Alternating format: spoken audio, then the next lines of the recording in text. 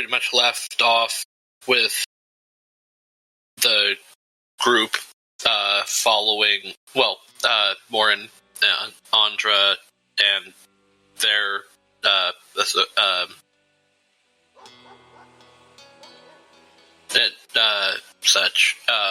heading back to the riot with Sue Wren in tow,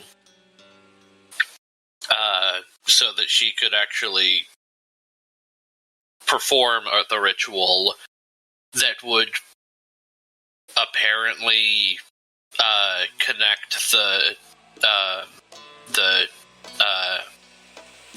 the tree that is the connection to Mont Selesnya with the good vibes that are going around and the sense of community and such that's happening, that was supposed to happen at the bake sale but is now happening at the Under Riot after festival.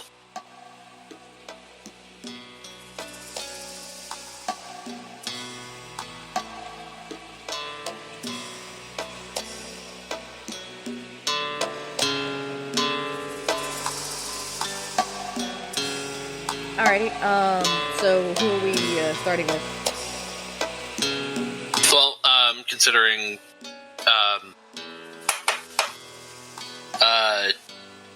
Bulgart and Myznar are taking, essentially equates to a long rest to survive, to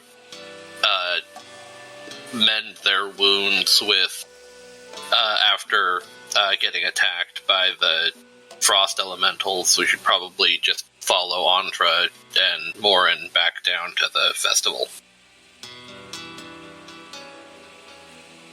Alright.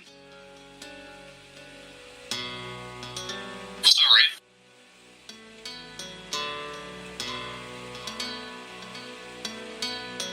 Got an echo there. Okay.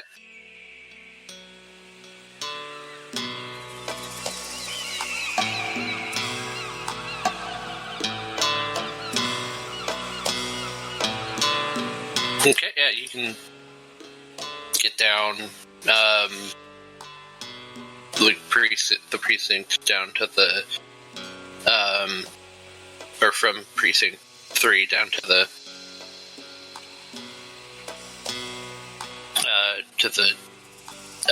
one of the entrances to the Undercity.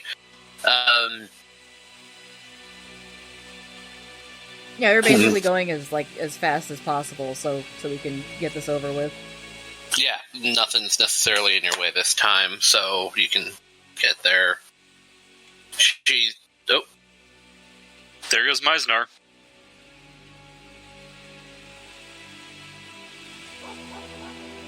In the chat, he says he's switching devices.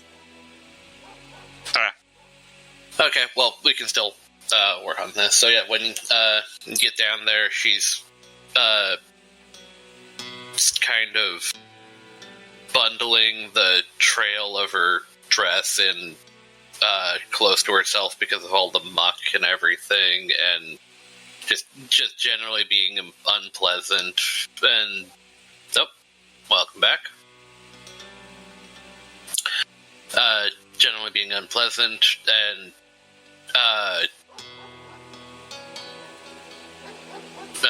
once you get down into the actual Undercity, at the bottom of the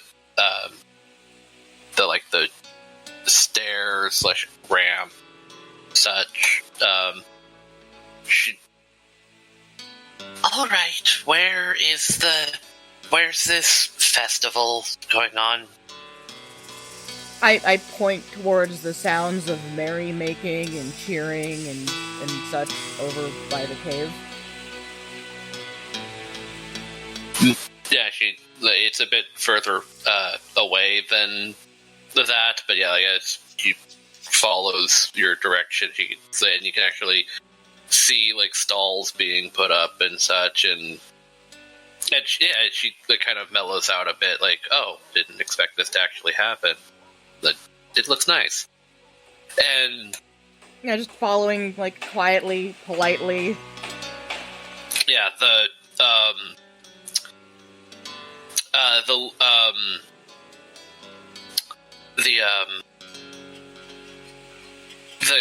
fledgling from Gruel is not. He is running around and like checking out all of the stuff, and he got like getting a thing of food. Morren, Ivra actually like drags you to a couple of the stalls and is just enjoying time with you if you're letting her. Of course I'm going to let her. Yeah, It'd be absolutely rude if I didn't.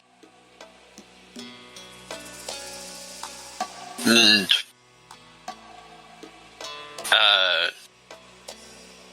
I keep forgetting names. Actually, quick question. So last time, I forget who it was who said that Tiffany and the little Gruel kid made a cute couple. Is Tiffany a child? She's younger than you, and younger, like, they're both around 12, 13. Oh, okay. Yeah, now I feel extra bad for making fun of her small breasts. Because that's normal, she is a child. I thought she was like an adult. She does seem to be, a bit more interested in it than you would think a child should be. That's just, maybe she's got her own issues in her development. Wait, how big is her mom? No, her mom's flat. Oh, okay. Well, not flat as in like, in a reductive sort of way, but she, like, slim. Like, she's got curves, but they are small curves. Okay, so she's worried she's gonna end up like mom. Probably.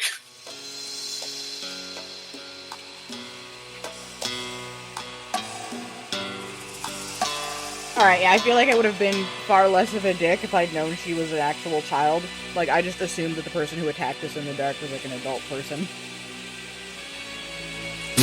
Barely a teen. In my defense, she was wearing a lot of robes and she just shot me, so... And she started it by, instigating you about your, bust size, so... Well, technically Morren started it by, throwing a flashbang in her face for no reason, but... Oh, yeah, back in the, the original instance.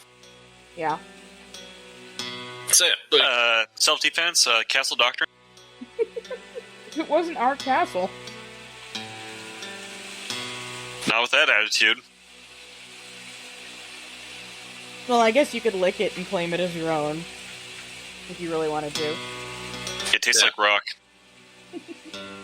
But, Tiffany's just kind of following along with you, being polite. Like, her mom being here has definitely changed the tone for her. And, yeah, you get to the entrance of the thing. Yeah, you get to the entrance of the cave, and it's not, it's not one of the, the line of people with the bouncer thing. It's just, they've opened it up, and you can get through, following the tunnel. They've actually, set up, it's less of, one of those, not the dark rides things,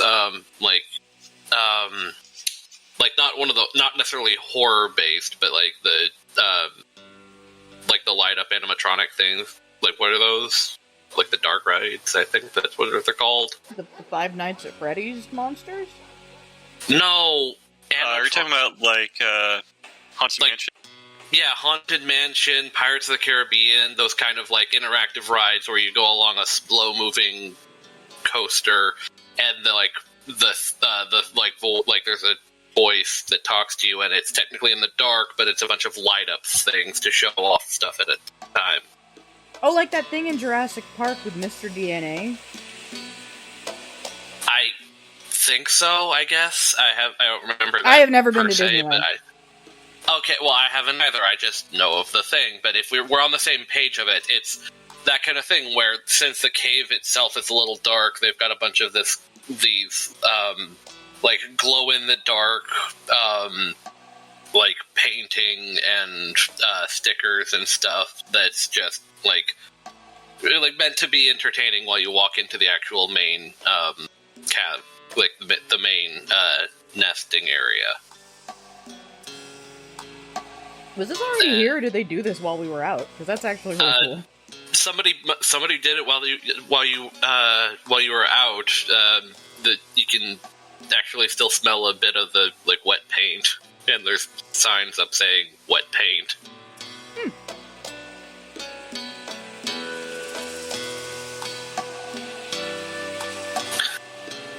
And so yeah, you get into the main hall, cavern, nest area.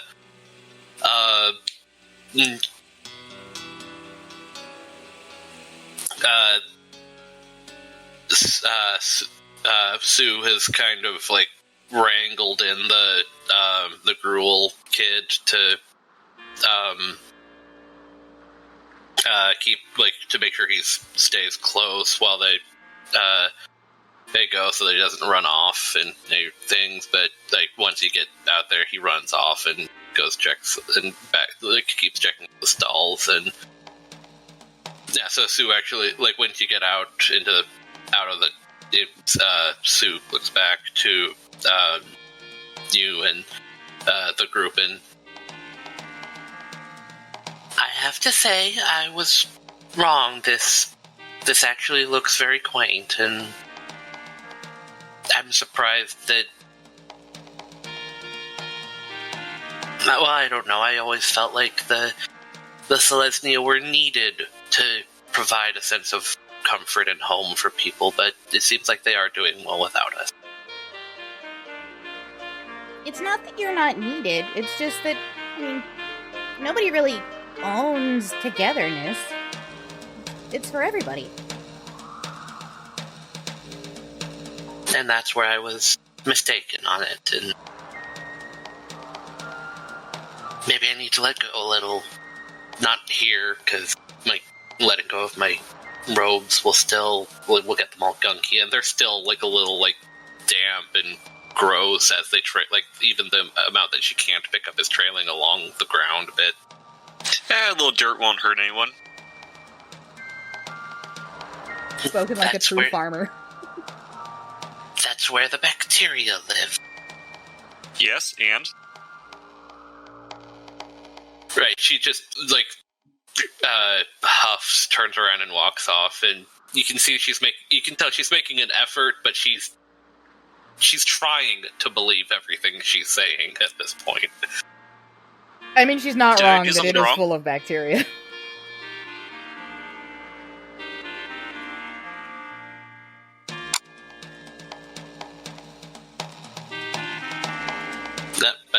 You can, if you're directing her to the actual, stage and, backstage and, such, one of the robed figures, comes up and stops her and,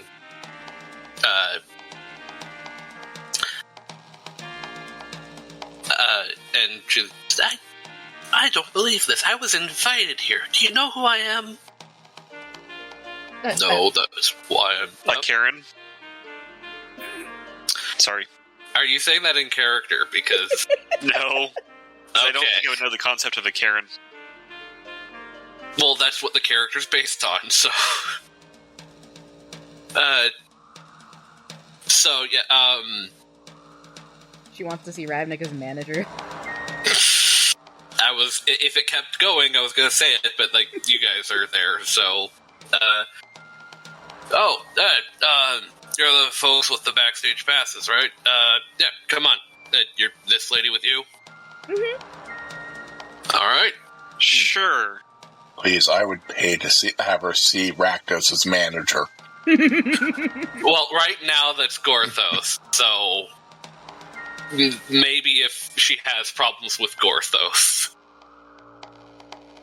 But you guys didn't get to the back. At this point, yeah, you're... the medical help and the resting and the really good food, Myznar and Bulgart, you guys are back up to full, considered a full rest.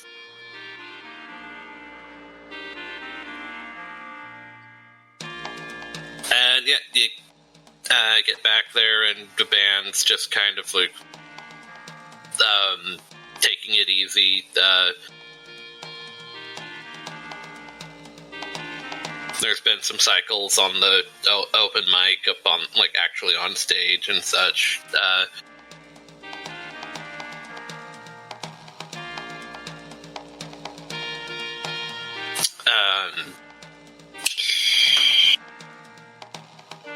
Andra's just enjoying the atmosphere. Yeah. Bruna goes over and takes a hand of the fledgling kid and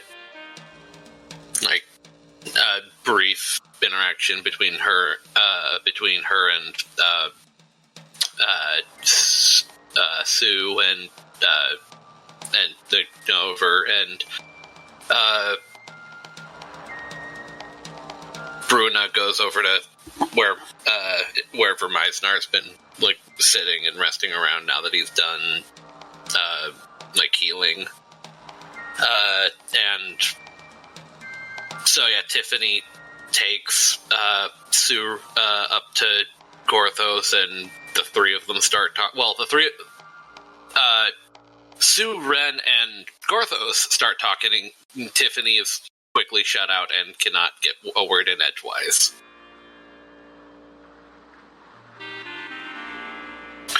So you introduced the two characters that were supposed to get communicate and such. Are you just waiting for the stuff to happen, or what do? I feel like I probably shouldn't interrupt this important people talk. Well, you guys are important. I'm sorry if I've been upstaging with the NPCs. Oh no, also, I don't mean that objectives. as I'm not critiquing you at all there. I'm saying that she's this higher up muckety muck of and he's in charge of I can't really pull rank on anybody.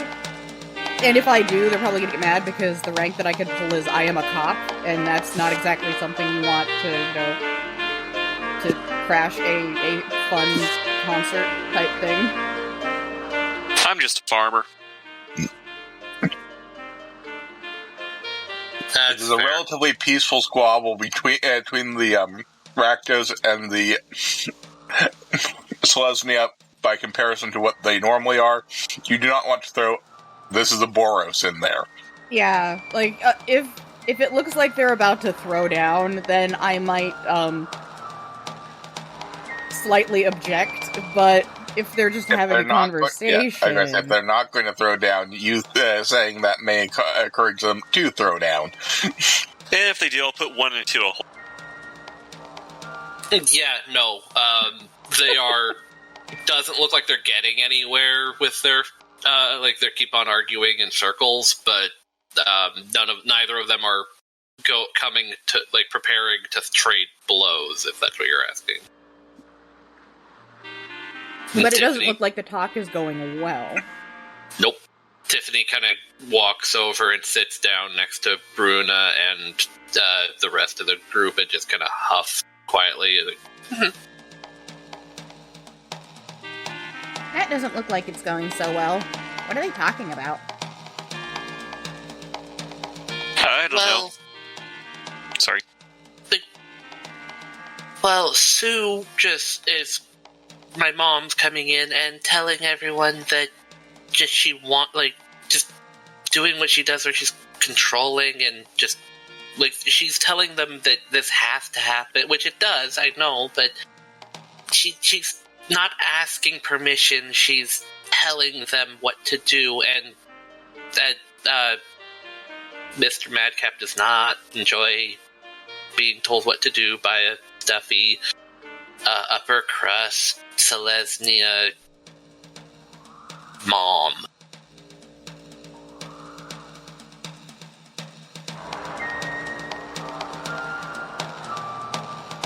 All right. I don't blame either of them, but I blame my mom because she's mean. I mean, I kind of get it. Like, I got kind of mean when I got stabbed once, but, like, just to the person who stabbed me, though. Like, not just to everybody. Or was she always like this? It's one of her bad days, yeah. Man, I had a bad day. I got shot one day. It hurt quite a bit. I elbow Morren. What? It was a bad day. But you know what? From that, I just picked myself up and just kept on going with the day. Just because I had a bad day doesn't mean that I'm going to, ruin the day for everyone else. Do you want to tell my mom that? You know what? I think I will. No, but no, I Starts heading towards Go her. for it, I believe in you! Is there a cart that sells popcorn? It would be up at the front, so you have a chance of missing this if you go and grab some now. Is there a cart that sells peanuts? Same answer. A cart Well, that It's the sells same bread. stand. It's the same stand. I was going to say, after the long rest, that's probably what Bulgart is doing, is getting some peanuts, so he could be getting back with a bag or two Yeah, okay. to run into people. So yeah, Morren, you're approaching them. They're firing insults back and forth. Going, I can't believe this. This is my this is my show. I'm the ringmaster.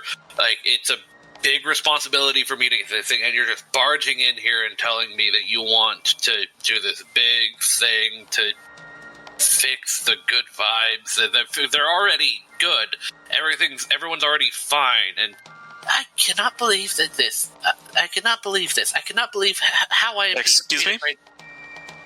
Both of them turn to you and what? Oh, hey, Bulgart, come here, watch this. So, Points over at Morren. Huh.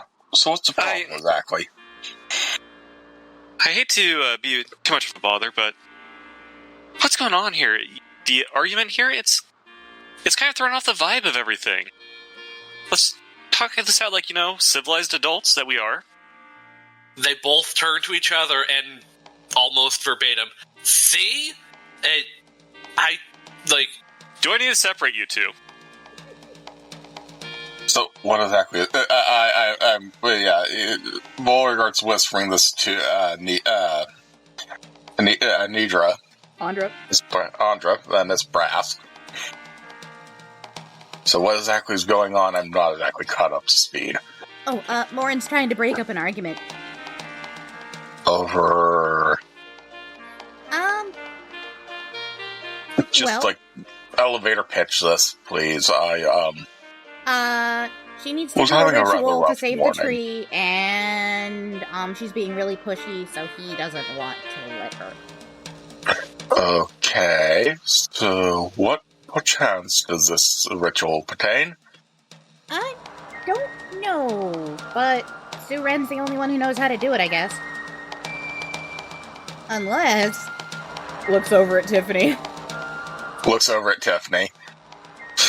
So what does this ritual pertain, perchance?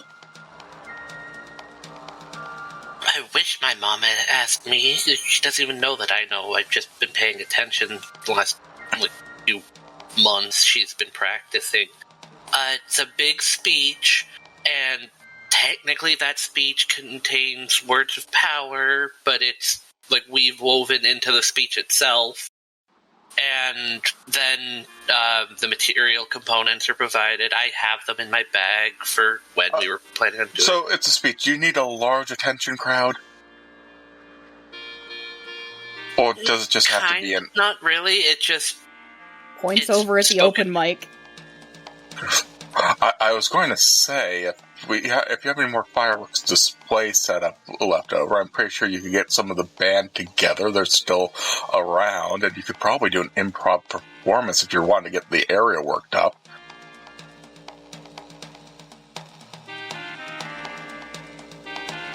She kind of takes a deep breath in, like she's trying to be emotionally like she's excited.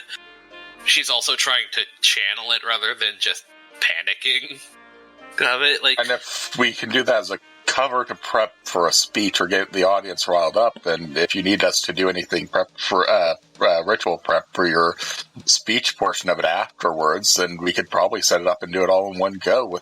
They're still fighting over this. Bruna, come on! And she grabs Bruna and runs over to every actual member of the band, but Gorthos, so we can get back. I'm gonna follow so I can potentially help. Yeah, so Orgrimm's coming along with this. Yeah, so back to Morren and the argument. Now they're arguing about who's killing the vibe more. Okay, that's it. No, you're killing it. No, you're killing it. Earth, you're both in holes. You are on wood, like the wood paneling of the stage. Mold wood? That's a higher level spell. And it's still a dark in here, right? Yeah. Well, not really. It's stage room. Like there's there's backroom lighting of it. It's less it's more ambient, but it's not actually dark per se. I raise up my hands, I snap my fingers, and I cast dancing lights right in front of their eyes.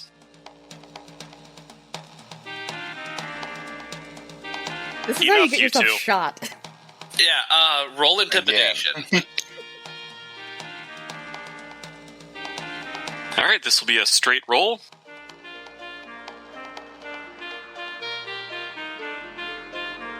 That's going to be a 17. Yeah, both of them just kind of step back and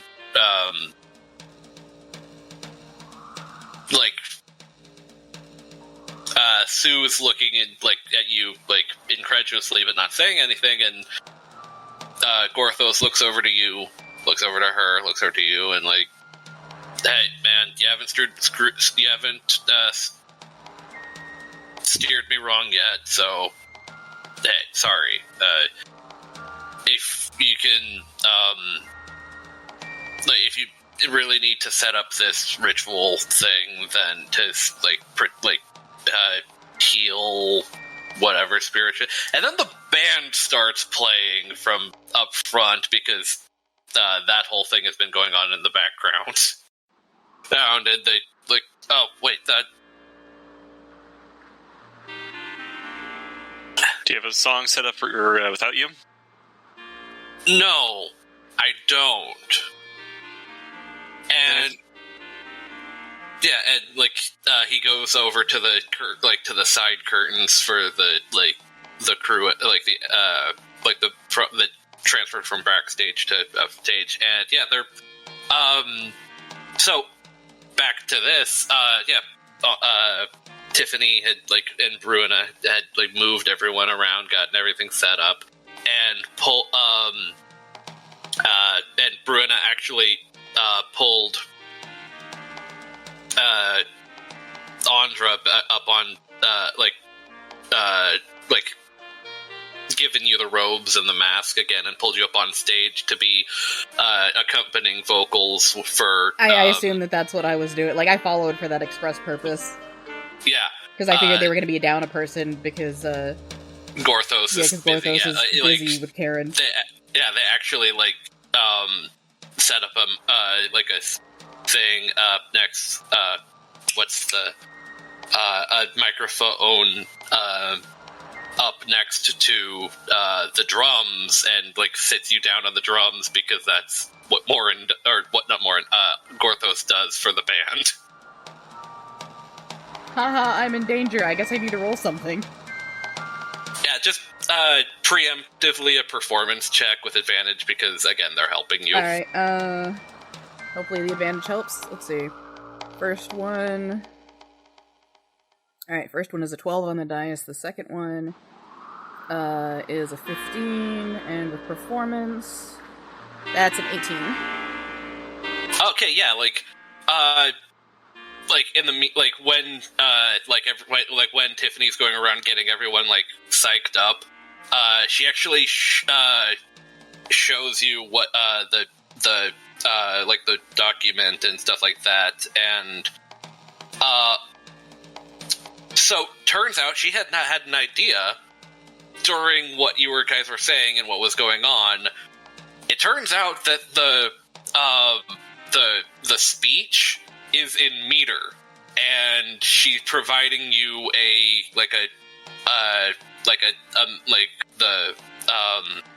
We are singing the speech, essentially. Yeah, she's turned it into a rock ballad. Nice. Bulgart is just running whatever stage effects they need him to. So yeah, the stage directions, you can follow them pretty easily. The lights go off. Everyone looks around toward the stage. Lights go on the stage, and yeah, she starts singing in Elven, and it's only rhyming in because it's in Elven or Sylvan or such, and you can't. And yeah, like she's drawn chalk circles and everything around the band, and like flowers are placed or things, and yeah, so it starts turning into this like hard rock version of a Celtic love ballad, or I guess ritualistic. Enjoy those are actually really good. Yeah, and so is it turning into like the Equestria Girls thing where we all start like powering up in the middle of the song? Not the people in it per se, but yeah, there's like a magical light show alongside the electronic light show, because the ritual magic's actually happening. Yeah, and it's more honestly showing pony side for a bit, I guess. It's more so like how it's a reverse of what the sirens were doing, where you can actually see like the strands of good energy in the air, and it's going out from you guys instead of coming in, you know? Nice. Yeah. And a lot of it's heading up into the roots, and you can actually see what was it's like a golden X-ray kind of thing, where you can or heat detection, where you can actually see the roots of the tree glowing through the rock. Like they're not you can tell that it's not like the roots are growing through the rocks, but you can see the glow above you, even though there is rock in the way. Oh, like in the Arkham games, where Batman's got his weird bat vision, where he could see around corners. Detective vision, or the hawk sense is. I mean, they're both whatever does those kind of game. What was that in Oblivion? There was a potion you could take that could let you see through walls, wasn't there? Yes, that was Detect Life. Yeah, so like that, but where it's detect tree. Yeah, you have detect good vibes. Vibe check. I wasted opportunity. I should have called it that. Yeah. But yeah, she's singing her soul out. You following along with the more of the choir back vocals, drum beat, pretty simple. It's a lot faster than the actual meter of the song, but that's it's a 1-for-1. It's a proper ratio of music. It's the same beat but faster. And yeah, Tiffany rocks out, and the tree looks like it. The tree has been thing. I want both of you to make wisdom. It's wisdom saves, but it would be with your save modifier if you're proficient in wisdom saves. So just a wisdom check. 17. 9. Morren too. Just people that are in the general area. It's specifically Morren and Andra that this pertains to. Oh, I didn't realize it was specifically me. One sec. That's gonna be 23. Yeah, Morren. Do you still have the bag of holding on you? Yes. Yeah, its curse is gone. Oh, thank fuck. Oh, I still have mine too, but I only rolled a 9, so... Yeah, I only no, got a 9. it's... I'm still cursed. Well, yeah, there's still that, like... You can still kind of feel that... You can still kind of feel it of, hey, I should go and get that, that finger, or there will be consequences in you. Yeah. We just gotta pull his finger. I mean, I'm still gonna find it. I'm not gonna give it back to him because he's a terrorist, Morren, but I'm gonna find it. Morren no longer needs to, is what I'm saying. And just because you already rolled, and you are, like, in the area around the circle doing the pyrotechnics, I'm gonna look.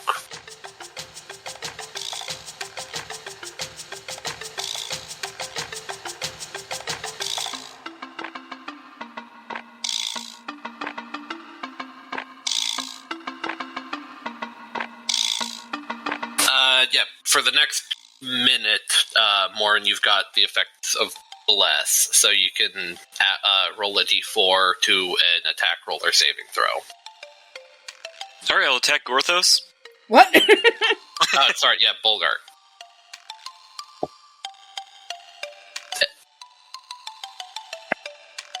And yeah, that Andra, you've got that too, but it more so that you did not get the curse removed. Nah, that's okay. I mean, she was gonna do it anyway. Yeah. So, like, if I find the finger and I just keep it, does the curse go away? You're not sure. Oh, okay.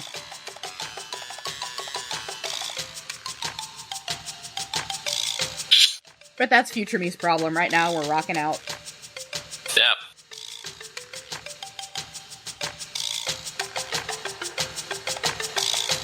So yeah, that whole thing, and that was the thing that Gorthos and Morren had checked out, and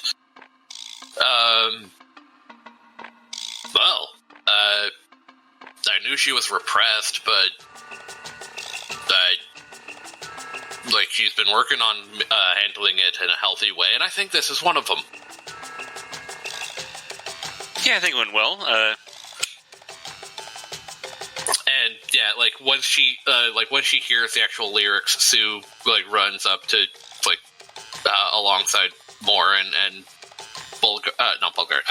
Gorthos, and like, what is she? How did? Did she just kind of like? You can just kind of see the tension leave her, and like a little string of. Like because you guys can see the strings of like positive energy flowing up into the tree too. So, like you can see she has like happiness emanating from her currently. She did great on there. Sorry, on the stage. Is it like that scene from The Grinch where it like zooms in on Sue Ren's heart and it's like growing bigger? Abu Dhabi. God damn it. Like after this, I'm probably gonna like go and find like a see if I can find like a metal or hard rock remix of the Whoville song.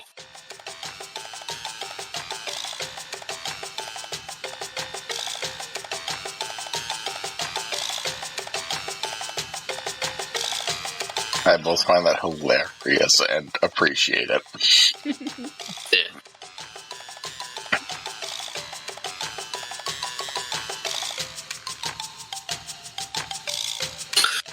Yeah, but eventually the ritual and the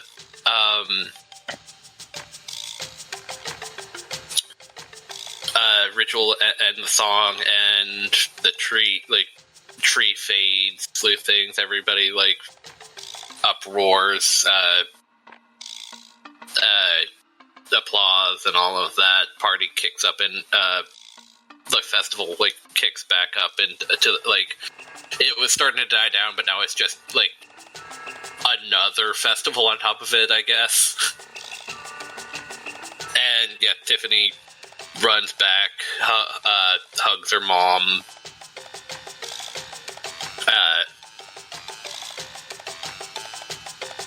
Brenna goes back, like everybody done with the thing. So yeah, that's all winding down. Anything left to do on your guys' end before stuff gets further? I look over at Gorthos. We should totally do this yearly. Sue, kind of, raises a finger, breathes in, and is about to say something, but Tiffany kind of just, looks up from the hug and, puppy dog eyes. Please, Mom. It's really been formative, and they're my friends. She's just kind of, all right, but we only use the actual lyrics to the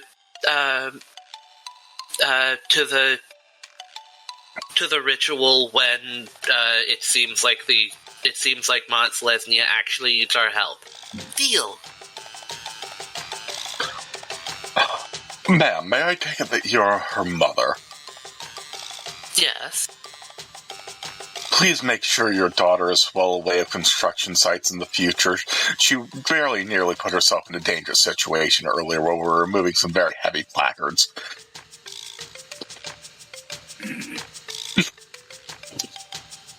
Because unlike the other two, I realized how old she was. That's why he put her off in order to get her out of the way.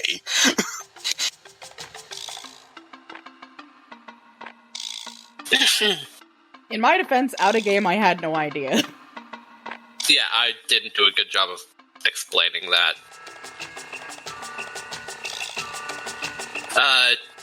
Yeah, she kind of eye-twitching, looks down at Tiffany, who is hiding her face in her mom's, dress robe thing. I don't mind her watching, but if she does so, please make sure she does it from a safe distance. And he goes back to eating his peanuts. Oh, I am we will definitely have a talk about this, and I cannot believe I just agreed to let this happen when my daughter's in danger, but we'll fix it. We'll fix it. We'll fix it. We'll fix it.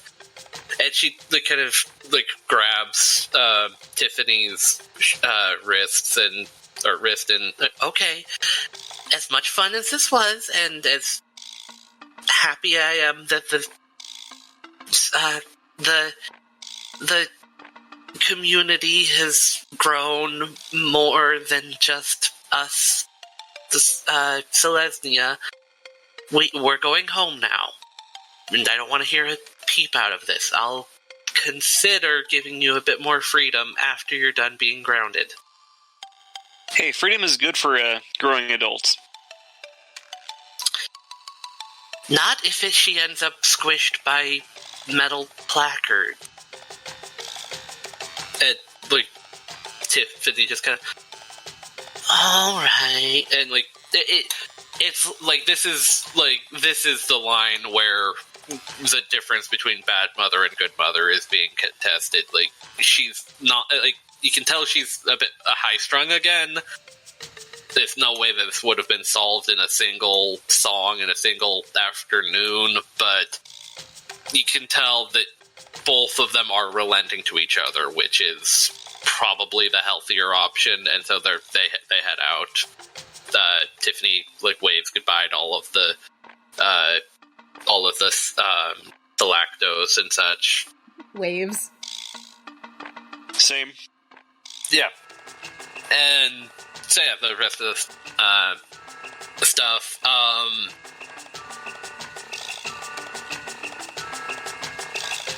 At about now, Bulgart, you kind of get a ping from the locator device, the detect locate object. Alrighty, I was expecting it to take him longer. Yeah, it. You can see it. if you're checking up on this, it has a confirmation, and and like a little like message pops into your head from the being attuned to the device. Thank you for completing your objective. Please return both the key rune and the locket to the Azorius junction that they were provided from, and have a nice day. And at least give me an indicator where the other half is.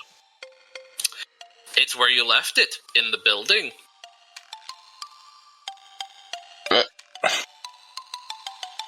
That is amazingly unhelpful. It's where you left it, in the building in the Undercity.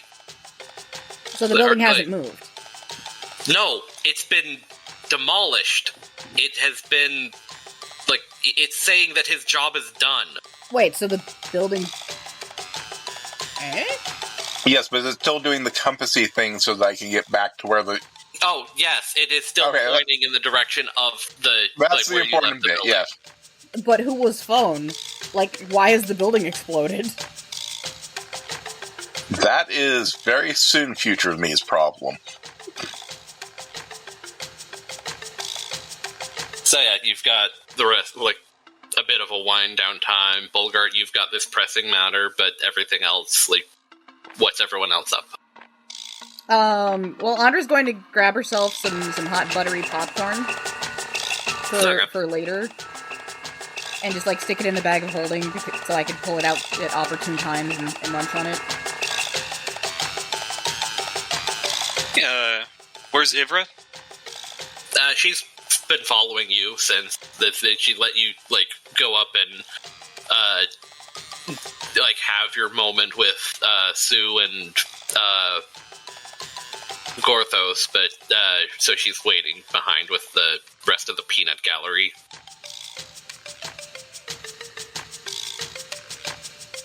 Well,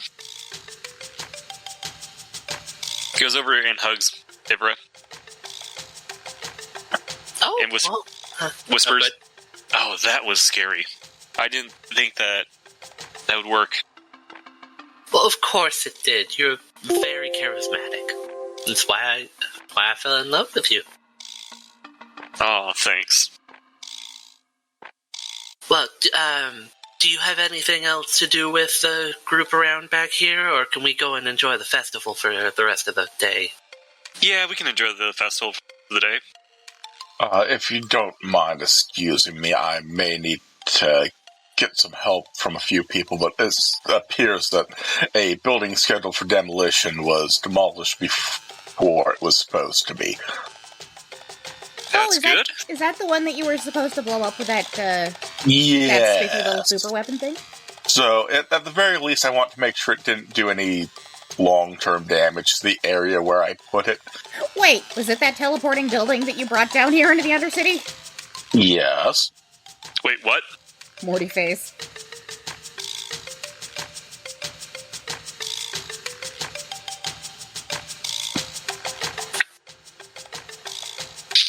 Yeah, we should take care of that. I would appreciate a hand with that if possible, just to make sure that whatever undead monstrosity was in there, unliving monstrosity that was in there, not necessarily undead, it could be a construct, is not an immediate threat. Lead the way.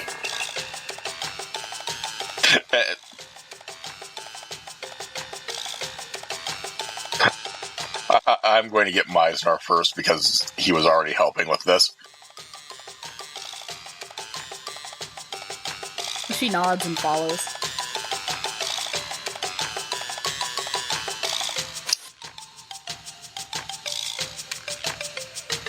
Ivra, sorry I've been neglecting you for a little while. Oh, don't even consider it. I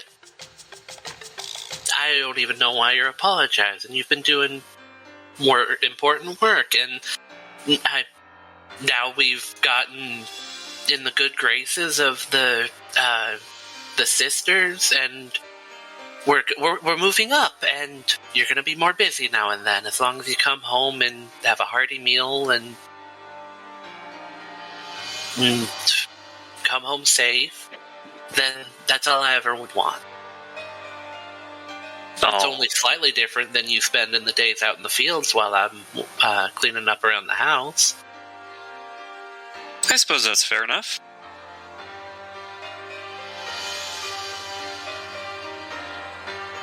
Yeah, in the meantime,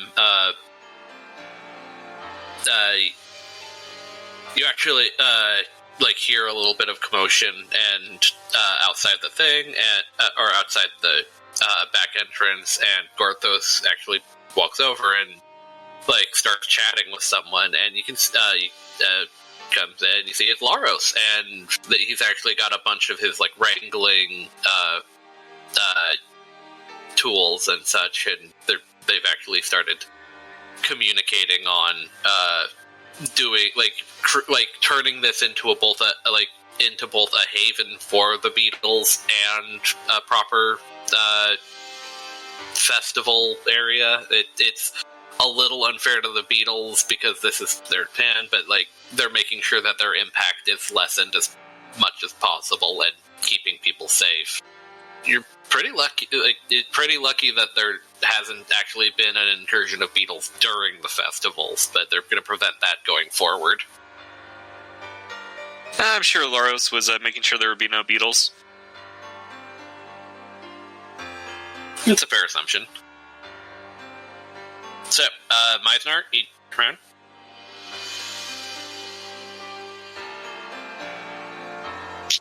Yeah, I'm here. Okay, yeah, because Bulgart, Bruna, the fledgling, and Andra are all kind of convening, and Bulgart said he came over to you, so. There's been a problem. Somebody appears to have been taking our job. Well, that's not very nice of them. No, it's a bit concerning. Well, should we go check on it? Yes, I appreciate you joining us for that. I've got a couple other people who are willing to take a look. Huh. Well, the more the merrier. Yeah, in the meantime, Bruna gets the fledgling saddled up on the cat and is sending the cat back to the camp. So you can mark that off as a mission complete, hopefully. That's most of our missions complete now. Yep. So, Morren, are you coming along with the group, or are you going to spend the rest of the day with your wife?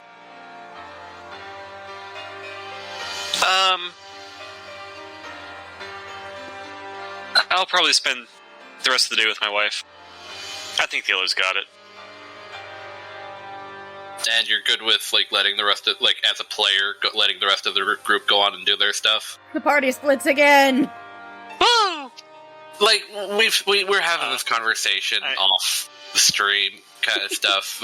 I needed to have a better concept for the arbitrary reasons why the party would be together. It's fine as long as you're okay with not being involved.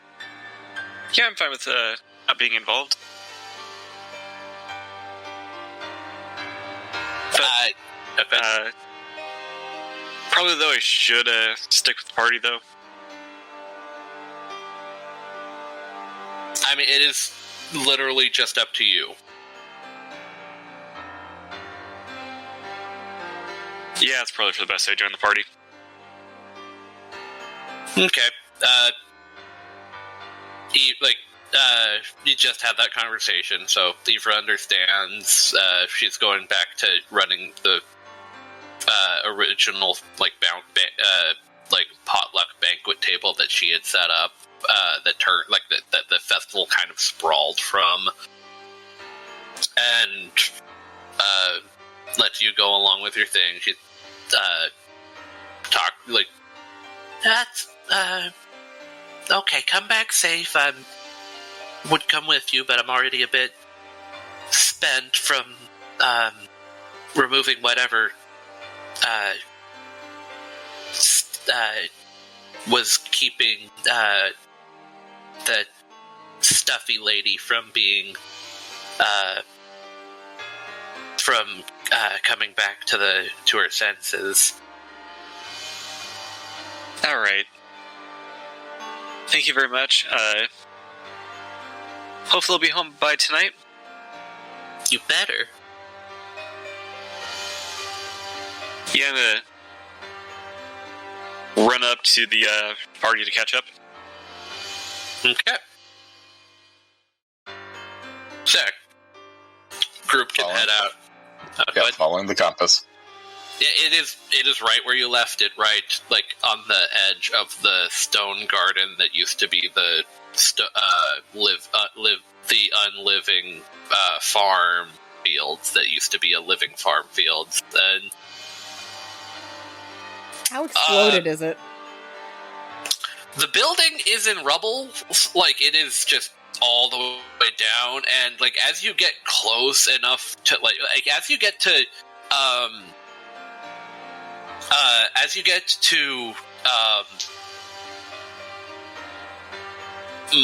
Morren's house, and you're there's just the couple of acres of petrified fields between you and the house or building. You can actually see there is a very large greenish, like those of you without dark vision will need to have like lit something up at this point. There's the bioluminescence around, but it's still kind of things. Those of you with dark vision can actually see it is a very large. It looks like a frog, but like frogs aren't normally that scaly or like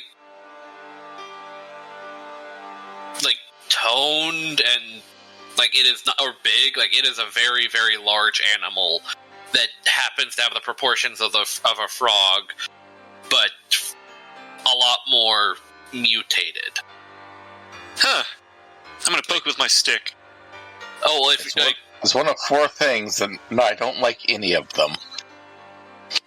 Don't are you like including the Ravnica included stuff in that?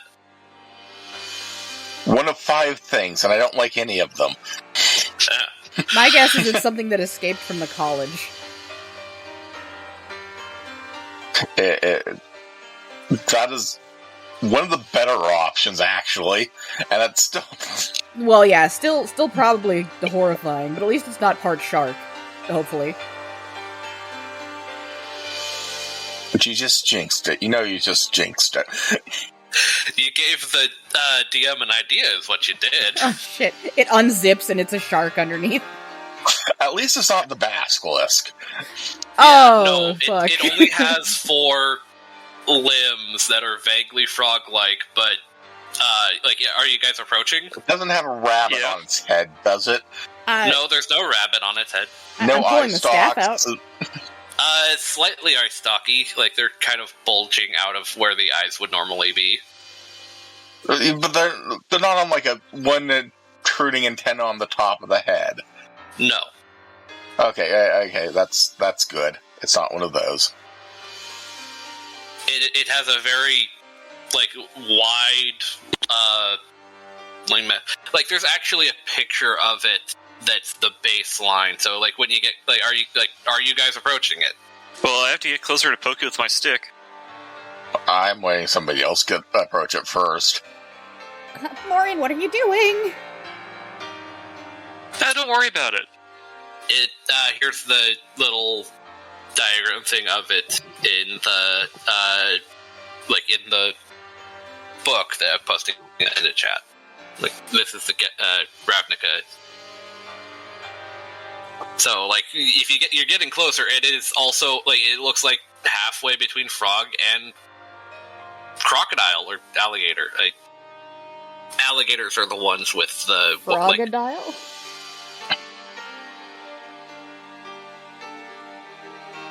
Yeah, I remember those things. That is a medium on the bad thing ratings. Yeah, and it's just kind of like it hasn't necessarily noticed you yet. It's just kind of like stomping and kind of purposefully going about like turning the rest of the building into rubble. Oh, so it's fucking up the building on purpose. The roll an insight, or insight with disadvantage because animal. Do I have to if I don't care? Nope. It's only for the people who are trying to. Well, that's an 8 or a 18. Okay, so with disadvantage, insight at 8, 13.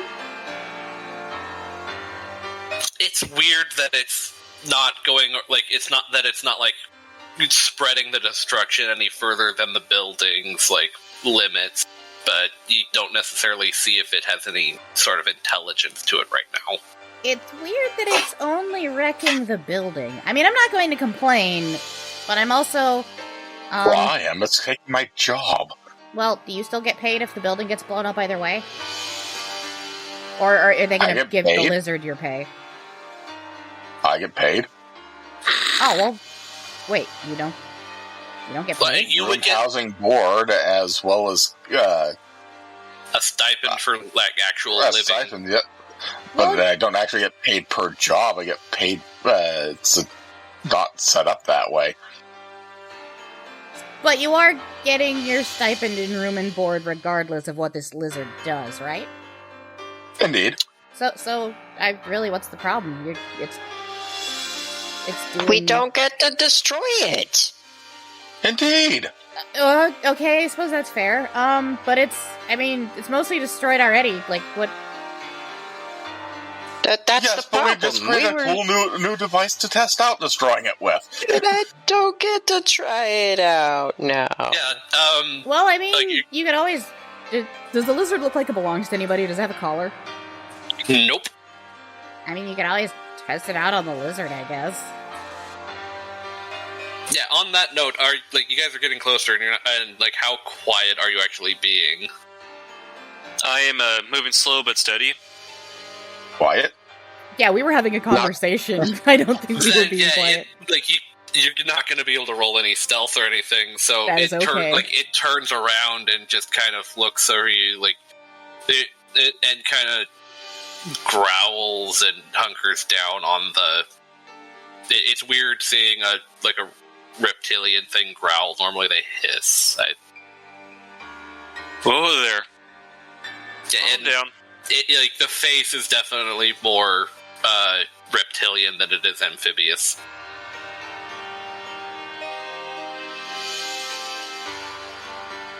Oh yeah, I should let's see if I can put a picture up. Calm down, big guy. We're not here to hurt you, just... What are you doing? Healing all your counters and doubling them?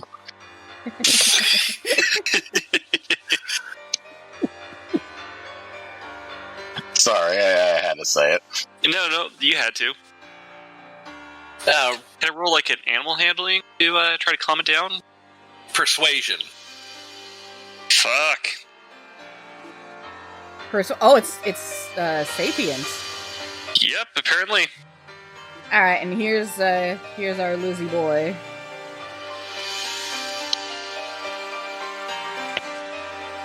Uh, 8. Yeah, how close are you to the building limits? Are you at the edge of the field, or are you actually, getting closer? I'm getting closer. I assume we're all just a little bit behind him, too, because... Yeah, Morren, make a dex save. Oh, I can make a dex save. I cannot make a dex save. Do I even want to know? Grand total of 9. Better than I thought it was going to Yeah, be. I thought it was gonna be another nat one. Yeah, it kind of like rears back the thing under its like the air thing under its jaw like expands, and it just set out something that a big glob of green, gooey, viscous stuff lands on you. And Ew. at least until you can get it, like, I'll let you make some strength saves later on turns and such, but you are currently restrained. You Can doing I get a alright quick there, question? Morren? Good. Would this affect my spores that I have around me? What do they do? As a reaction, I could, if there's someone who starts their turn or moves into within 10 feet of me, I can have them make a Constitution saving throw or take 1d4 necrotic. I'll let you roll the damage on the slime. Like, as, like, you can tell, like, your connection with them can tell that the spores are kind of, like, picking at the, or, like, trying to corrode down the slime. Oh, I was asking more if the creature gets in there would... No, the creature itself fired that at range. Well, that's not what I'm asking at all. Okay, well, what? Asking if it does move in, would my spores... It would affect it, but it's not moving in yet. Alright, that's just what I was asking. Okay, sorry.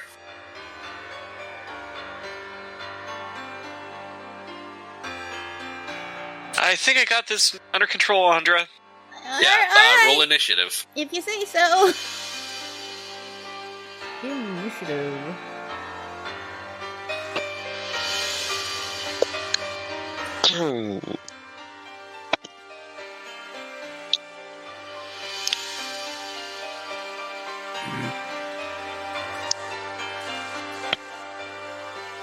Oh, you guys are gonna love this. Who's got the higher dex between Morren and... My dex modifier is 0. So it's gonna be me. Okay. Oh! Yeah. Its mod is also Yes. 0.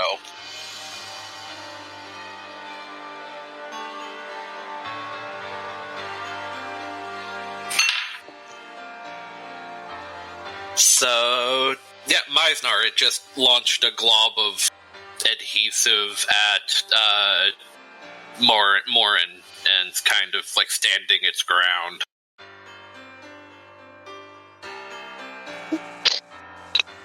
He said that he's got this. That's the spirit. I got this. So, holding action? Pulls out sword, starts to lean on it, and watching. Alright, Andra. Yeah, I said earlier that I took my staff out, so basically he said he's got this, and like Myznar doesn't seem concerned, so yeah, I'm gonna kinda like lean on the staff and just sort of like let this play out.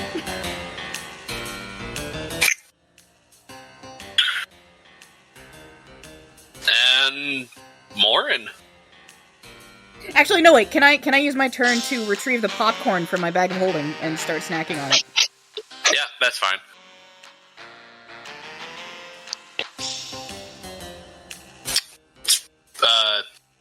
You would have bought whichever kind of popcorn that you would like the most, so they had a lot of varieties. I probably would have just gotten regular, because it's a good anytime snack and corn. That's fair. Yeah, Morren. You're restrained, but do you have anything that wouldn't require some somatic or material components or such, or are you just going to try and break free? I am double checking. Well, looks like every spell I have is material or somatic in it. Yeah, you wouldn't be able to move your arms and hands to do spells in the muck. Yep. So, just trying to break free? Or are you going to talk?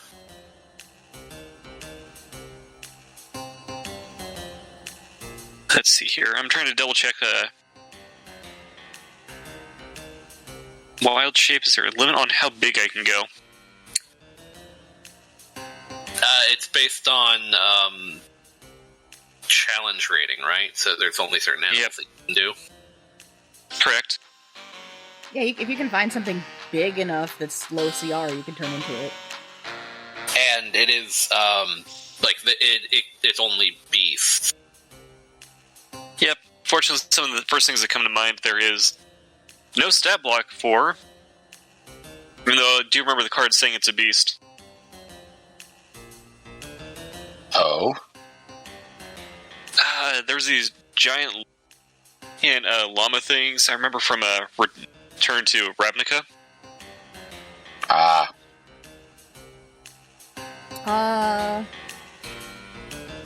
Are they about like the size of like a woolly mammoth? Because are there stats for a mammoth? Yes, but I think a mammoth is beyond a 1/4 challenge rating. Oh, well. And Well, you like- can always go like, with the but they're- classic of a horse. That's true, you can go for like a horse is technically large.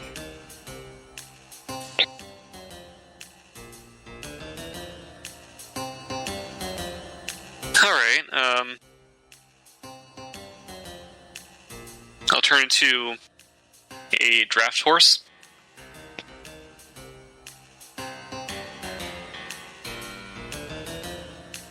So I can pull up the stats for a horse. Good choice. Much better than a Shetland pony in your circumstances. Draft horse, AC 10, 19 HP, speed 40. Here. Yeah, with the draft horse's stats, make a strength check. Its strong is 18, so it's +4.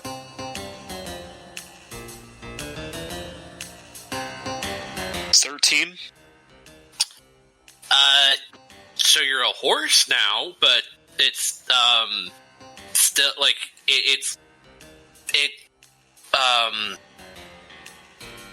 kind of gone Newtonian, where you're like you growing to the horse size, or magic into the horse size has kind of expanded yourself out, but the slime kind of bent and moved with you before, like, when you settled, it settled, and so you're still kind of stuck in, like, less of you is stuck in it now that because you are a horse. Angry Winnie. Yeah, but magic, like, magic cards are not. Yeah, that would be kind of big. Yeah. Yeah, like, they're not representative of, like, the actual, like, powers of of the monsters. I know. Also, this That's thing why I has said reach, and it's 2/4, so that probably isn't a low enough CR. Well, I was hoping to expand out to the point where I can be able to get out of there, but that was the card I was talking about. Yeah, I I mean, said look that at I the know that size doesn't of the have people. stats for. That's way too big. That is bigger than an elephant. That's the size of one of the larger dinosaurs. Right, so probably, like, if there's stats for, like, Diplodocus or, like, other Apatosauruses. Yeah, let me check. Yes, but I don't think they're beasts. Right, well, it would be beast for the sake of that thing. And I believe the dinosaurs are actually beasts. Oh, Brontosaurus, here we go. That is a challenge rating 5 for a Brontosaurus. Gargantuan beast unaligned.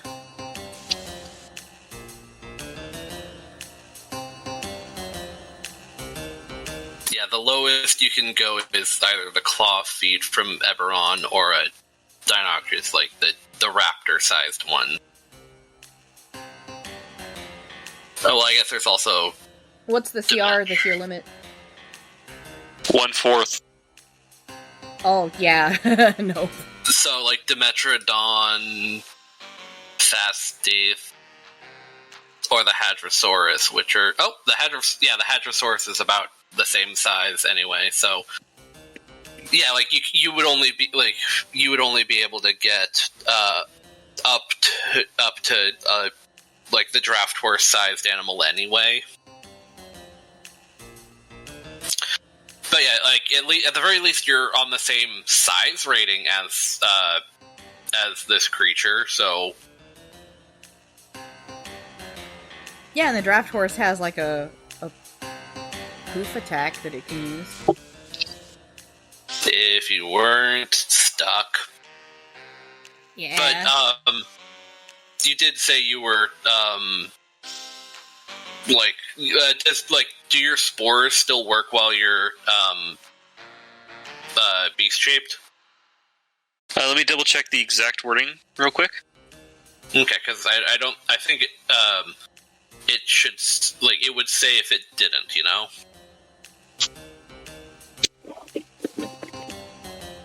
It doesn't say. Okay, so yeah, you would still have it. Okay. Active. And if you're moving up a size, then it's not that it's moving into range, you've, like, expanded into range. So it, but that being said, if that's all you can necessarily do, this would be, Bulgart's turn. Do you still have it? Winnie's.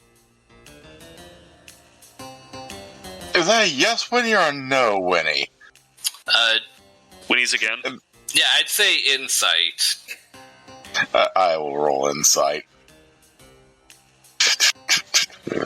Insight. 1 Winnie for yes, 2 Winnies for no.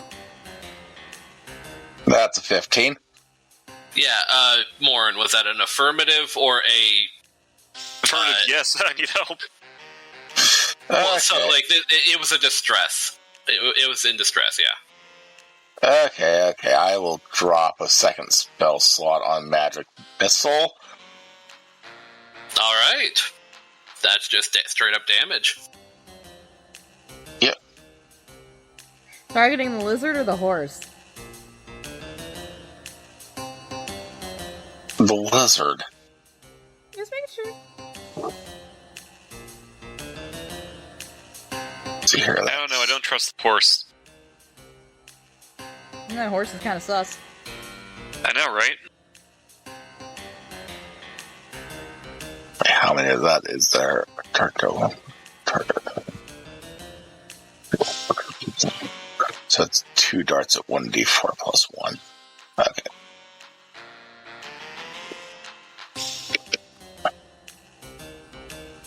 So that's 7 points of damage. Okay. And I'll roll something. But that's 7 points of force, magical force damage. So Yep, that... It, like, kind of, like, shrinks back as it gets pelted with magic, and it turns from, like... It stops looking at Morren and it turns to where you are. Anything else for the turn?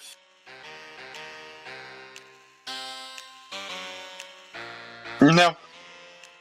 Okay.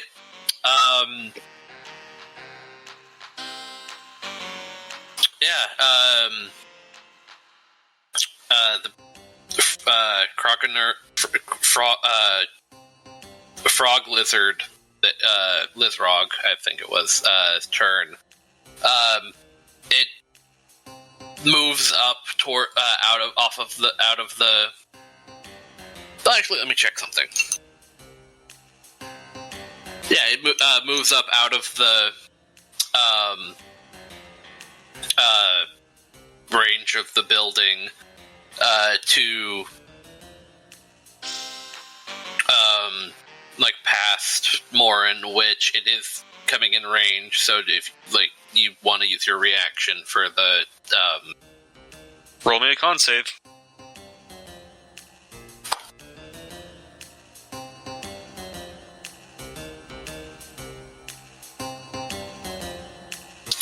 that's a no. So how much damage is it taking?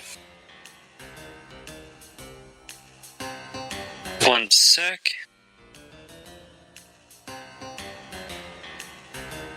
It's going to be taking 4 necrotic.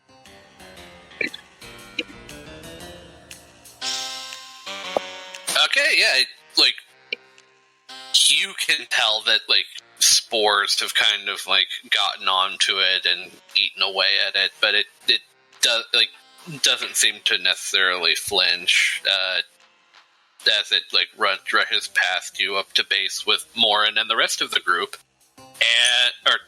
Bulgart and the rest of the group, and, takes a swing at, Bulgart.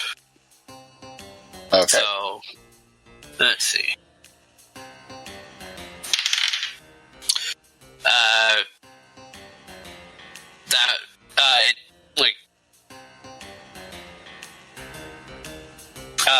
Kind of overestimates, and that, like, comes down, and you can, chomp at you, but you can duck and get out of the way, because that missed.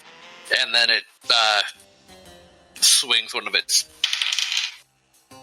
And, yeah, it just... You pretty much fully expected the outcome of you fire at it, it comes at you, you were prepared, it misses. I think both of those were very low. A 2 and a 1 on the dice. Yeah, fair enough.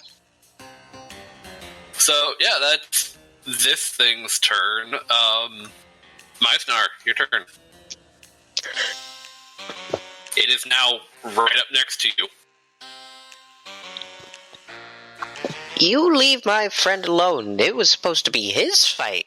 And yeah, gonna bonus action to rage. Yeah, you feel the tendons and lines of your new arms, like, tense up and strain as you prepare your rage. Go for it. And going to take... Oh yeah, I did get that. What was that again? I think it was Tasha's. Can I pull out? Okay. Oh, your new archetype stuff? Yep, archetype stuff. Yep, form of the beast. When you enter your range, you can transform, revealing the bestial power within you until the rage ends. You manifest a natural weapon. It counts as a simple melee weapon for you, and you add your strength modifier to the attack and damage rolls.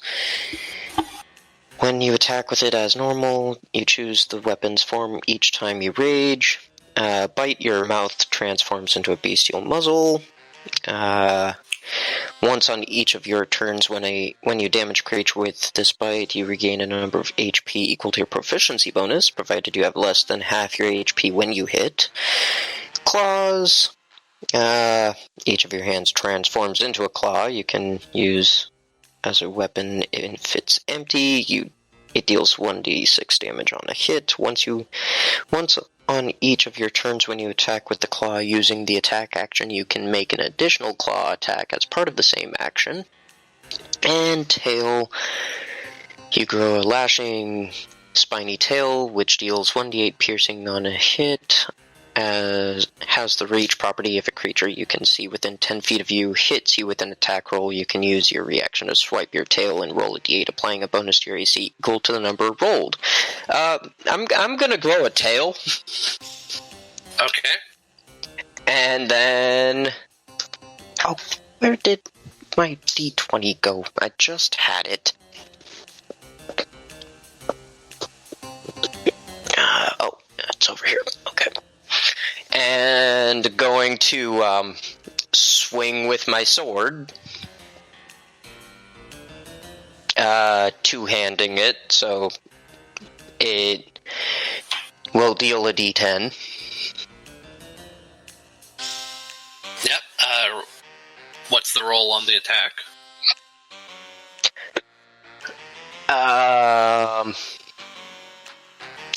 16 on the dice, so 22 total. Yeah, that'll hit. Roll damage.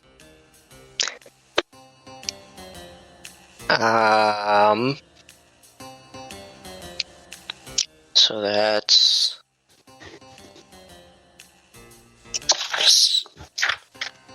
6 plus the 4 from my strength mod, and then I think my rage bonus is currently 2, so 12. Alright. 12 damage.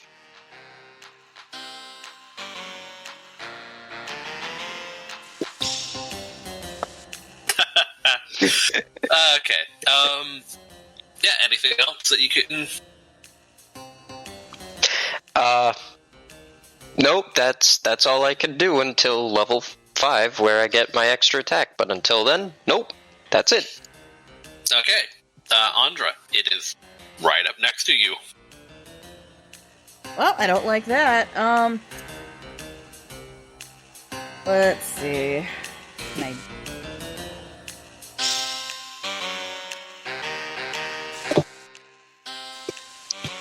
cast Yeet on the fucking Podorus.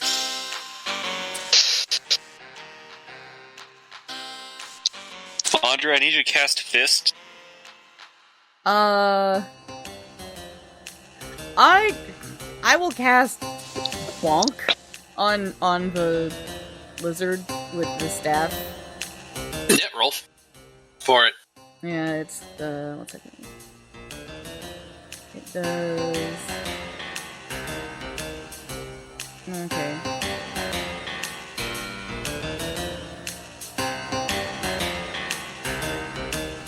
Oh. Well, that's nice. 22 to hit. That will hit. Alright, and... okay, guys.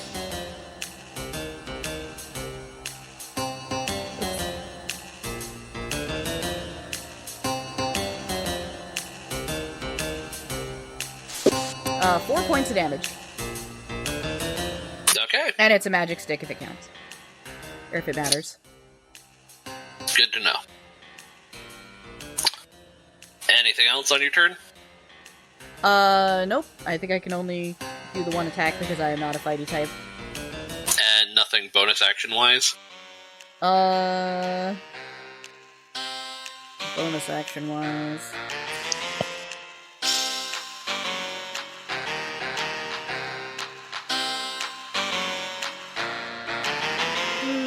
nah. Okay, I mean, I guess then... it's a bonus action. Can I put my popcorn away? Yeah, that would be, like, part of, like, your free action bestow and, grab items. Okay, yeah, then I'll put the popcorn away and then bonk, and then that's my turn. Okay. Morren, you were a horse stuck in goo. Like, slightly less stuck in goo now, so if you're gonna take your time to, make your strength check. I don't have True Strike. I will make my strength check. I should have used it anyways. Good. True Strike's a horrible spell. So I rolled a strength check, and that's a natural 1. Then, yeah, the horse is still stuck in goo. Ghost. Angry Winnie.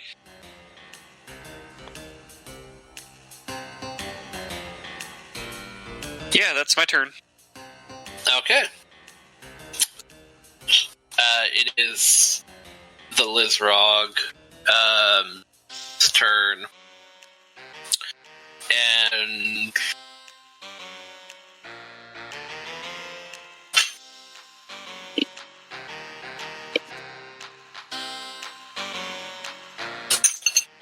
Reach.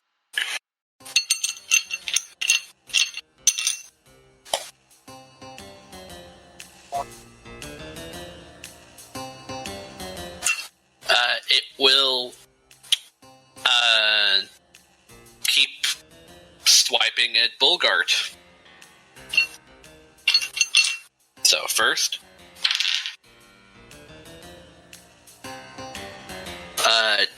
does a 13 hit? Yep. Okay, how about an 18? Yes. Okay, so you dodge out of the way of its bite, but then it looks like it learned from your previous way to avoid hitting, and it brings its claw forward to swipe at you. And that's a big one.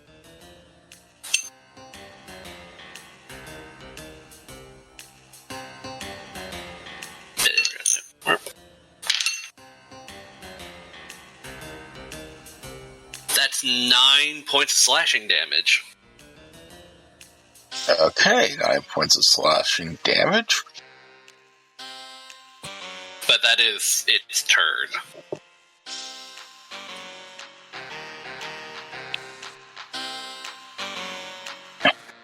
So, Myznar, here.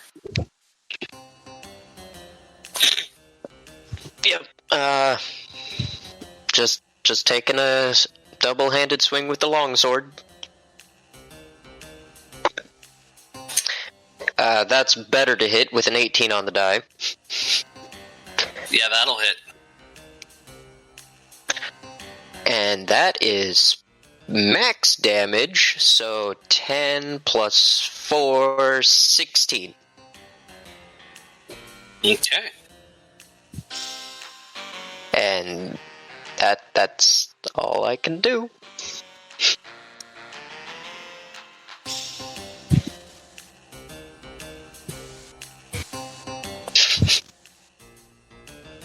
Okay, that's... Andra, your turn again. Yeah, I think I'll stick with Bonk. And let's see.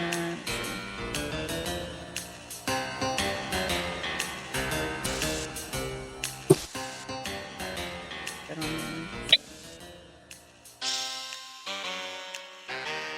there. Don't think that'll hit. Does a 12 hit? Nope. Then I miss. Yeah, it doesn't. It's not like it dodges out of the way. You swing your thing down on it, and it's got a lot of it's oddly scaly for being mostly frog. So it just kind of cracks on the armor. So that's Andra. So Morren, you've got another chance. I can break this restraint. You can't break that, goo. Insert intense grunting sounds here. Horse grunting. 21. Oh. Yeah, you're it was a lot. It's a lot easier to break out of now that you're a horse when it was originally trying to keep person out. So after a moment to steady yourself, you just kind of step out of it and snap. It snaps back to where you were before you stepped out of it. So you can turn around and join the rest of the group. Kicks up and gets on my hind legs, kicks my front legs and whinnies, then goes up to the rest of the party. Yeah, pretty much. That was pretty easy enough, so you can still get an attack in if you want. Yeah, I'm gonna attack it.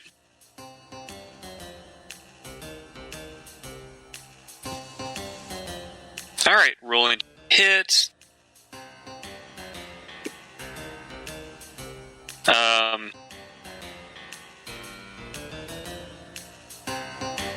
Come on, Dicebot, stop lagging. No. Okay, so that's gonna hit. Well, what's for a grand total of 21. 21 to hit? Yes.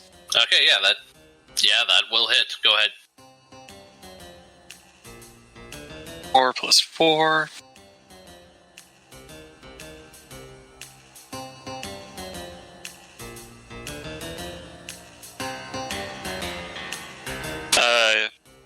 That's going to be 9 points of bludgeoning. I probably galloped on its tail or something. Yeah. And it is, like, you just get a really good hit in, on, like, the base of the tail, and it is bloodied, and it actually looks like it's starting to, not necessarily wither, but, like, it's getting a little bit, it's getting smaller. Like, it's still a large creature, but it is, like, but now the horse is bigger than it. It's trying to deflate. Yeah. Did it stomp a hole in it and it's like actually an inflatable? No, but it looks like it's having a harder time keeping itself inflated. Out of curiosity, do you know if it takes a action or bonus action to stop being a horse? I think it's a bonus action to change back, yeah. Okay. Like, I don't think you need a full action. It might even be a free action, but go ahead and use your... It should be in the book. Yeah. Just wild shape. Or beast shape.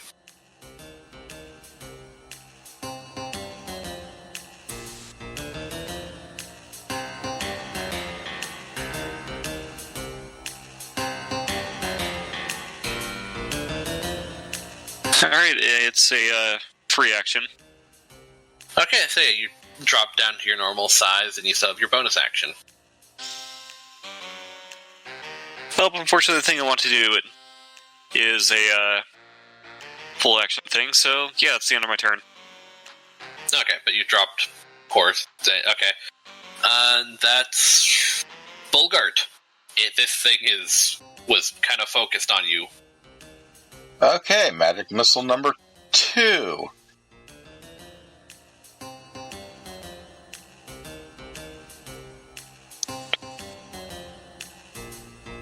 Another 7 points of damage.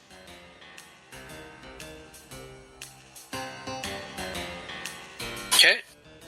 That's both of my level 2 spell slots gone, by the way. Just for reference. Yeah, this thing is it is no longer on the offensive. It is taking a beating. I'm helping.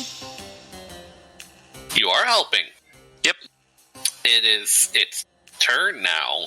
Roll me that Constitution saving throw. Right. That's an 18 on the dice, so... Damn. Alright. You win this round. Beast. Yeah, it,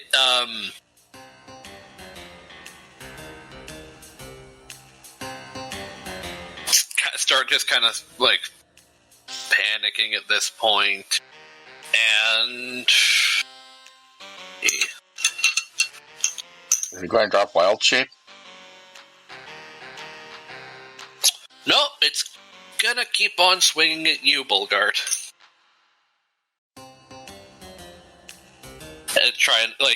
Looks like it's more so focused on trying to get one of you down to lessen the damage it's taking from, all sources at this point. I mean, theoretically, if it gets the right shot, and it could kill me. It is a 19 to hit on the first one. Which is more than mine. At this point, can I still have a reaction, right? Yeah, you always have your reaction until you use it, and it lasts, and that recharges each time you have your turn. Alright, so can I use my reaction to cast Silvery Barbs, because I just saw a creature within 60 feet of me succeed on an attack roll? Yeah, okay. What does that do? You magically distract the triggering creature and turn its momentary uncertainty into encouragement for another creature. The triggering creature must re-roll the d20 and use the lower roll. Then I can choose a different creature that I can see, which could also be myself, and the chosen creature has advantage on the next attack, ability check, or save it makes within a minute. Okay. Myznar, pick Myznar. Yeah. You're lucky that this counts the lower roll rather than just making a full reroll, because this new roll was a 20. So it says the lower roll is the 19 to hit. Ah, damn. Well, okay, so it still hits, but Myznar still gets advantage on his next attack, ability check, or save. Yeah. Yay! So how much damage? 5.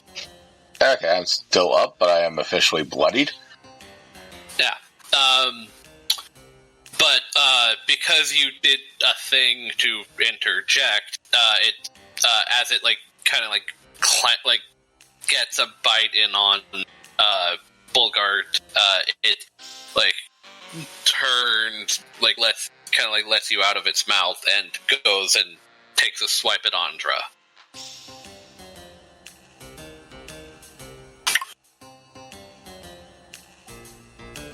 Well, my AC is 10, so do with that what you will. Yeah, the dice was a 12, so that'll hit.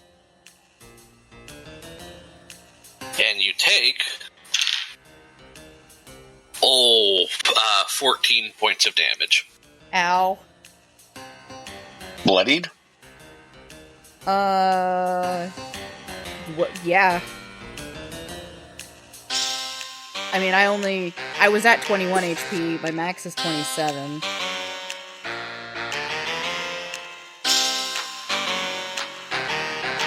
Okay, that is So a crazy... I have 7 HP left. Yeah, that is the Lizrog's turn. So, Myznar. And Myznar is going to use that advantage to make another longsword attack. All this tail and nothing to use it with. Well, it hasn't been attacking me.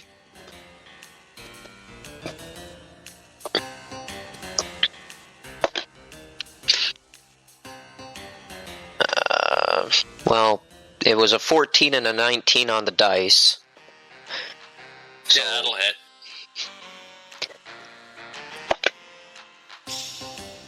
Shame you weren't a fighter champion, then it would have been a crit.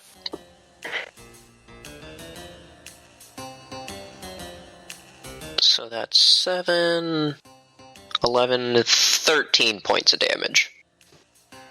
Okay.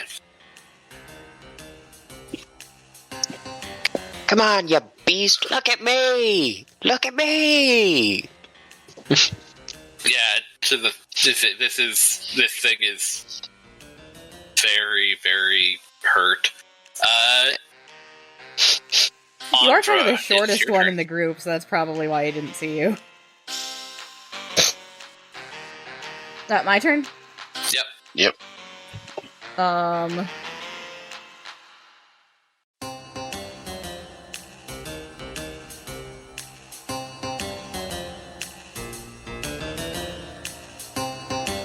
Okay, so I'm going to try and bonk again. Go for it. That's even worse. That was a 4 on the d20, so that's not gonna hit. But, bonus action, I'm casting Kinetic Jaunt on myself, to give myself an extra 10 feet of movement and not provoke opportunity attacks. And then I am going to back the fuck up away from the monster. Yeah, it kind of hisses at you as you back up, but it can't do anything about it. Yeah, I'm gonna, increase my speed by 10 feet.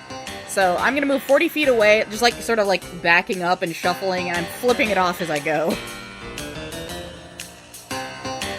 It snaps at you, but because you're faster, it's its mouth snaps where you were, not where you are, so you're fine. Flipping it off. The one finger or the two finger salute? Double deuce. Alright, nice.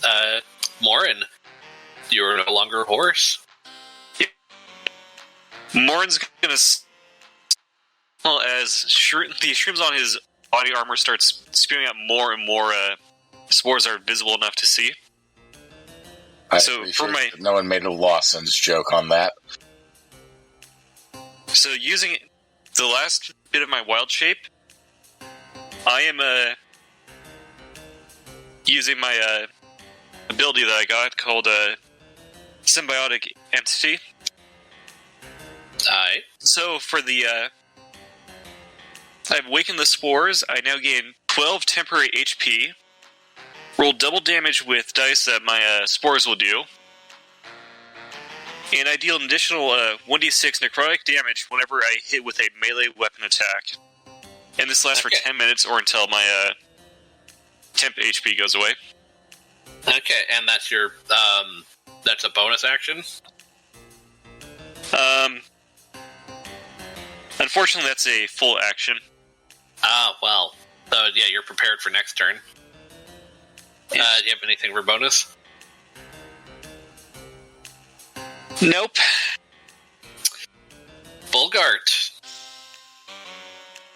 Andra has I'm retreated. out of level 2 slots, but I still have level 1 slots. And so, yet another magic missile, but this one's only 1. Okay, 3 damage. Okay. I'm helping, I can keep plugging away at this.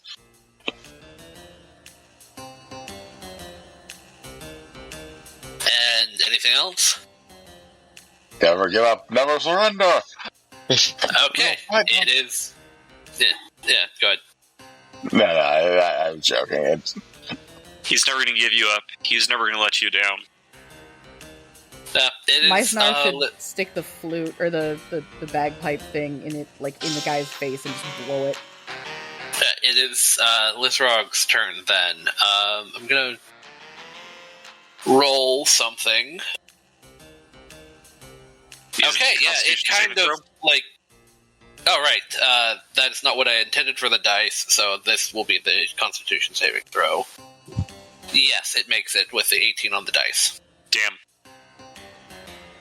But yeah, like, between the spores getting up, the magic missile, the fact that this, like, something under its view, under from where it can see things, unless it looks down, is giving it a lot of damage, it kind of rears up, and turns tails and runs. Each of you who want to can get an opportunity attack. Yes, please.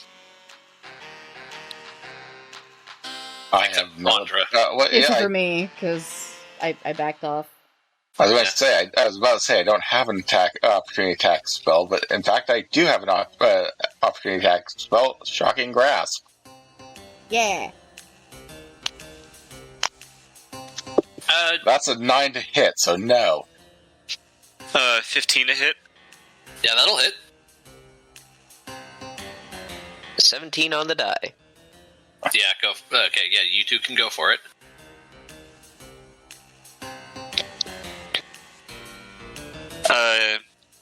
That's going to be a 13. 9 of it is going to be piercing, and 4 of it is necrotic.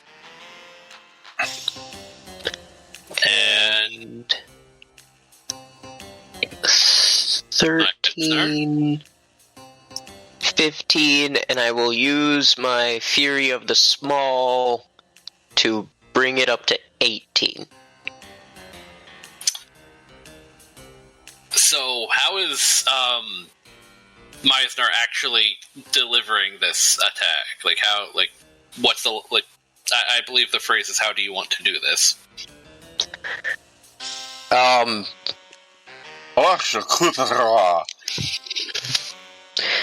You said it was rearing up to run, so just stabbing it in the chest. Yeah, like you stab it and make a strength saving throw.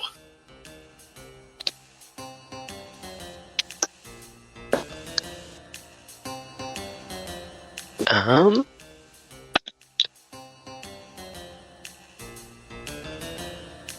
23.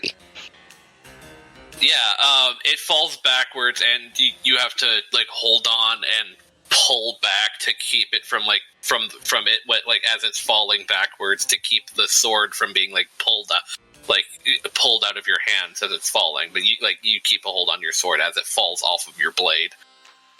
It falls to the ground and just kind of starts sickly green foam bubbling and like as it's falling backwards, stuff comes out, like a couple of containers come out of its mouth, like from whatever insides it was, and clatter to the ground next to it.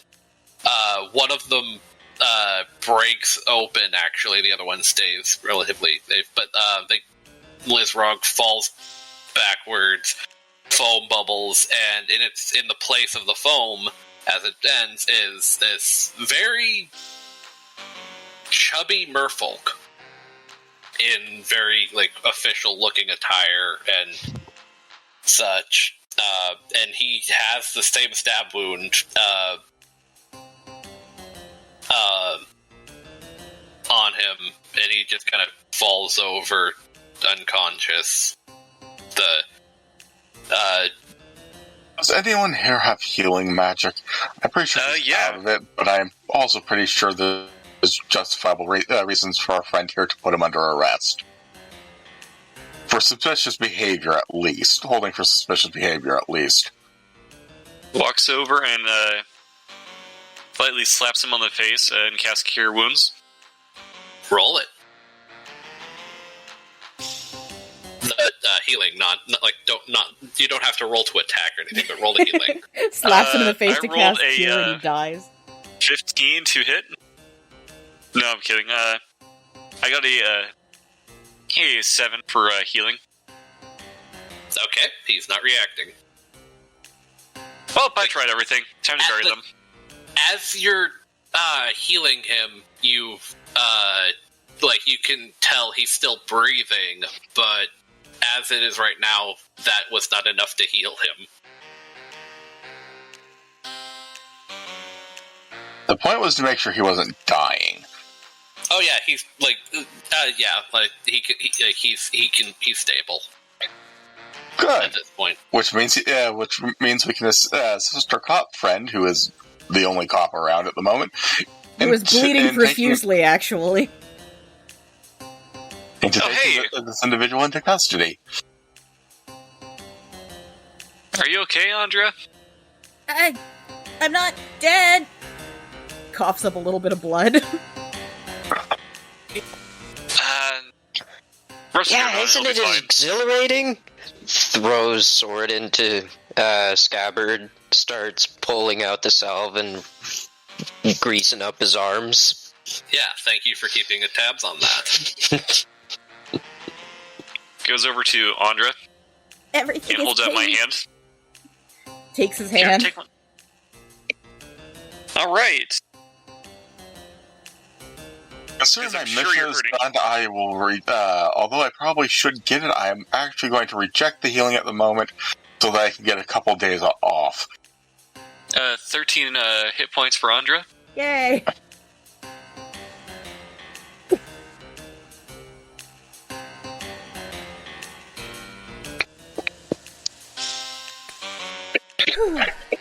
Get well soon. That's better. Yeah, I'm gonna grab the handcuffs and cuff the merman, and then go over to what else was coughed up? 2 containers. If you've seen the glass vials, but there's metal caps on both, both on the bottom and the top. Just kind of laboratory kind of thing. One of them is on the ground, cracked open, and it looks like some slime of some sort is seeping into the ground from the container. And the other one has it's kind of a black ichor liquid, but it's translucent, and in the middle you see a very withered, broken, well, not broken, but kind of just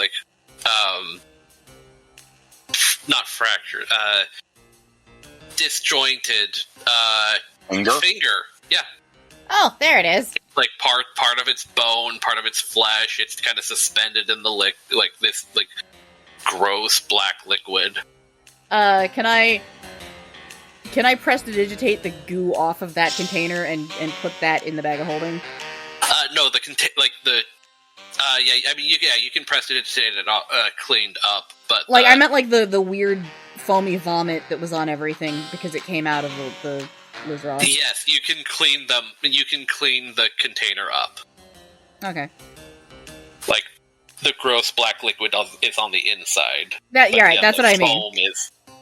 Like, Yeah, it's suspended is... in... I just want the foam off it because I don't want to touch whatever that bile was. Yeah.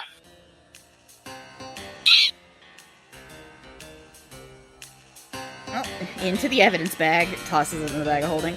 And then the other thing was, it was broken and seeping into the ground, you said? Yes.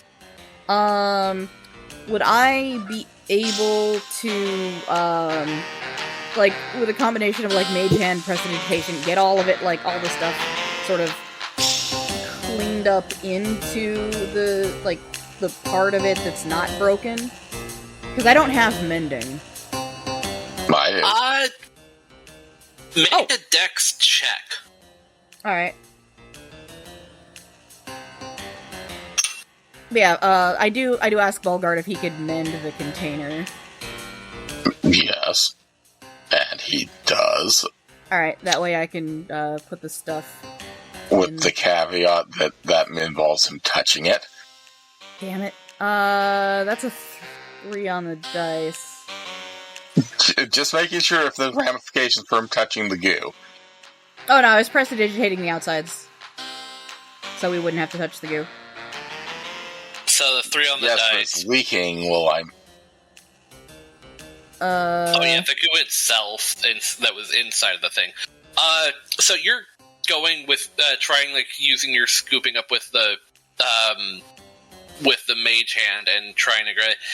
And as you try and get all of this under wraps, it kind of, like, not, like, squirms and jumps, and it actually, like, gets out of your mage hand's grasp as you, like, try and, like, scoop and prestidigitate and stuff, and it just kind of, like,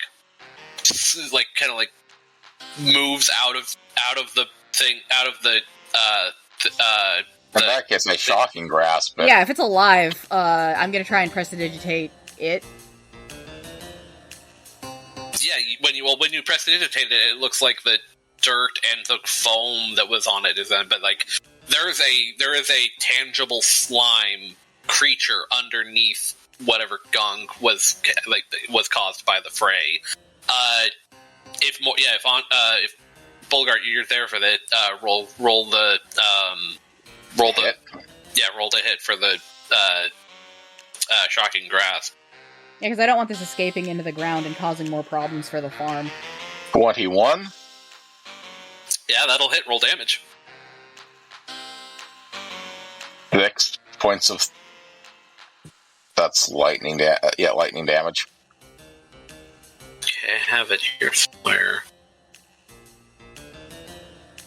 Just making sure in case it has resistances. Or weaknesses on the less likely chance. Okay, here we go. What was the damage? Lightning. No, like, what was the number rolled? 6. Okay, yeah. And it can't take reactions until the start of its next turn. Yeah. I will need you both to roll initiatives just for this sake. You're not necessarily in any danger. You say that, but my dice hate me. Yeah, that's a 20. Yay. Let's see, 10 on the dice. So 10.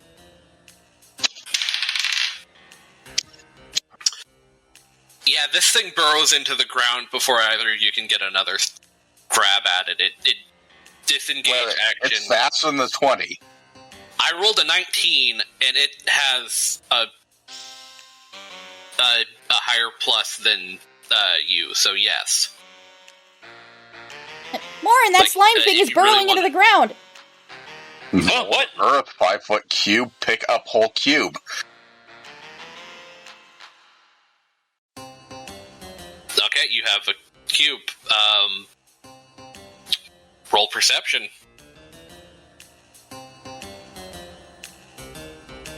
Perception.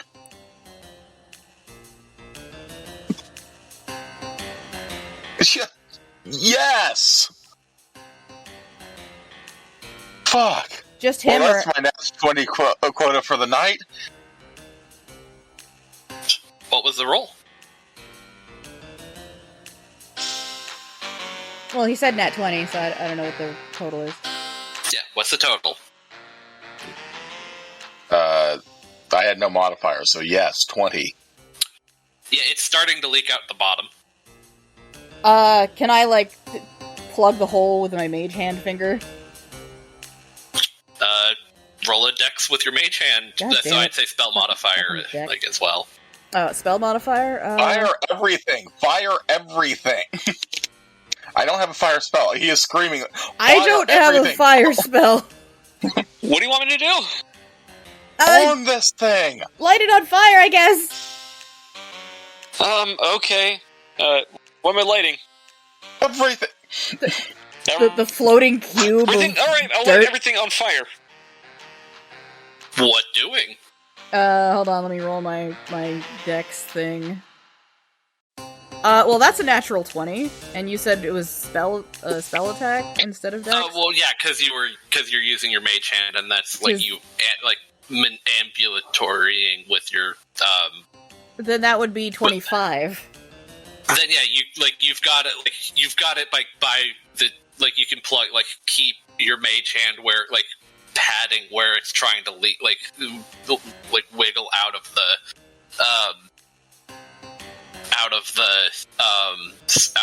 cube, so you can keep it in the cube for the time being.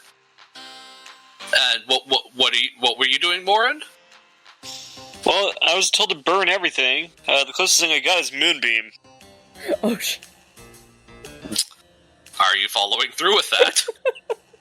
I was told to burn everything, so, How big is Moonbeam? That is a good question. Either a 10... 5-foot radius. Well, to be fair, 40 feet it in is the air. above Bulgart right now, so it'll be taking the damage first, at least.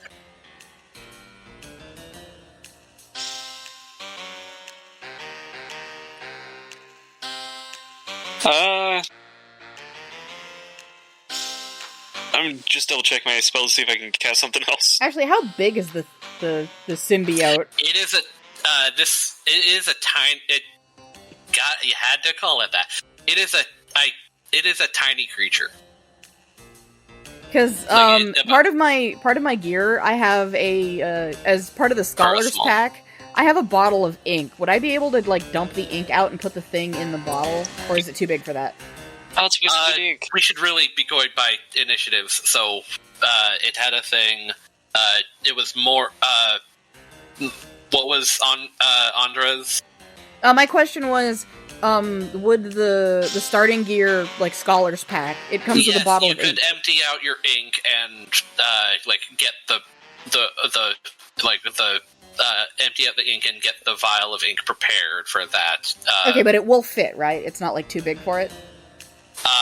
You can if you're gauging it, you could probably get it if it's like a full-sized ink thing. Yeah, I assume it would be because it's like the scholars pack. Yeah, so you would know that was a big enough thing. But Morren is currently trying something. I'm just trying to see if there's anything else I can cast that's not, gonna absolutely screw over a Bulgart.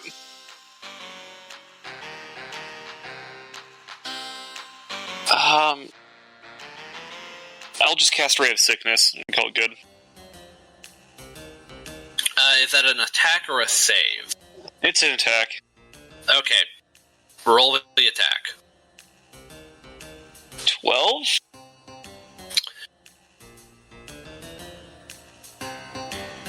Nope, that's not good. You blast a bit of the cube, but that actually just kind of like nothing actually hits like a creature with it. I think I got it. Bulgart, I want you to make a con save. Okay. Constitution. Okay, when I'm not horrible at, but, no, That's a 20 modified, but it's a 20.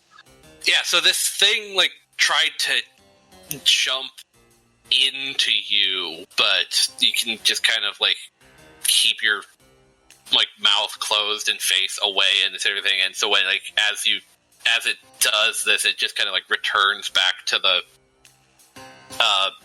returns back in, like, onto the cube, like, into the cube and starts climbing its way up and tries to, get away, and I swear I did not think of the symbiote when I like codified what this thing is. Just like hashtag worm god things. No, the first Everything's thing worms. I thought when like it's a black wriggly thing that moves around. It's gotta be Black Suit it's Spider-Man. not black. This is green. Oh, Right, okay, yeah. I thought it was black. The black fluid was the stuff that was holding the finger. Oh, okay, well that's where I got screwed up. Alright, so it's Green Suit Spider-Man. Alright, I'm missing something here. The symbiote from Spider-Man is Venom. if you've heard of Venom. Venom. It starts out as this like black, like silly putty-esque. Well, not silly putty, like the magnetic. It's like putty muck, stuff. but it goes in your mouth. Ugh. Like, Those things or live in through your- sewers.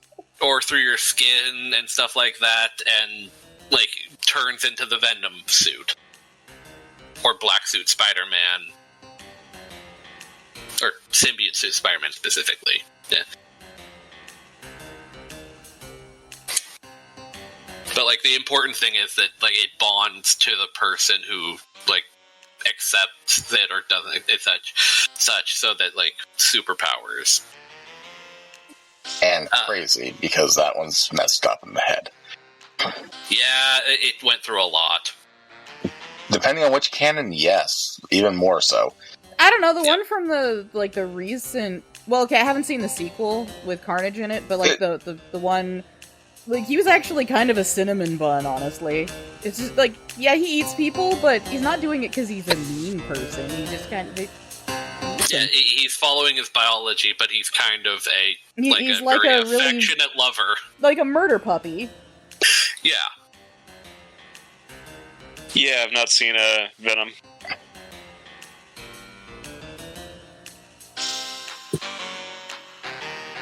It was surprisingly good for one that wasn't actually, like, full Marvel. Which, yeah, like, yeah. Anyway, whose turn is it? Well, that was that, so, Bulgart, you've got another chance to do something as it tries to, like, move out of, like, again, it's trying to escape out of the square. I'm debating whether to try and use the mold earth to capture it by molding the earth around it into a hard shell. I think that's a good idea. I'll try that. What do you want me to roll? Let's use your spell modifier. Like, this is you using your spell in not an unintended way, but it's like there's a level of control that you're trying to assert here. Okay, so plus 5. That is 24. Yeah, like you get like a clod of earth around it, and suddenly it's stone. Like there's, and okay, yeah, initiative dropped. You have a stone orb, presumably with a slime creature inside of it. Alright, back up. I'm about to incinerate I it, I think think. we're good. Yeah, I think we're we've good. got it trapped. Bulgart is going to take a little while to add some more dirt around the edge and mold it into a perfectly smooth sphere. How big Alright, is the so- sphere? It was originally 5 foot, but I'm probably going to pare it. It probably got pared down when it was sphered, so probably a 3 or 4 foot sphere. Okay, so what were we fighting? I didn't Some see what kind of what green we were... Sure. goo. But that's more of a Okay, question well, for I do our have a friend que- here. Yeah, I do have a specific question for Bulgart. Are you attempting to suffocate it, or are you leaving enough space for it to actually exist in it? I don't know if it has to breathe or not. Well, no, he's asking if you're making the entire thing into hard stone, or if you're just making it have, like, a hard candy shell while the inside is still Hard there. candy shell, definitely. Okay, so it is not being, like, compressed, is what I guess, like, not suffocated. No, it's not being compressed, it's being... Like, walled out. Okay. Yeah, it's not, Walled this out, hole yes. is made for me. Yeah, okay. Then, yeah, continue.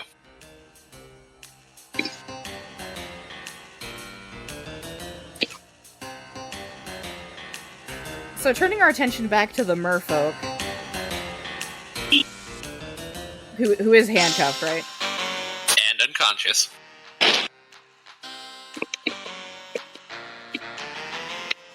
Can I sit him up and, like, poke at him? Not, like, I mean, violently, but... I mean, you can. He's out. Can we try and shake him awake? I'm not even sure what that would be. Medicine? Yeah, sure. Let's go for a medicine check to, like, try and, like, get his senses going, like...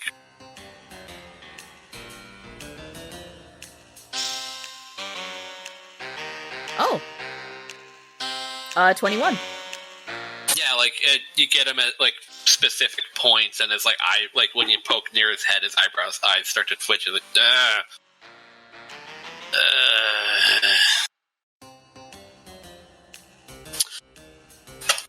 So, yeah, he pretty much awake. Well, not awake, he's still, like, groggy and stuff, but he's responsive. So, Hey, so what's that green stuff? Soylent Green, it's people. no.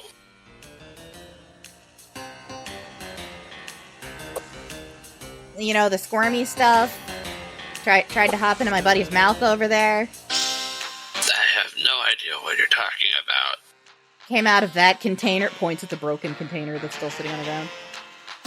Tries to look over, but, like, you have him handcuffed and, like, kind of sitting up, so... Helps like, him look. I've never seen that before in my life. I would roll Really? an insight. You don't have to, he's lying it through his teeth. Oh. That was easy. Yeah, because we've got a few witnesses here that saw you come out of that big old frog croc creature with that.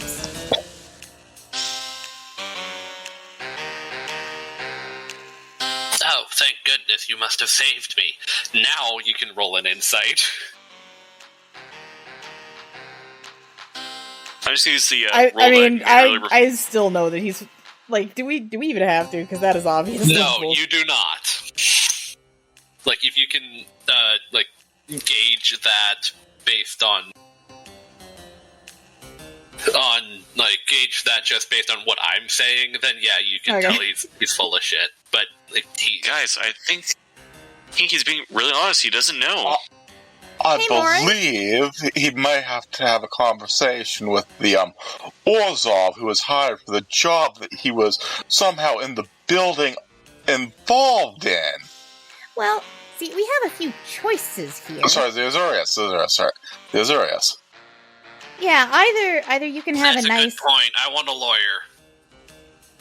Lord, Well, here's the thing, though. Here's the thing, like, right now we're in what was?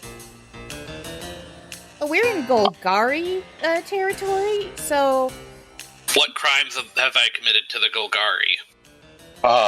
in this case, causing damage to somebody's field and property. yeah, you did attack one of their star residents over here. Points at Morren. Oh, I'm a star resident now? I mean, yeah, the From my understanding, and good witness with the you managed to not get turned to stone like what 2-3 times after talking to the higher ups. That's I'd say they like you. Like, you can almost hear him swallow, like, But, like... Yeah, that would like, be correct. In which case, that would mean that it would be their jurisdiction. Yeah, So and they are in which case personally we would have to- bankrolling his farm. This farm. Right. The farm on which this building that you just fucked up is sitting upon. So, in other words, we would have to take him to the Gorgons in order to have them interrogate him. Yeah. That is Well, quite the it is circumstance, isn't it? very good that you dealt with that beast. That would still not understand why you were trespassing in private property. I wasn't trespassing, I was a guest. I don't remember inviting you here. Yeah, this is On his the land. building. The building was suddenly here. I wasn't I In which wasn't case we're involved in that. trespassing in an Azorius property that was unfortunately mislaid into Gogori property. That It's is not Azoria's property, it's Izzet property, and I was a guest. Well, Is it, though? he's with the Izzet, so did And he that invite building you? has been decommissioned and was put under my care. Oh, well. Should have said something about that. I was on the premises, and that thing showed up and So attacked me. you were squatting on Izzet property. No, my associate Looting. was housing me. May I ask who your associate was? You may not. If we are going down In this which vein of case- reference, I would still prefer a lawyer. Gulgari doesn't do lawyers. And we are technically in their jurisdiction.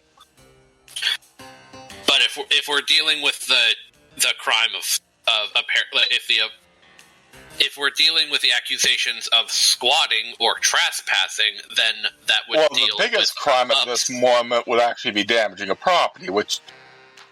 There's not actually that much damage to the farm, and the farm isn't out of yes, your... but he doesn't know that. It looks like it's a mess. And also attacking people, and also harboring a dangerous liquid. Oh yeah, and you had the stolen Lich's finger! That is another thing that, let me just add that to your list of crimes. Pulls out her very obviously Boros notepad. Curiosity. Is that important out of curiosity? Oh, the Lich finger? Yeah, I've been looking for that for a couple of days now, actually. Also, the Lich did aid He in... is a known criminal. Yeah, he is Since I take it. kind of a terrorist, so he's not getting much Yeah. back. Yeah, the taint kind of tugs at you when you say that, but nothing right now. And yeah, he just kind of quiets up, he's not going to be responsive anymore. Until you, unless you try something against him, but he's currently quiet, just shutting up. So, out of curiosity, who is your... you mentioned that you had some dealings with the Azorius as well. Did you have a contact amongst them? He's not answering. I thought Your it was contact- Izzet. I wasn't Ilya- asking him. Oh. I was asking... I was asking the people, Andra, because she had actually said that she had had dealings with the Azorius. Oh, so you actually meant Azorius this time. Okay. Yeah, I actually did that. Yes. Oh wait, did I? When did I say that? When you got Bulgart in the first place. I mean, I'm pretty sure see that was my- mentioned. I'm sure I could talk to my contact in Azorius. Oh, you indeed also have a contact with Azorius. No, I don't remember saying that I had, unless, is the cat in the Azorius? Yes. Yes. Did Yes, you she mention is. the cat to Bulgart? I might have mentioned the cat, I just forgot which guild she was in. Yes. Then yeah, that would be the giant sphinx, the blue and white Azorius. Right, yes. right. Oh, yeah, she was this really friendly, Sphinx. Like playing really big card games. The Sphinx, as in the ones that are known for, powerful magics for discerning the truth. Oh. Yeah, those.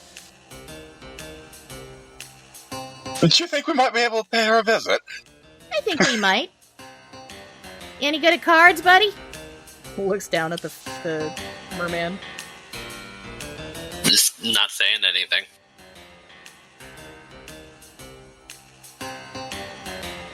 I mean, we could do that. Hey, we can also bring him here's to a the thought. Gorgons. You know, it'd be kind of a pain to carry this guy all the way back up topside. Maybe you can hollow out that rock a little bit. You know, the one where that weird slimy monster thing is, and we can just put them both in there and just roll it up. Is he saying anything? I'd rather not. Roll an insight. He's not saying anything, but roll an insight at that, Andra. 18? He's actually kind of like got a small he has his head like at original appearance. He looks like he has his head down, not saying anything, trying to just kind of like bear through all of this. But like when now that you're paying attention to him and noticing him, when you say that, he actually kind of like cracks a grin. You know what? I think like he's trying to hide it, but he cracks a grin. Are you sure? I think we should just have the Gorgons take care of it, man. They've been going through quite a bit lately, so I don't think they'll be exactly accommodating to our guest here. Yeah, the grin's gone. True. Like, she kind of goes over and, like, grabs his chin and looks him over. Yeah, he'd make an interesting statue. Don't see a lot of those down here. I would like to have... Could I use the help action, help out Andra, since... Okay, then roll intimidation. Like, you guys are working at it together, so roll intimidation with advantage. Oh, good, because that would have been a total of 9 without advantage. I have a +0 to... God damn it! Don't help me! 9. Yeah, no, he just kind of like rests his like chin away from your face, like as you like grasp him, and kind of like goes back to being non-responsive.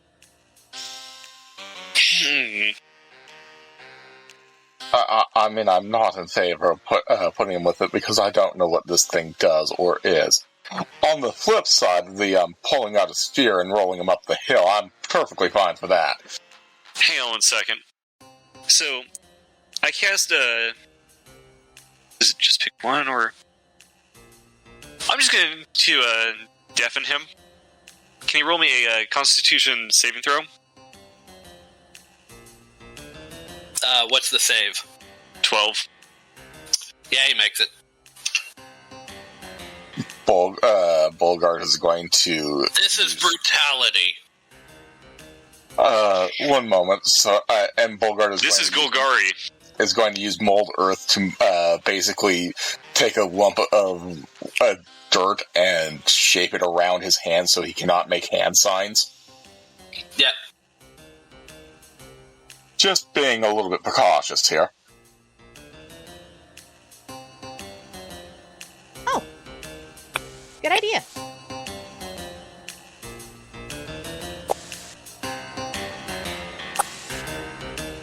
No, so seriously, though, are we taking him to the Gorgons, or what are we doing?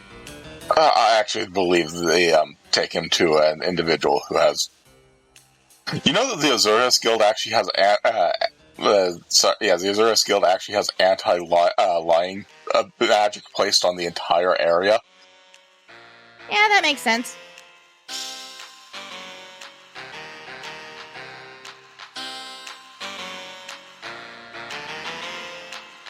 Hey, Morren, do you have any, like a cart or something at the farm so we can put the ball on there and put this guy on there so we don't have to, like, carry both of them? Because it's kind of a walk. I mean, I can check if Laros has one. Oh yeah, that'd be great. Alright, I start heading back looking for Laros.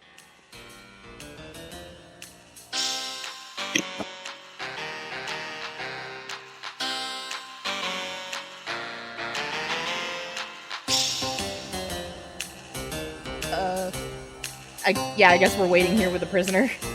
Yep.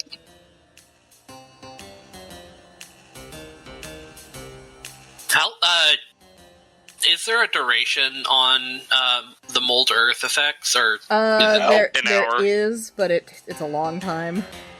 And Okay, they so stay now- whatever density you put them in at the end. It's just they are able to be controlled for the hour.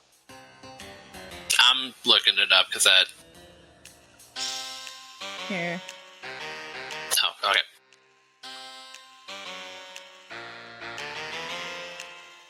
Okay, mold earth. Casting time is an action. Duration instantaneous. Oh, I see. Choose a portion of dirt or stone that you can see within range that fits within a 5-foot cube, and you can manipulate it in one of the following ways. If you target an area of loose earth, you can instantaneously excavate it, move it along the ground, deposit it up to 5 feet away, and this movement doesn't have enough force to cause damage. Or you can cause shapes, colors, or both to appear in the dirt or stone, spelling out words or creating images or shaping patterns. The changes last for an hour.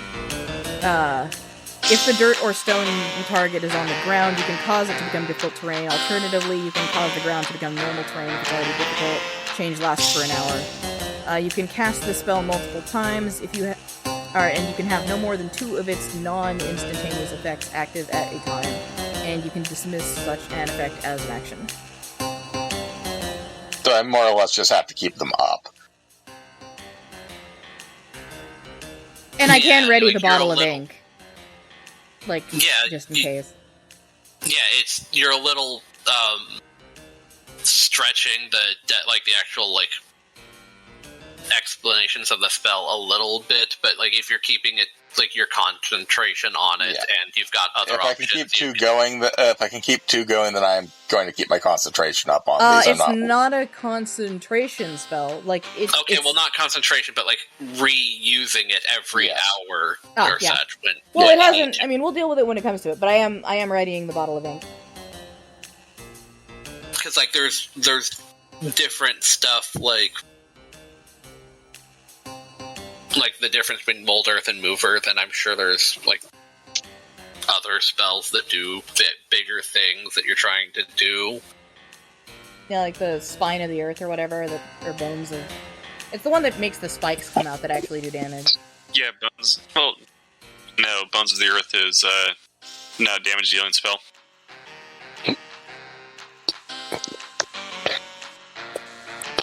It's one of the newer ones, isn't it?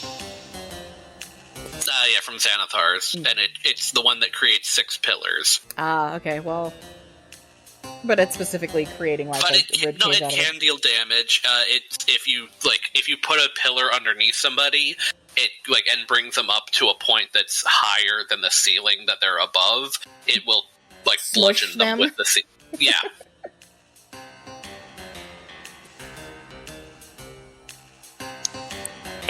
Cool. But that is not a cantrip. Yeah, like you're doing something a little bit outside of the means of it, so that's why I not necessarily concentration, but you're having to constantly it is a balance. maintenance. Yeah, you're constantly balancing instantaneous effects with the effects that last an hour. Yeah. Yeah.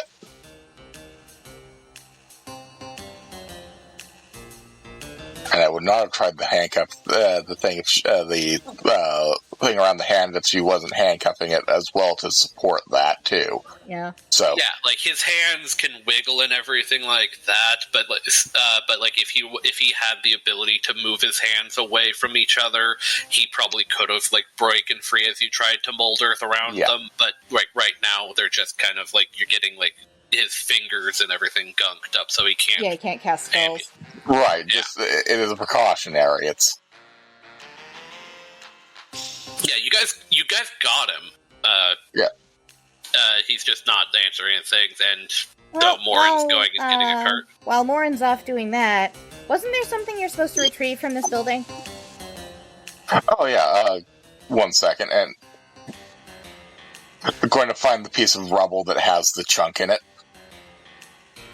Yeah, it's actually in the foundation, which was relatively untouched, aside from the cracks and everything from building parts falling on it. But just right there in the middle where you left it, it is still stuck in there, and it's got a little as you approach, the the compass beeps, the key rune beeps, and there's like a little projection in the shape of like if it was a solid thing, it would be like a little engraving embossment for you to place the compass. So it's just like somewhere to scan the compass. Okay, I do the hook up with the compass. However, it's and so the key rune kind of just retracts pieces and pops up on things, and you catching it. It's not nearly hard. Like you don't need to roll anything, but like you keep a hold of it. And you get the beep. It stops locating it, and you get the beep of just return this to the Azorius at this location, and it's the place that you went to meet with the secretary for the actual information on the building. Okay. Well, I'm going to have to head that way anyway, so.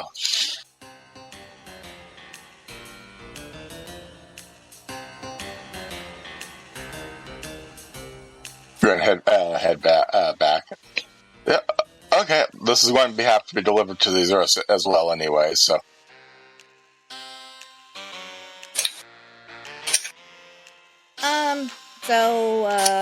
Aren't we waiting for Morren? Yep. Yeah, if nothing happens, and you took this time to keep the orb up and the hands mucky, then nothing. There's no incidents. Morren. Laros is a bit busy, but you can just get a quick pop in. Hey, can you borrow it? Yeah, he'll let you, and then you can go over to his farm, and then I'll need you to roll a D.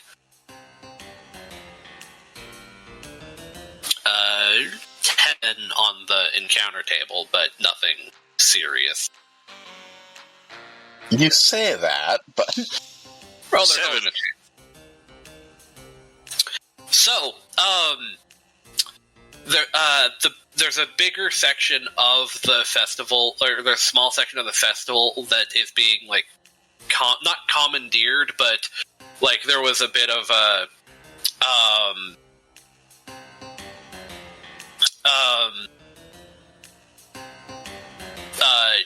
section of it that's being overseen by the Golgari, because this festival's technically happening on their terms or on their ground, and the word's gotten out. And so you come up as you're going, you get it's almost this kind of itch in your head, there's a sense of anticipation that's happening that is very that you normally associate with very bad vibes, and I need you to roll a perception. Okay, that is something I'm actually good at. It's 21.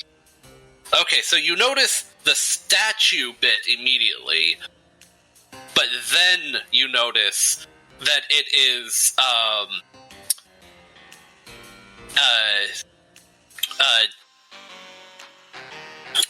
then you notice that the shape of it, and it is a statue of Ifrin, posed in such a way next to a petrified parking meter, and he's holding out a penny or a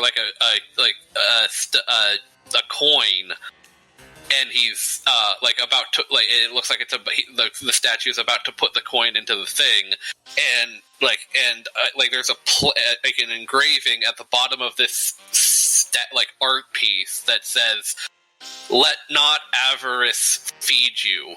The cycle provides." As soon as I see this, Morren just loses it. He just bursts out, laughing, just full on, cracking up, and is just absolutely loving the sight.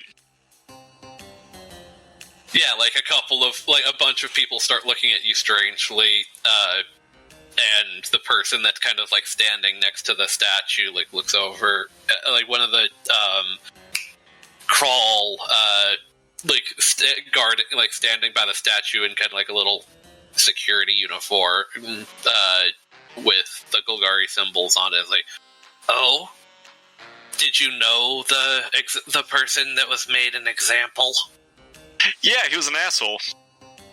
Yes, quite. Well, please do not let the levity of the situation detract from its message. Of course, of course. But yeah, like, depending on how long you're spending here, that's however long the group's waiting. Eventually come back, like, I don't know, maybe 20 minutes later with the biggest grin on my face.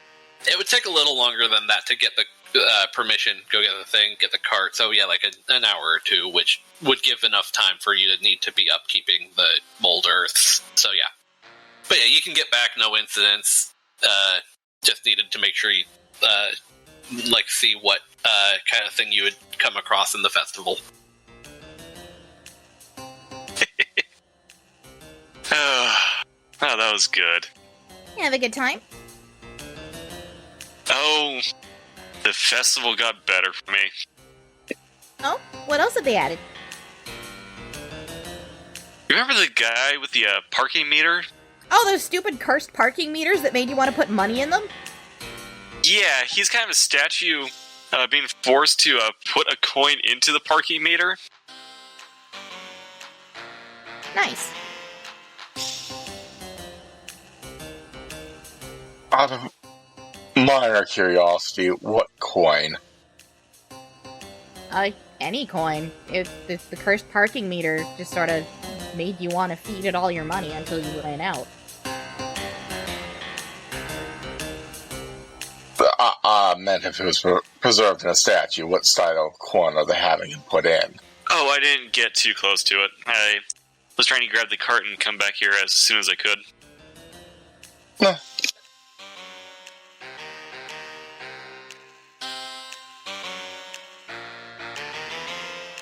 Although I did get some weird looks for laughing at the statue. Yeah, I could see that. But, you know, they probably never met the guy, so... Makes sense. Come on, prisoner! Picks him up and drags him over the cart. I'm gonna help Andra, because Andra is not that strong. Yeah, because I'm weak as shit. Yeah, he's not necessarily trying to escape at this point, he's just giving you the silent treatment. But he's also probably not making it easy for us to get him in, either.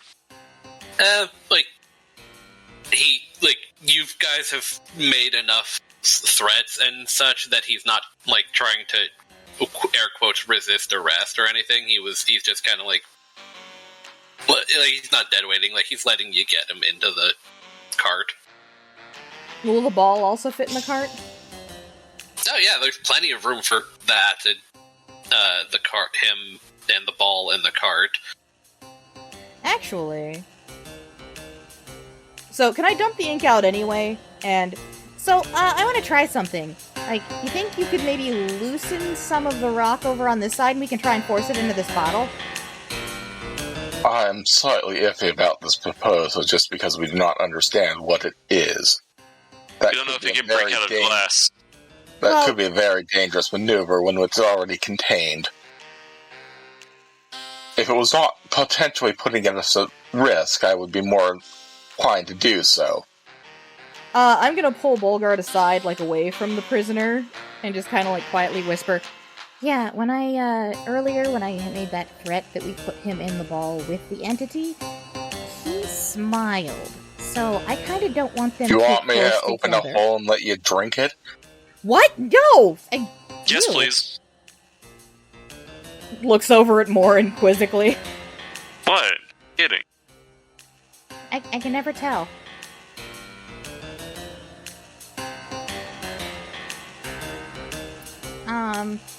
Yeah, no, bottle better.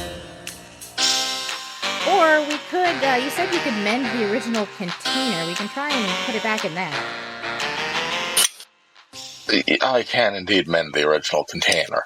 Not a bad idea.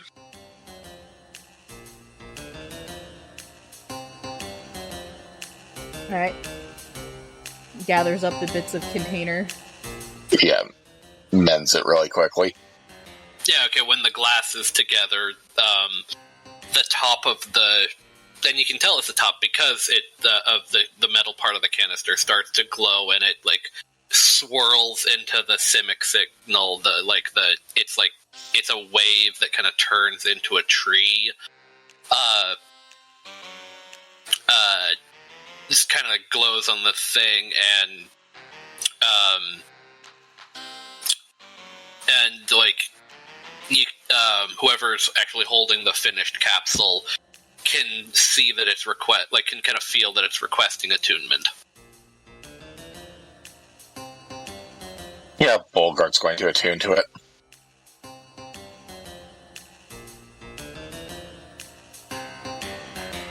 Okay, so that'll take the little bit, and you.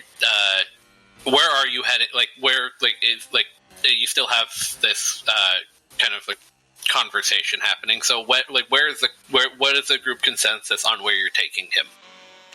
Cat lady. Cat lady. I have to drop off something in like the next couple buildings over, anyways. So, but we haven't left yet. We're still in front of the rubble, which is still on Morren's property, isn't it? It is on his property as yes, it is on his like legal property, but it is not actually like the rubble of the building has not fallen onto any of the like petrified farmland. Okay, so it's just out of the way on like shitty parts of his property. Yeah, like, but he is still going to have to deal with getting rid of it. Yeah, but you can probably also assume that that's going to be dealt with when they're cleaning this up and providing him new farmland. I guess that's fair. This was going to be turned into a guild gate anyway. Oh, well, okay. But I suppose only Morren knows that. Yeah, right now she's just concerned that there's just building bits. I mean, you could spend the time spend the time it takes to attune it to clean up. Yeah, I suppose doing the best I can to clean up around the thing, while still keeping an eye on the prisoner. Yeah, okay, so when, you can, sweep and move rubble so that it's further along to the side of the wall, away from the main thoroughfare and away from the petrified fields, and at about that time, if you're keeping an eye on the ball and keeping an eye on his binding, I am. Yep. Eventually, you attune to the thing, and it's less sapient. It's less technologically reactionary than the Azorius or the Izzet stuff. It's more your attunement to this. You're the sigil's reaction to you is almost like that of a pet or a puppy that kind of oh hey, you're someone that's in charge of me now. Who are new person? Who this? It's inquisitive, but it's not smart. Yeah, with the mental feedback of new attuned item. What this? And yeah, the lid pops off. Okay, that's interesting. Alright, well, now that that's open, we can put the goo in there, right? Yep.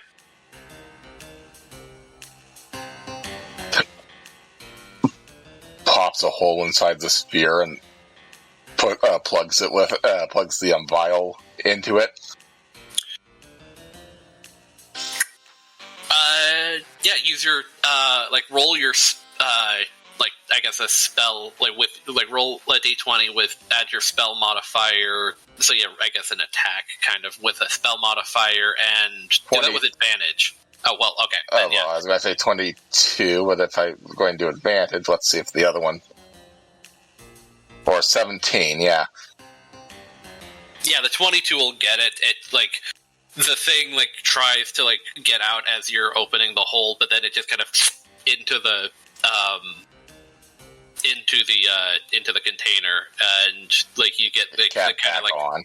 Yeah, a strong reaction of, and now now the container has this kind of guard dog attitude, and you can feel like a energy field around the lid, so that it's like vacuum sealed with magic. And yeah, the slime is it perfectly fits the slime. Well, that's one less thing to worry about, I guess. How big is this cart? Since you're attuned to it, and since you have the object and you've been able to tell things, only the cap is magical. That explains why the glass was able to be broken in the first place. That seems like an oversight. Tell that to the guy who designed it.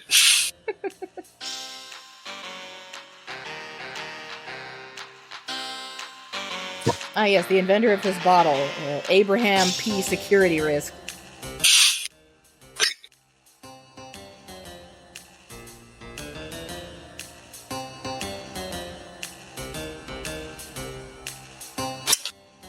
How big is the cart? It would be market sized, so it would fit the driver, one person on the side, but then a bunch of stuff supplies and stuff that isn't there. So between Morren probably driving, Bulgart, Andra, and Myznar, 2 people will have to be in the back with him, but it can fit those 2. Well, I was going to stay in the back with the prisoner anyways. Yeah. I'll be up front helping to control this thing. Okay, so Myznar and Bulgart. Yep. One of you would be up front, one of you would be back with the prisoner. I'll be back with the prisoner because I have to maintain his dirt hands. Yep.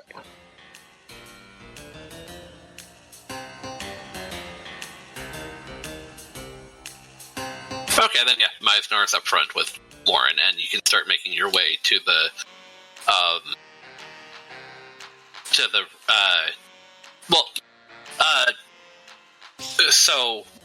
this cart is actually not the best way to get up and down the access points that next to Laros's living, like his house and his animal pens and such. So you would actually have to go through the Undercity to the Dead Bridge access ramps. So I'll need you to Morren, since you're essentially navigating, to roll D10.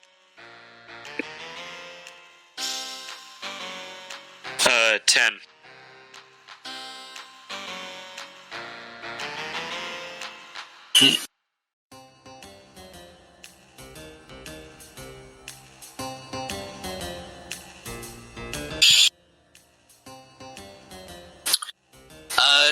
You're going from you've gotten past Laros's household and pens and such, and you've made it further down into the ruined parts of the Undercity that used to be above city before they built on top of it and all of that. You're almost at the incorporated, inhabited things, and you can actually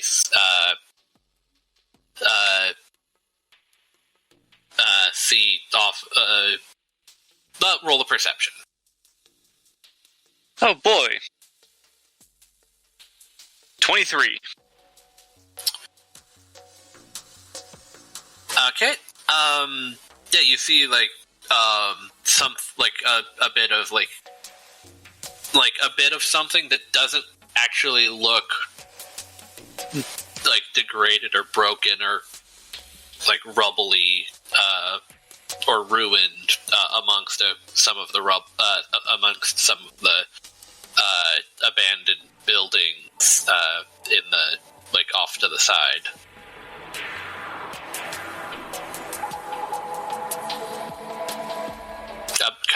Kind of feels the same kind of looks like the same kind of, hey, that nut doesn't belong there, as you did when you found the lockbox. Huh. I pull over. Oh. Why'd we stop? I see something that looks a bit off. I'm gonna go check it out.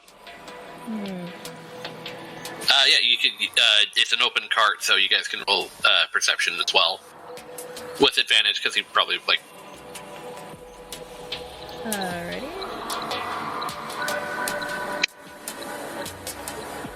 There's the other end of the spectrum. Well, there's 11 on the dice for the first one and 6 on the second one. So 14. So 8 is the higher, so no. Yeah, neither of you actually see why he's pulled over. Myznar did. Oh. Total 20, he says. I keep forgetting that you don't always chat voice. So, yeah, Myznar also sees the something unarguably pristine amongst the ruined buildings. It's no problem.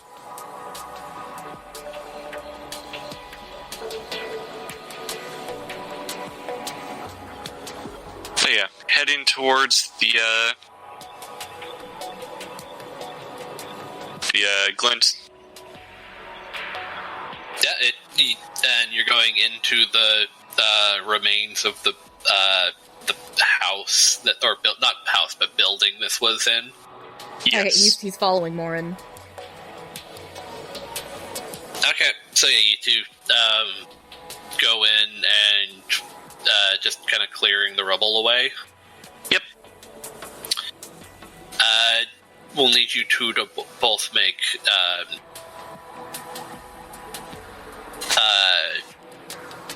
one more perception check to determine what kind of roll you have to make. That's a natural 1. Yeah. Okay. And Myznar. Okay, so Morren, you'll need to make a con saving throw. Myznar, you'll need to make a dex saving throw with advantage. 17.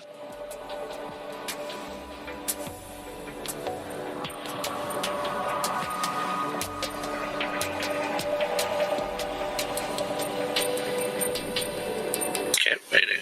Okay, so yeah, as you push things aside, a swarm of flies kind of comes out from the perturbed earth that you're moving around, and just kind of kind of nick and nibble at Morren's face, trying to some of it kind of trying to get into orifices and stuff, but you can just swat them away, move them, and then they at that point they scatter.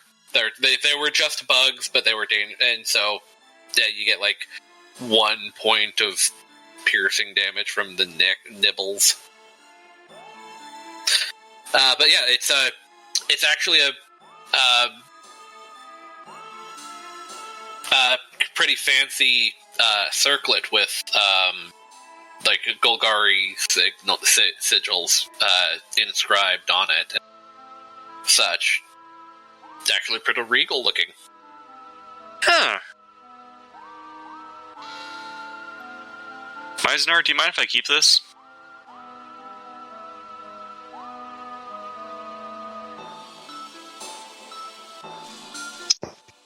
Why would I care? Yeah, that's fair. We Takes should it get and... back to with the others. Yep. Takes it and pockets it for now. Okay. That's that.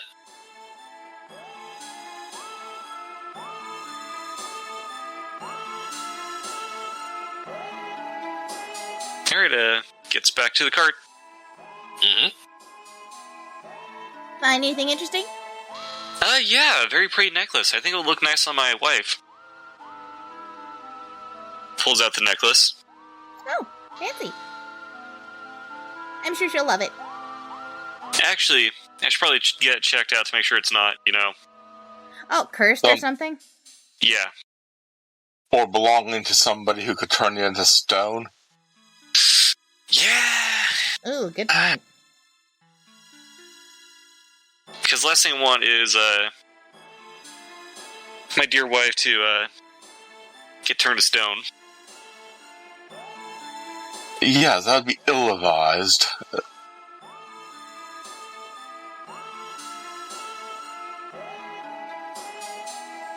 The added benefit that if it is an entity that would be able to turn you to stone, and it is theirs, and you are returning it, that would definitely look favorable as well, so... Actually, yeah. If there's some sort of, I don't know, like a lost and found sort of thing, you could see if somebody's missing it. Can I prestidigitate it since they found it in, like, rubble, right? Yeah, I mean, it's a certain level of it'll always be a little dirty. The necklace? Yeah. Then yeah, you could it cleans up nice. It had a layer of dust on it, but like it itself was not damaged or Now it's extra like shiny. worn or anyway. Yeah.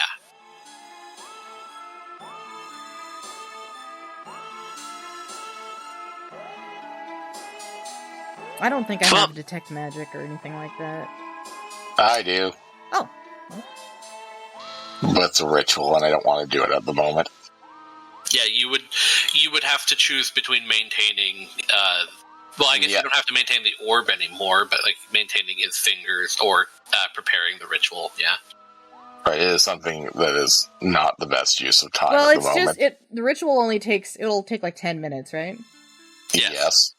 So like for 10 minutes, I could just like hold his hand so he doesn't cast spells. Are you communicating that with Bulgart? I mean, if he's mentioning that he can detect magic. If you ask. Which I believe you did. Yeah. Well, she said, I don't know how to detect magic, so... Yeah, and it's supposed to be what I do. Oh, would you mind? Just to make sure we aren't, like, taking a cursed item with us. If you could maintain the, our prisoner's hand situation so that he cannot cast spells, I do not mind spending a little bit of our cart journey on that. Sure, that works. As soon as he drops the dirt, I'm gonna, like, hold on to his hand so his fingers can't thing. Yeah.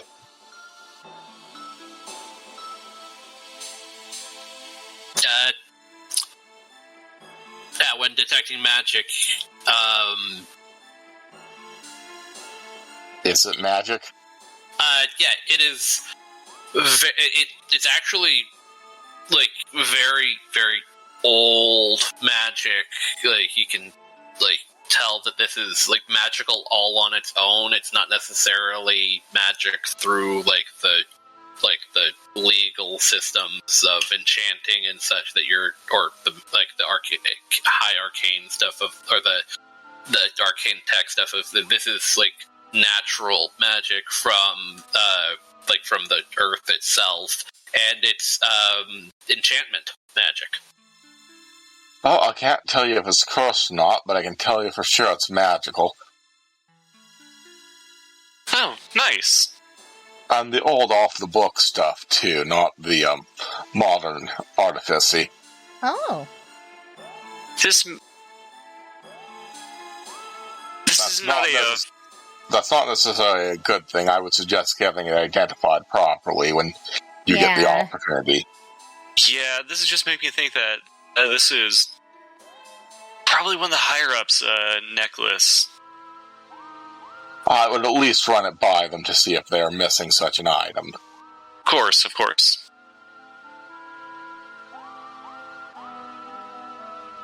Yep, we're gonna have to make a little pit stop on the side then. Alrighty. Can we do it so after we've delivered the prisoner? You've made quite a few pit stops, and this is quite the immediate taxing event. Yeah, if it's not immediately dangerous, then we could always, we could deal with it, because we do have to come back. I mean, you do live down here. Yeah, fair enough. Heads to the cat lady.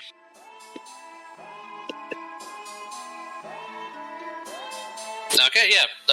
Through the rest of your trip through the Undercity is pretty uneventful. The businesses and everything like that are kind of like less busy, including the market, because and a couple of them are just closed outright. And you can probably gather that that's probably because There's a big ass festival going on not too far away. it's pretty far away. But yes, It's walking distance. if you consider a couple hours walking, or not a couple hours, but like an hour. Yeah. Yes, I do consider that walking distance for a big enough event. Yeah. So, yeah, streets are relatively quiet right at this point, so you can make your way through on things, come up to the Precinct 1, and start heading to Precinct 2 to the Azorius building.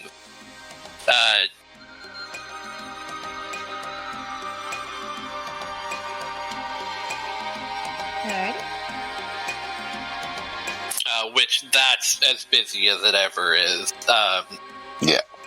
Things like that. So where is your associates department located so we can get in the correct line?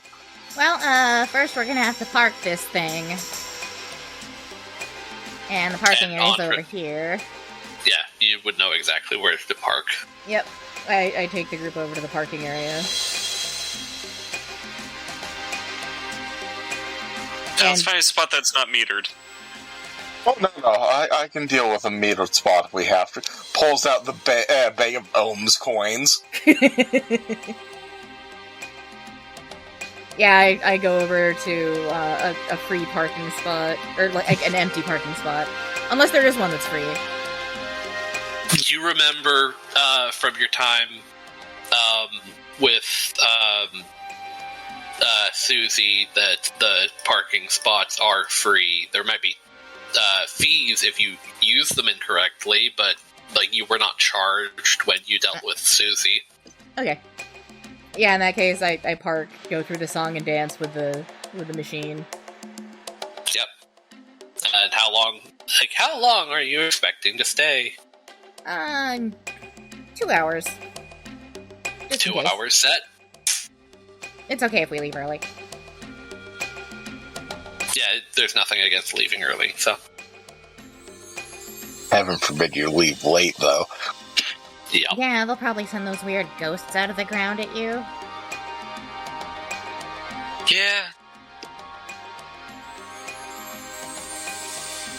Anyway, cat lady's this way. Lead on. Yep. Maintaining. Please. Yeah, Walks with. Okay, yeah, you get there, and it's still as busy as it ever is, but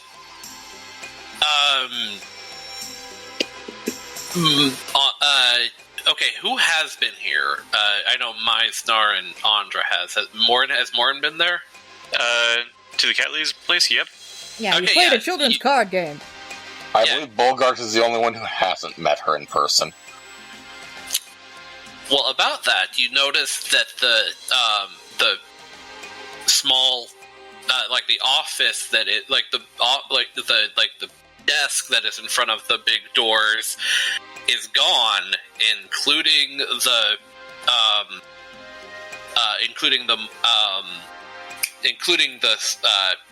short humanoid person that in any other world would be a gnome. Ooh. Yeah, he's not there. Instead, it looks like it's been automated. Huh. Like there is a machine that is taking people's documents and running them through a system and giving them an electronic response. And Bulgart, are you paying attention to this or? Yes. Roll an Arcana. Something he is very good at, yes.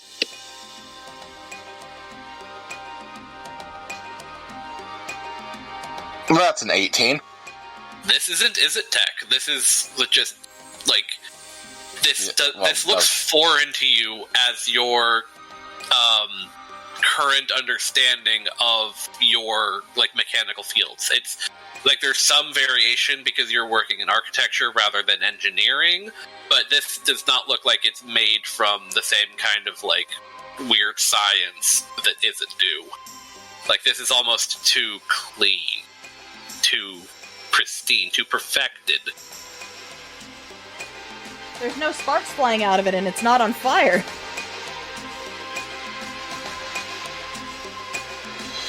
Yeah, it's too elegant for that.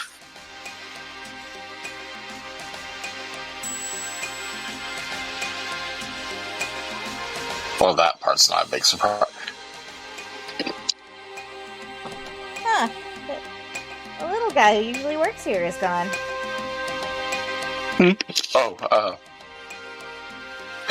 Bulgart is going up to the machine to see how it's set up. Are you waiting in line? Yes. Okay, then yeah, it takes a surprisingly quick amount of time to get to the front. Like this is a very efficient machine, and yeah, you get up to it, and I look at the settings. Yes. it not so much settings. Like it's just kind of like a very gilded brass ornamental buttons, and there's a they're lettered like a typewriter, and it's and on the side there's an engraved list of what you're trying to do. So it's kind of like a plaque that has the menu option. And so it's press 1 if you're trying to file a report. Press 2 if you're that kind of thing. And so there's what do you are you attempting to interface, or are you just going to? I'm going to attempt to interface. I'm going to find which one would be the most appropriate to our current situation. Yeah. Contacting the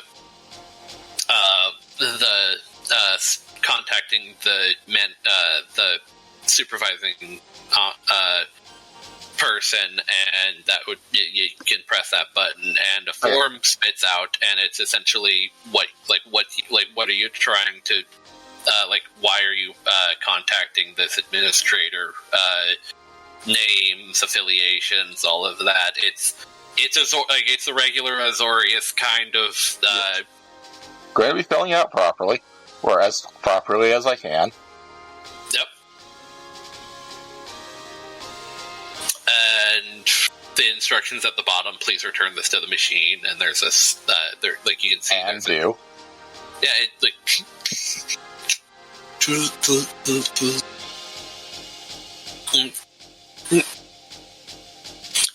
and and you're being as detailed as possible on the whole. Yeah. And you're putting in that this is about the apprehension of the person, right? Because yes. You would go to the office. Okay. Then the doors kind of start opening up, and you all hear in your head, and kind of it's not the Sphinx's voice. It's just kind of it seems like it's coming from the machine of, please enter. Enters. We'll do so. Follow suit. Yeah. And as you go in, the runes that were aligning the pillars are gone. It's still it is still quite a thing, but there's no what Myznar and Andra would know of as mind, and Morren would know as the stuff that's triggering the mind reading stuff and everything. Those are gone, and it's just still a lavish hall. There's most surprising of all, there's a roof now. It is not just an open air into the rest of Ravnica. There's a very fancy golden ornamental roof with a depiction of a bunch of interesting flying, winged things up on the depicted flying around the a depiction of what was it called? New Prov, like the big triangle building. And in front of you is not a giant cat lady. It's just a person sitting amongst the giant pile of pillows that was from the cat lady. Are we in the right office? Welcome to my office. Please come in. Are you sure this is your office? Yeah, I thought Gina worked here. Yes, Miss Gina. Unfortunately, there was an investigation, and it turned out she had been using prognostication and to involve herself in a great many legal situations that was outside of her jurisdiction. She has been disbarred and sent away to a different section of the city to deal with the repercussions of acting in a way that was most unbecoming of the Azorius Senate. I am welcome to handle your. And he holds up a finger, holds up his hand, and there's a poof of magic and the paper that you had filed with. Apprehension of a criminal. Yes, we can take that. We can process this for you and take them off your hands. Is this? They were involved in. They were located in a building that was supposed to be unoccupied under that was ordered through demolition and area protection from the Azorius Senate. So it technically falls under your jurisdiction. Yes, quite. Do you have the documentation of that the scheduled demolition? It is filed with you, and it is filed at my office, but I do have, and pulls out the seal. This is supposed to be returned right after. I was going to return this right afterwards, but it is verification for which filed documents under yours that it is associated with. Andra, roll a history. Okay.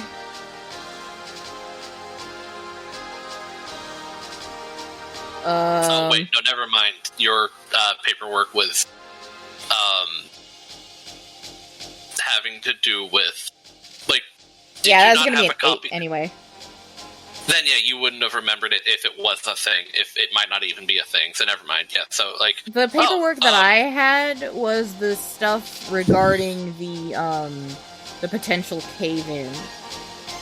The paperwork with the blueprints that, Oh, yeah, right, never mind. So, I was wrong. The link anchor is associated with the paperwork for the, demolition, so it would... No, but, the big paperwork, the big file folder that Andra received from the machine during the off hours wouldn't have had your demolition papers in them. No. Yeah, it would have just been for the, Yeah, for the hey, this is a dangerous structure thing. Yeah.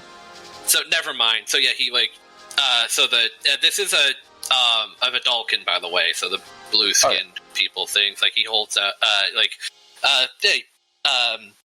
he taps a thing on a little desk that he has things, and a little mechanical fly, about the size of Bulgart's head, comes up and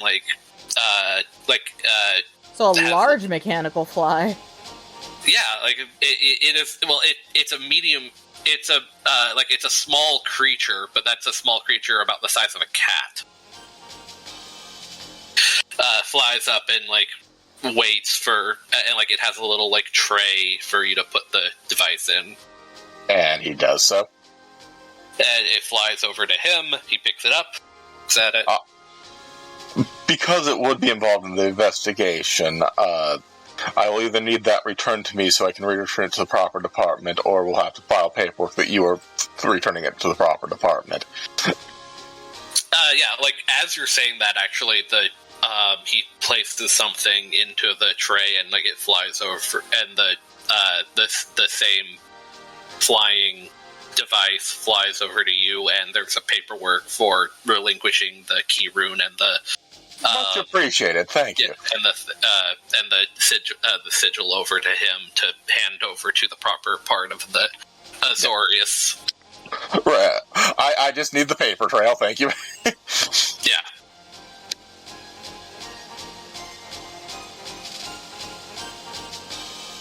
Right. So.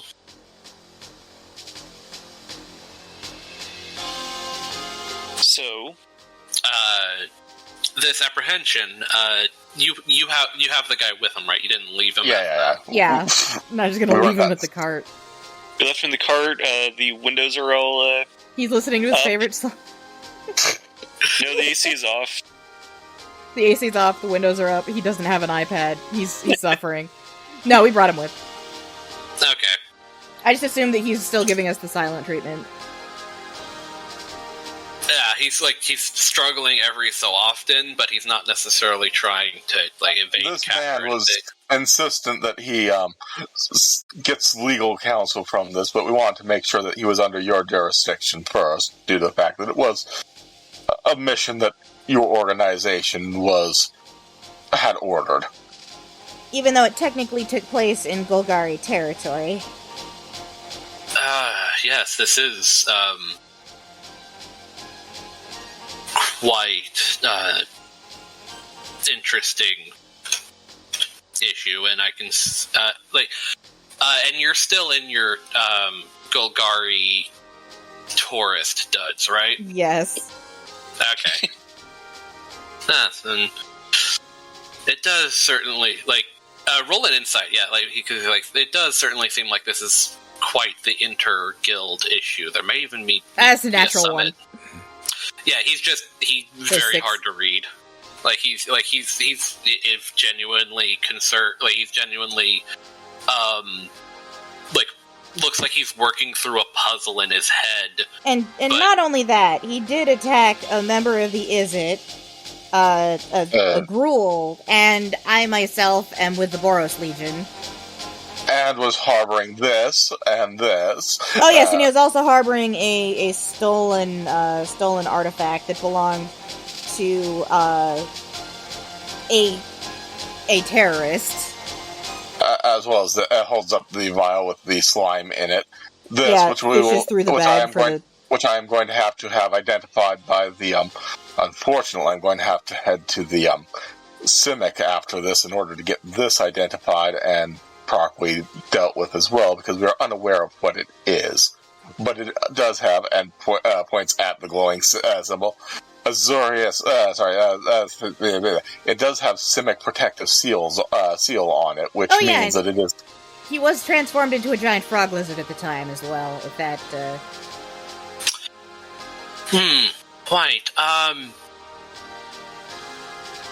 If you are handing over the apprehension of this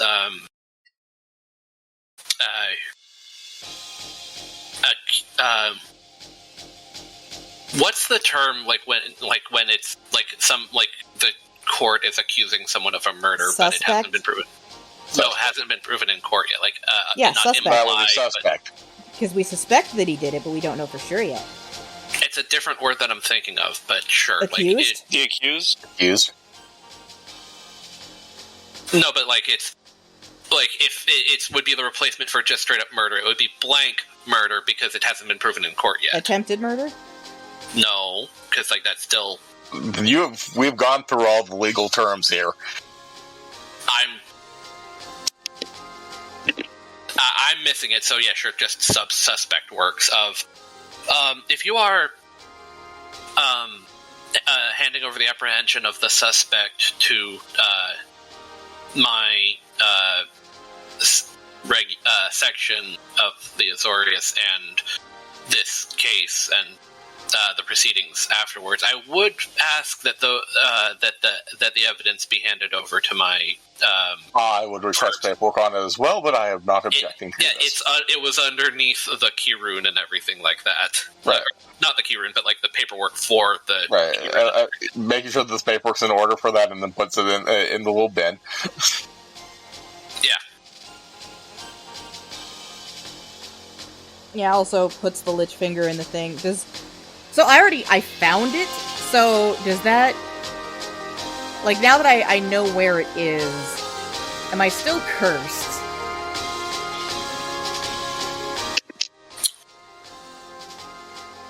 Well, I think the exact word was that we were supposed to, find the finger, which we did. Yeah, because the finger is found. It's in the bag of holding. And I just pulled it out unless the bag isn't letting go of it.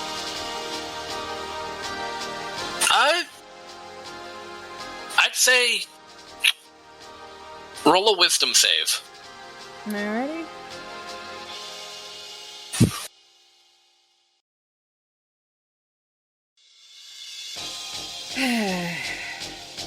Six. Yeah, it's like there's some you know what it is because it's this kind of cursey thing, but it's kind of like eating at you inside. You don't like some part of you, which is a curse, doesn't want to let go because like the agreement was to bring it back to him, and like he's a terrorist, but like he's cursed you, and you need to get the curse gone, and it just the curse itself isn't letting you pull it out of the bag for to give to him. Okay, yeah, I'm you can see that she's trying to reach into the bag and be like, it won't come out. Would you like me to pull it out? Yeah, if you would. It's the damn curse. Reaches in and... Andra, make a wisdom save.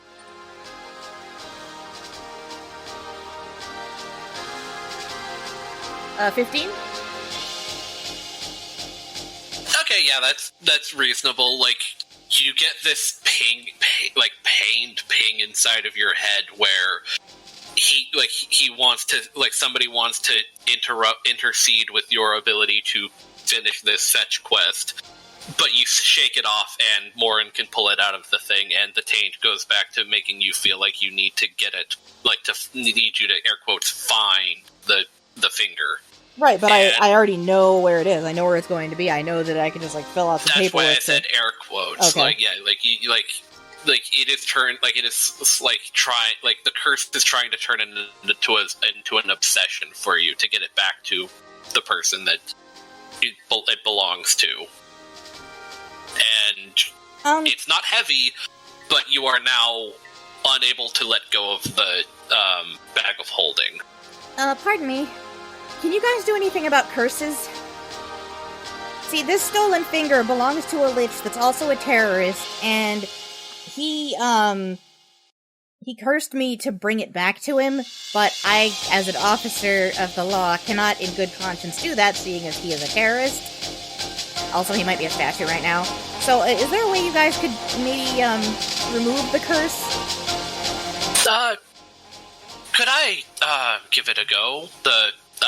Like, he's actually, you haven't noticed, but he, like, if you weren't paying attention, but he's actually, like, stepped up to, like, be, like, with, like, in range of, like, within 5 feet of the rest of the party now. So he's, like, I wouldn't have noticed because I was so busy dealing with the internal turmoil of curse nonsense. Yeah, so he kind of, like, Vidalkin?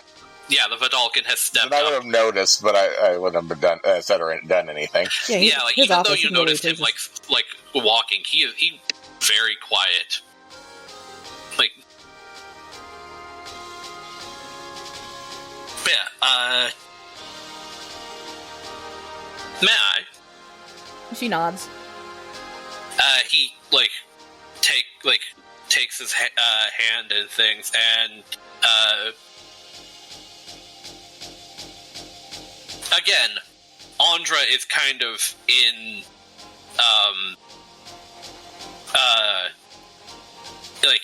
like secluded from the rest of the world, and like you didn't notice much different about the Vidalkin that was running the coffee shop, and so this mayor, like, you necessarily wouldn't know anything weird about this Vidalkin, but he's got 6 fingers on his hand. Did he kill someone's father? Funny. Just, if people know, they know, but in character, you guys don't know. And he clasped his hand around the bag of holding that you're that you have, and like around the strap, of like doing his best to politely avoid your bust, and were you holding anything, like, were you holding a normal amount of things in there, or like more than a normal bag can hold? Let me check real quick, because, okay, so,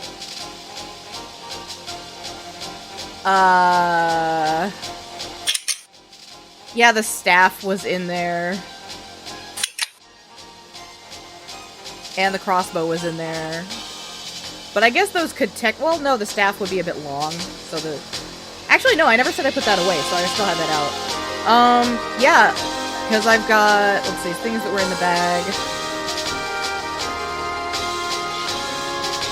The manacles are on the guy, so that's not in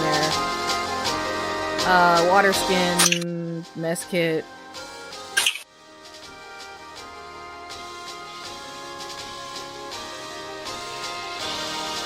Yeah, so just the crossbow. And change of clothes.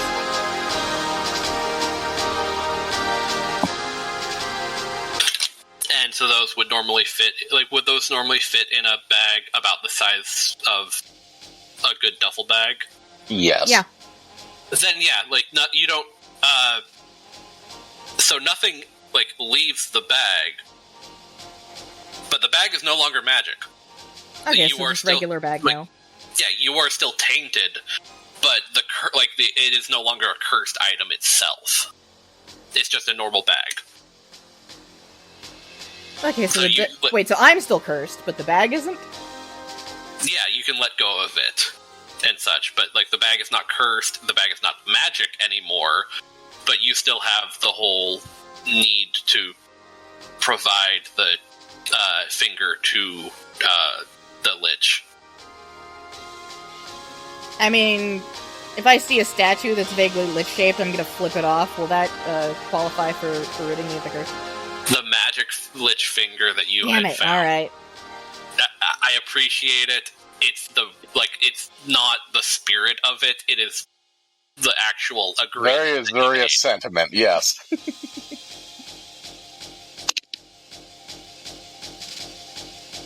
like, I always get kind of like, and this is a me thing, like, I always get kind of about like those like vocal tricks to trick like magical bindings, because those bindings are made with an intent, and the intent was to get him back his missing finger. You know? So like clever wordplay can't get past the magical binding unless the magical binding itself is purposely vague for those reasons. This was a very clear and cut deal that you made with him.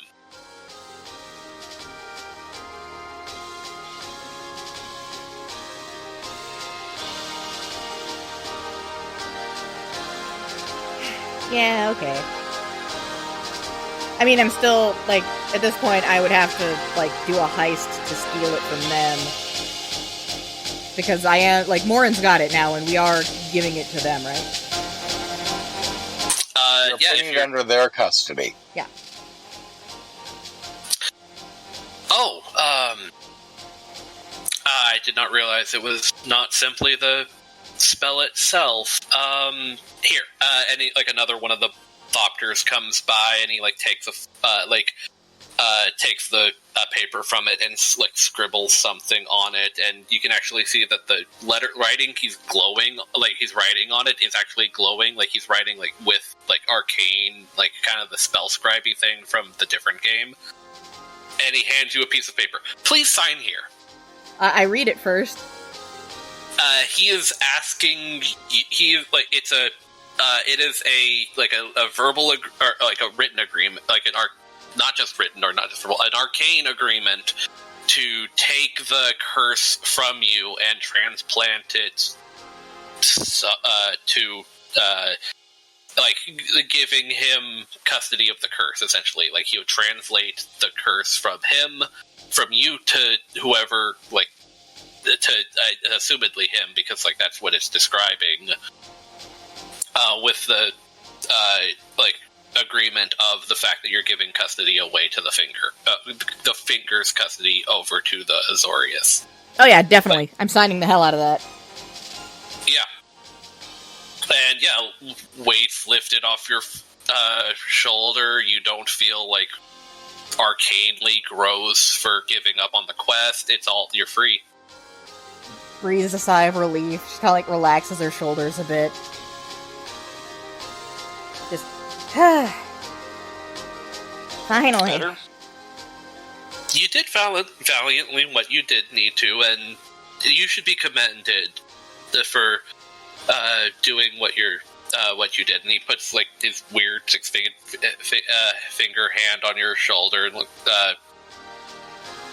truly, you and your allies did good on your own merits.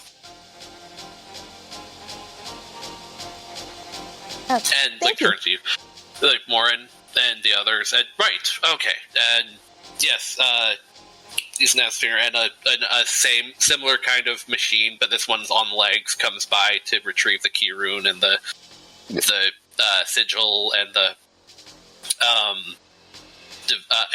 like canned finger and the device. Right, are those here, and like one of them comes by, and he like comes by with a fancy gilded set, like but still looking very sturdy set of manacles, and he hands them to Andra. I hope you don't mind if we keep the ones you've provided on our person when it comes to dealing with him. Yes? Oh, not at all. Right. Okay. And he comes over and he kind of like steps behind the guy and taps like his finger onto the manacles, and like the Azorius like sigils of detaining kind of like fill the manacles, and you can tell he's enchanting them with law magic for the actual apprehension. I hand him the keys. Yes, thank you. Fits it into a pocket that was on one of his in one of his vestments, and okay. Now,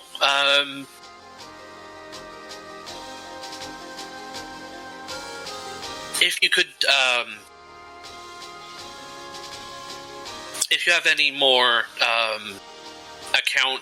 first-hand accounts of what this suspect allegedly. The word was allegedly did, and what happened, then I'll be happy to take your Statements? Take your statements, but otherwise I would ask you to leave the rest of this matter to us. Alright, yeah, we could fill out some things and leave them with the machine up front.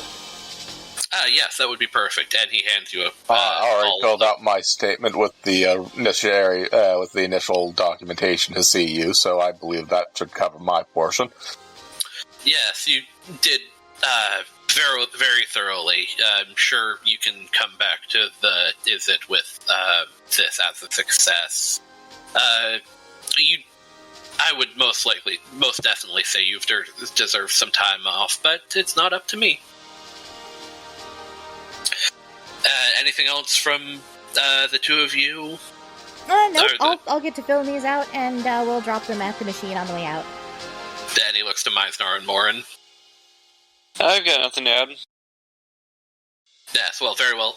If you could take this paperwork to the leaders of the Golgari, we will be able to handle the inter-guild issues involved in all of this. Of course, I can take care of that. I know this must be so much more out of your depth. You'll be able to get back to your assumedly simple life after all this is through. And suppose that leaves you.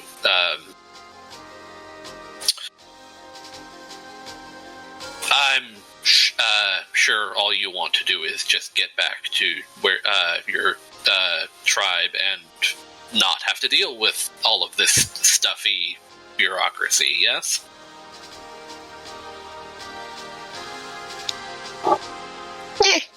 Never a dull day. Yes, quite. Well, then, I would request you leave the premises at this point. Thank you for your service to the Senate, to the Azorius Senate. Oh, thank you. Enough. I still have to head down to the other department to file the paperwork that I've gotten the paperwork from this paperwork as according to, and just goes off on the. Oh, don't worry about it. It is currently being dealt with. The section of the Azorius who provided the key rune and the sigil will be let know. You are completely done here, except for your testimonies. Which, if you've gotten that done in the with the original paperwork, fucking off as soon as he gets that full approval. Yeah, like he's leaving the rest of you to fill out paperwork and is running. Wait, where are you going? Hey, wait for me! What? I have no idea. She goes and finds like a quiet alcove to like fill out paperwork real quick. Basically, yeah, the it's Vidalcan goes back to his cushy pile of pillows and just kind of like relaxes while you leave his I assume we're going out to like the main big office to leave him Yeah, alone. you're leaving his office and heading back into the main thoroughfare. Yeah, basically, I'm adding stuff about my own investigations, like how I came to get cursed by the finger, or by the lich to find the finger, all of that stuff, leading up to the part where we came upon the building and the croco-lizard frog thing.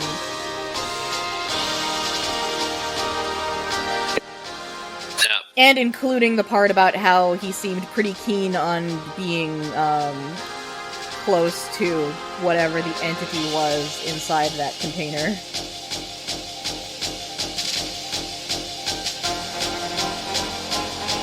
Yeah, it's all noted and all eaten up by the documentation machine. Okay. Yeah, I am being very thorough. And Morren and Myznar? I'm filling out paperwork to Myznar left. Yeah, okay.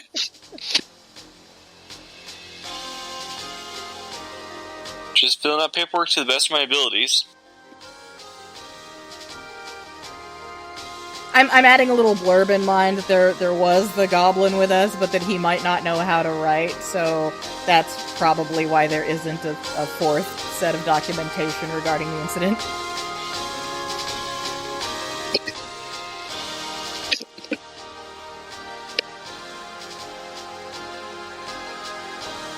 I'm not sure if it's true or not, but it's an ass cover.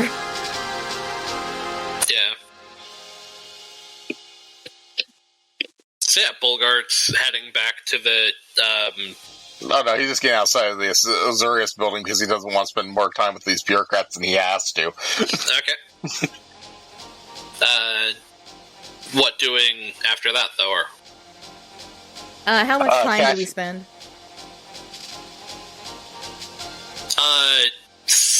For what? Like, the entire... Yeah, well, how much is left on the parking meter? This was only, 10-15 minutes. Very... Probably another 10 or... probably another 20 or 30 on filling out paperwork. Yeah, because we didn't fill out forms. And the 10 minutes of... Well, no, 5 minutes of waiting in line, so you're nearing an hour total. Okay, so there is another hour.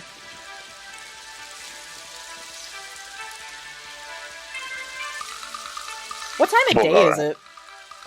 That's the operative point, because you spend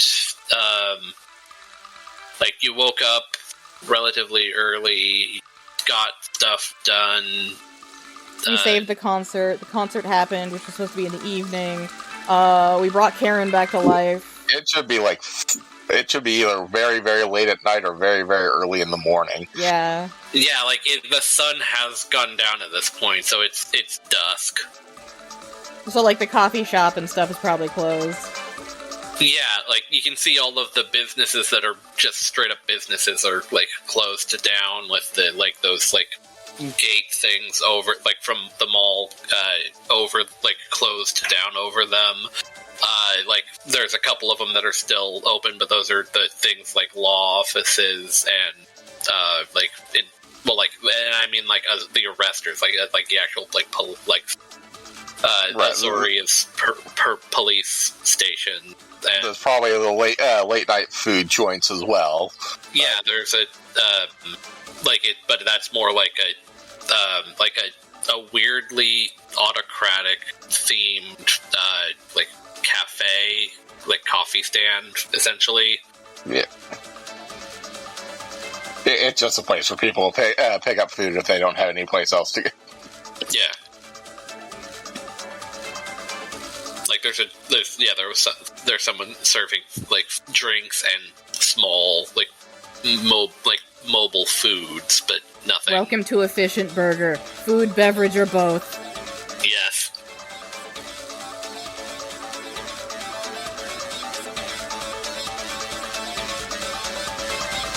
In that case, yeah, we should probably all just head home for tonight and grab some sleep.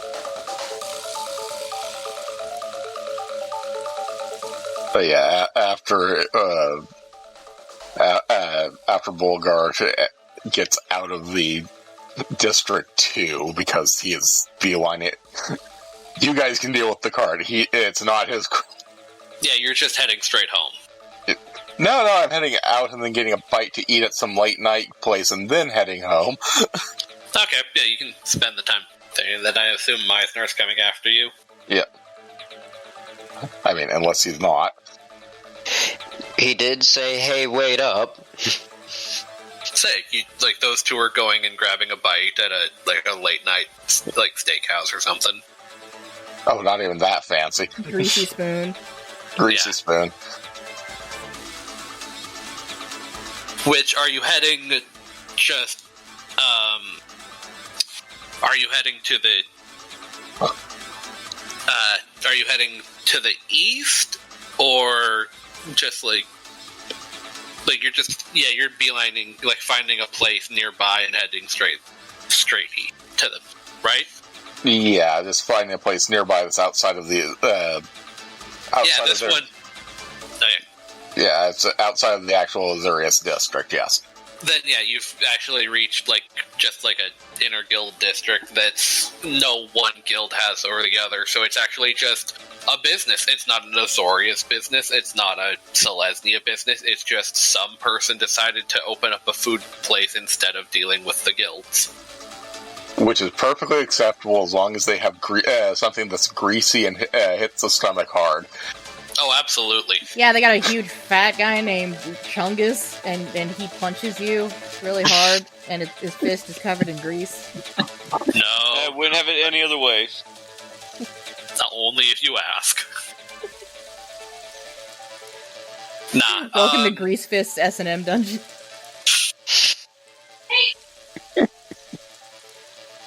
Welcome to McBondage. Can we take your order? Or do you want us to give you orders? Yes.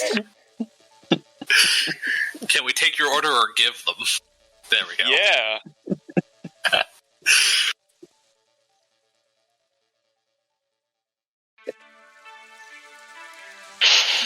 Okay, yeah. Getting the cart from the parking lot. And it is Laros's thing, so that would be that you were the one that signed it off on it, so you get it from the parking lot. And Morren would be taking the reins. Are you separating at this point, or are you both heading in the same direction to eventually get to your individual place? I'm saying same direction up until the point where like I could just like hop off and head home. Okay, yeah. Just before he goes into the Undercity. Yeah, there's a pretty clean break there, like about halfway. So yeah, I'm not even gonna have you roll in like late night encounters or such. This is just kind of the clearing point. You've like I was going to say after Myznar and Bulgart have the quick bite to eat. Bulgart is going to go. As for that lost artifact that we had created, I am sure it ended up somewhere. Do keep an eye out for it, considering as he has it, as Myznar has it under his arm.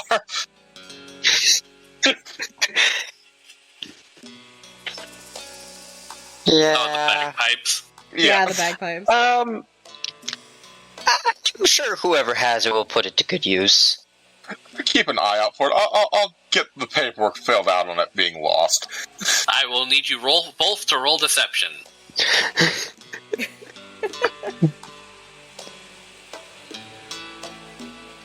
That's an 18.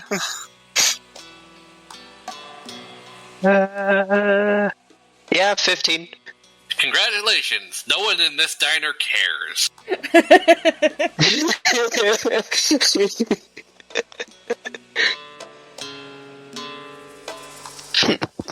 Sounds like we're doing our job right. So yeah, Bulgart can head back. Yeah. Looking like shit because he's still at 5 hit points and is not gone healed. Yeah. But that way He's you can doing just that go for- into medical in the morning and be like, I need days off. That was his plan. Yep. We can handle Myznar's might take a little longer depending on whether he's successful or not, so we can deal with Morren really quick. You head back down the access ramps through the city. It's still pretty quiet because the festival's still going on.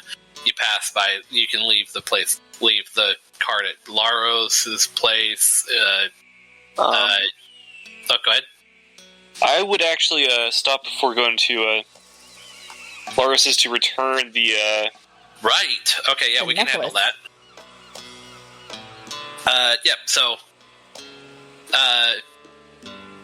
and heading into the same, main office thing that you... in the center of the, Golgari city that, you were at the last few times? Yes. Okay, yeah. It's the same, not the first one, but the same, crawl as the second time that you met, there, and he actually seems a bit more chipper. Yes, can I help you? Oh, you seem awfully happy today. Things have looked up. I think there's actually going to be... I can't necessarily say more other than I think that the sisters are going to make a whole guild announcement in the tomorrow. Oh, that's wonderful. Actually, Right. I think I might have found something that might even raise their spirits even more. Huh? Well, I found this awfully fancy-looking necklace. I think it might have been one of theirs that's been missing. Pulls out the necklace and shows it. May I? By all means. Yeah, he Hands it takes over. it. Pulls out a book, flips it over, and it looks like a really kind of dusty history kind of book. Flips through it. Yeah, this kind of does line up. It is. It is a very. It is kind of important to the Golgari matriarchy. Could I get your name down for the person that's turning this in? Morren Zestrin? He writes it down on a kind of a pretty well kept, but still kind of like worn down piece of paper. Puts it with the thing and like puts it into a drawer. Okay, well, thank you for your patronage to the Golgari. Thank you very much. Have you seen the new Guildgate out of curiosity? No, it's from what I've gathered from the office, and like it's still in construction. Yeah, quite a sight. You'll definitely have to go see it. Yeah, if I get some time off, they might not be like vengeful anymore, but they're still it's still hard work, you know. Yeah, understandable. I can look them in the eyes more often. That is wonderful to hear. Well, take care and enjoy the rest of your day. Yeah, well, good night to you too. Heads off to go return the cart. Yeah, you can make it through the market district to the edges of the city. You don't necessarily see any other weirdness among the ruins. When you get into the the rural swampy areas, nothing. You get to the Laros's place. I assume you hitch the cart back up and into his barn and heads out. The festival's still going strong. I assume meeting up with Ivra and just spending the are you trying to find Ivra at the festival, or are you going straight home? I'll check the festival first. Give me an investigation. Oh boy. 13 on the die. Okay, yeah. You remember exactly where she set up her her food, her food banquet table, and when you get there, it's not there, and you can actually see the remains of where the table was and everything like that, and you're close. Since it was the first one set up, it's actually pretty close, and you can actually one of the robe figures comes up and Morren, right? Yeah, what's up? Ivra sends her regards. She's if she said that to tell you that if she was that if you weren't back at before the night got too far in, that she would be heading home, and she's waiting for you with proper dinner. Oh, thank you very much. I didn't do it. I did nothing other than tell you what she wanted me to. So yeah, have a good night. Thanks, you too. Heads home. Party! And he goes back to around the stage to the back area.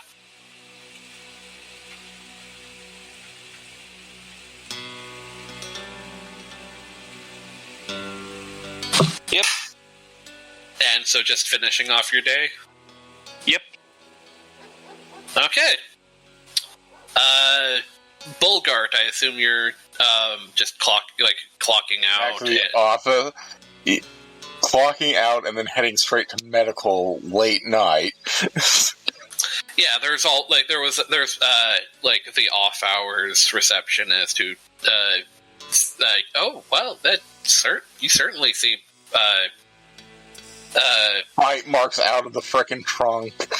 Yeah, they immediately move you over to the ER district or the ER section, and you get seen by a doctor who a lot of somebody please take this and hands off the paperwork.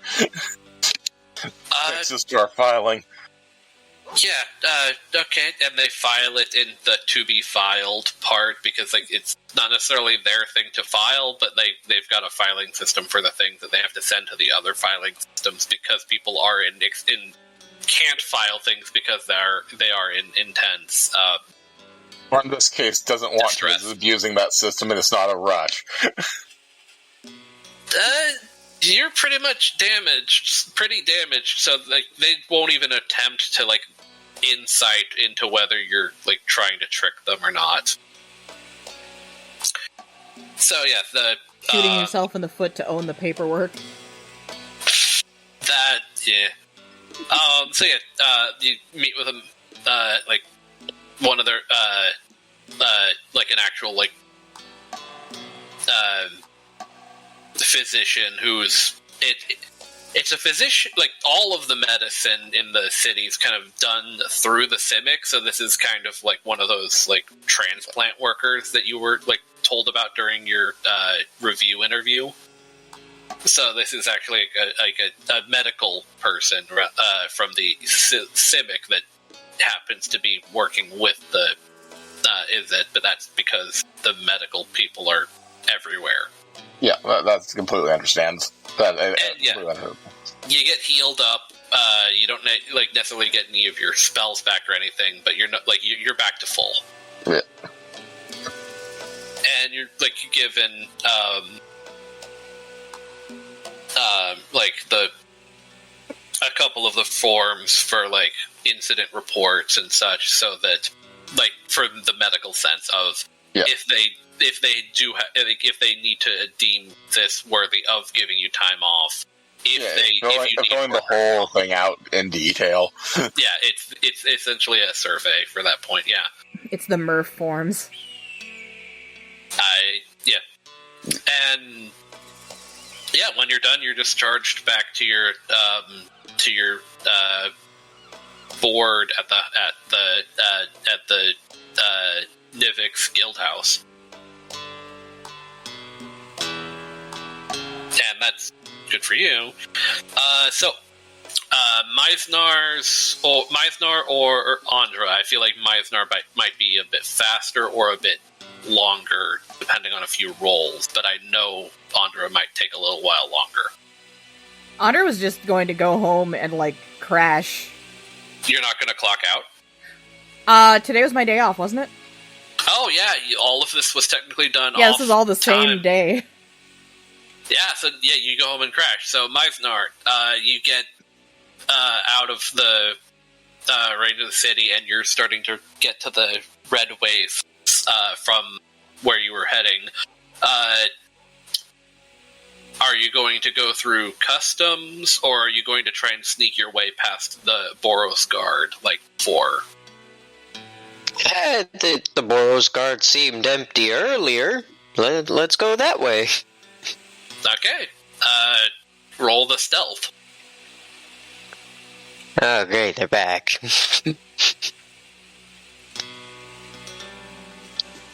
Blow the bagpipes of stealth. 16. There's you can see like there's like patrols have kind of gotten back to being regular, but they're still slow, boring guards. You've got this in the bag. You get past them and head back into the Gruul territories. And are you heading just to somewhere to like sleep off this these next 2 days, or are you going to head to camp and confront your father? I'm gonna head to camp to see if Bruna kept her word and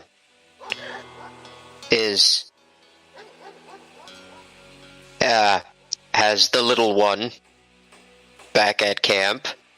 Okay. If I don't see them, I'm gonna go and hide in the woods.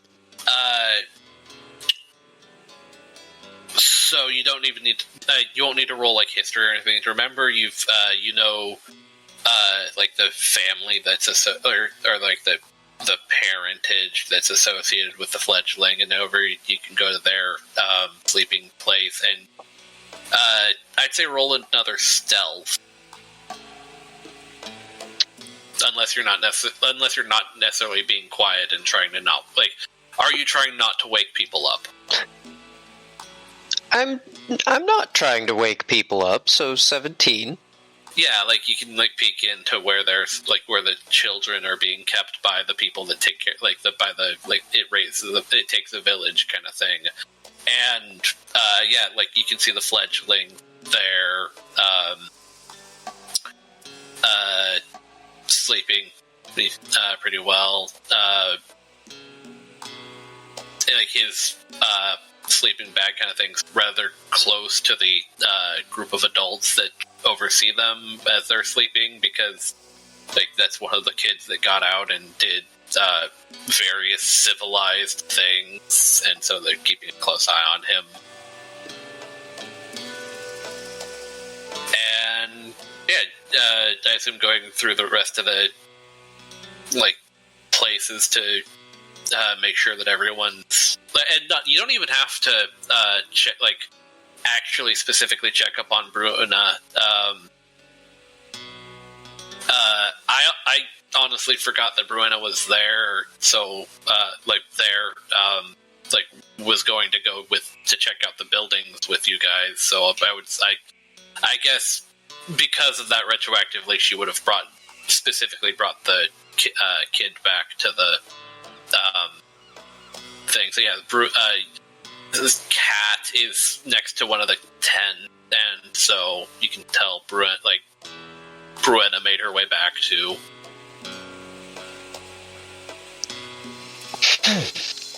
He's gonna breathe a sigh of relief. Yeah, like the only part of, if you're finally like, yeah, okay, everything. The only part of you that is still tense is your muscles, and that's because you can't untense them. But your arm muscles. Those perpetually tensed because of sick gains until the balloons deflate. Yeah. Which I think is not one more tomorrow. Day. Yeah, not tomorrow, but the next day. The end of tomorrow, yeah. But yeah, quest complete. You're done. The only thing would be that are you going to try and find a place to find a sleeping quarters to just kind of like bunker down in, or are you going to confront your father? I'm gonna go to sleep. Yeah, okay, that's the end of the day for you. And so yeah, Andra, you heading to your barracks to just take the day off, or are you heading to your private domicile? At this point, whichever one is closer, because she's tired. Well, if you're heading Precinct 2 and heading towards out of Precinct 2, so that Morren could head south to the Precinct 1 and the Dead Bridge, and you would need to go off things, you'd probably get to your personal house faster. Alright, then, yeah, crashing at home. Yeah, Tila actually was waiting up for you and makes sure you're all right. Yeah, mostly healed, but the thought occurs that my clothes are probably pretty fucked up, considering that I was knocked down to 7 hit points by the lizard. Yeah. You definitely could have, I can say, you would have noticed back in the cavern, so you would have been able to change into some more tasteful clothes that aren't ripped up, but yeah, you are still pretty bad. Unless you don't want to, unless you want your character not to have remembered that. She might have changed, depending on which part of her clothes. If it was just, the coat, then that doesn't matter so much. But, if the shirt was torn in ways that were pretty bad, then she would have switched out from the Slacktose shirt back into the Plants Love Me shirt. Yeah, your coat would have taken more of the brunt of the damage, but, there are parts of your, Slacktose shirt that have holes in them where gashes happened. Like, Okay, but like, then I would have switched back to the plants shirt. That way we didn't end up going to meet with a public official with inappropriate attire. okay, yeah.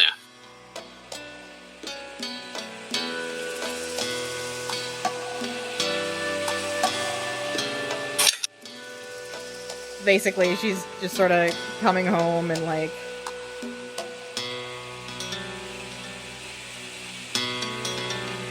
Just basically like, hey babe, sorry I'm late, stuff happened, go to sleep now. And then just kind of like quickly changing into like a nightgown and then just flopping on the bed and passing out. Yeah, she wouldn't keep you up any later, like any more than that, and head to sleep herself. So yeah, that's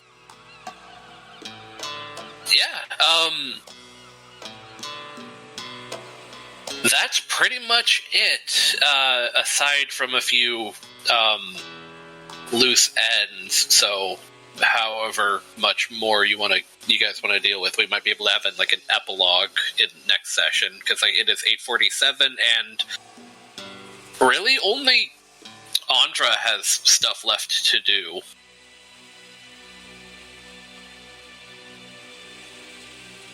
Myznar never got to do it. Do you want Myznar to roll on the encounter table? Like, do you want to incur an encounter manually? I am fine. Okay, I think he'll live.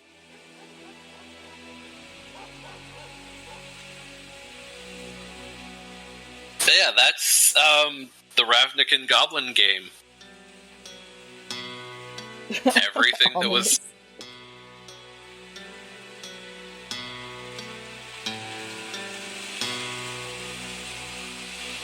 Woohoo! Huzzah! Like, probably be some time before we do another recorded session of anything. Well, it was an interesting learning experience. Yeah, good, like, formative foray into streaming D&D games. Hopefully we'll be coming back to this some other time with, like, a better DM. You did good. You, for a first time, you did very well, yes. Yeah, like, most people don't, like, live stream their first, so this is actually... Like, good on you. Yeah, the first one that first live stream I did was my first convention game. That's, Sometimes I honestly forgot we were recording. That's good, actually. Yeah, like, this whole time, I'm constantly, like, looking at the OBS screen and like, checking the levels. Because, like, you guys hearing on Discord is, like, different than what OBS is hearing. Like, OBS is actually picking up a lot more from my mic. Which so is earlier, good. with all the construction next door, like, I'm pretty sure that the VOD that's gonna be up on Twitch, like, the one that I'm gonna put up on YouTube, I'm gonna have to, like... Clean up. Yeah, I'm gonna have to clean my audio up, like, a lot, because they chose today to repave their driveway, I guess. So that's fun. But yeah, we can definitely handle the epilogue in off time or whatever else people want to stream, but I think it's fair to say that you guys can we can transition this in like next week and the week after that into doing not this. Yes. Okay, so Andra's, like, what her leftover stuff that she had to do is she had to have, like, that final showdown, with Jakan to basically get her to fill out the damn forms she needs her to fill out. Yeah. There was that whole investigation of, like, the missing is-it, tag. Which would take you up to the Red Waste, like, watch post line. And then you would still need to follow the paper trail to the Orzhov.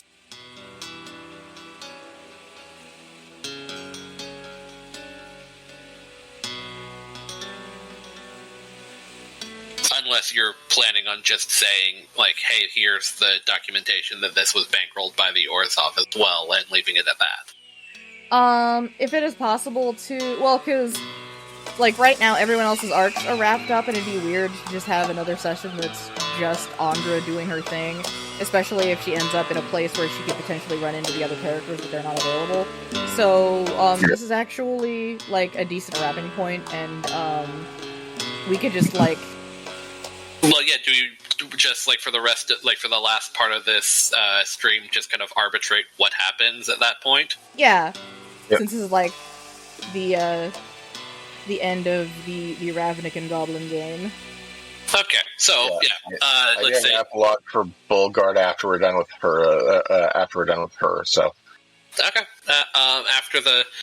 Yeah, so next day, you wake up, Tila's gone. You get you have a little embroidered message that she has to get back to her her jobs, and that there's another leftover pizza in the downstairs ready waiting for you. Good breakfast pizza. How did she find the time to embroider an entire letter? Well, goes downstairs and eats pizza. Yeah. So you go to your office, clock in. You actually the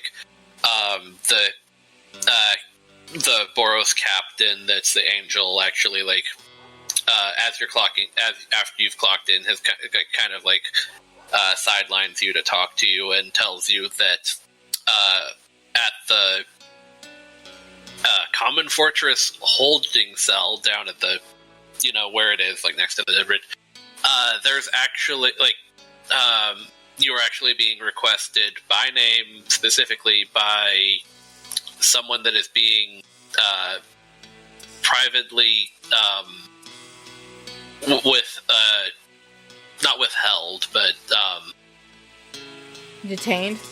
Yeah, detained, and it is Jakan. It is someone, she is being, more like house arrest than Oh, phew, I thought it was that guy that I arrested in the Undercity. It was going to be Gina. No, Gina is not Boros, so she would not be held privately. She, the Azorius have justification, have the jurisdiction over where she's being dealt with. She's in a holding cell being forced to play Dungeon Dice Monsters instead of card games. Even worse, she's being held with no card games whatsoever. Ooh.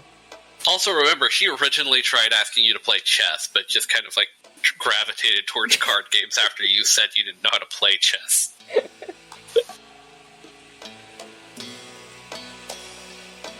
But yeah, she's being deprived of her, shiny goblin rocks. Which is kind of a rude, an offensive, sentiment when, actual goblins exist in your universe. Yeah, kind of racist, actually. Yeah, my mistake. She is math rocks. She is the math rock. Yeah, she is being deprived of entertainment rocks and cards. But you don't know that. All you know is that Jakan is asking for, She's sitting in a cell trying to whittle her own Beyblades out of, scraps that she stole from the kitchen. I'm just thinking the prison, the dice that they have to confiscate from prisoners. The ones that made toilet paper rolls. Yeah, toilet paper or, cut up soap. Yeah, but, it's actually quite impressive. Other people are trying to tunnel to freedom. She's trying to figure out a way to, to turn, bunches of stuff that she finds around into, dice and cards. Okay, yeah, as funny as this is, you know that she was, they did not necessarily say apprehended, they said disbarred, so you don't actually know if she's facing jail time. Even worse, she's gonna have to work in retail now.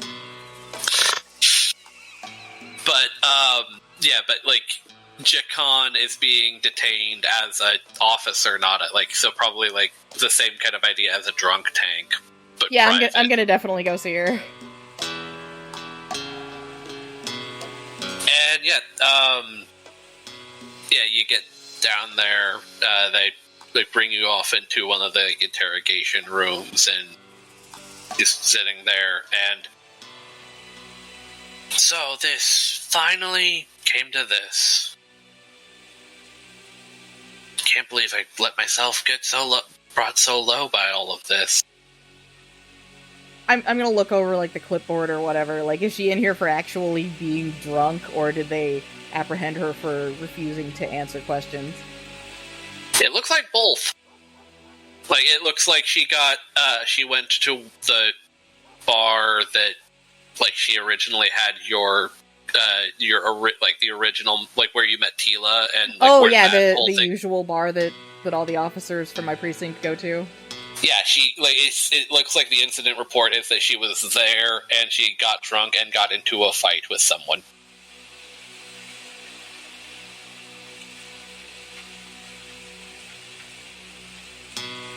Wow.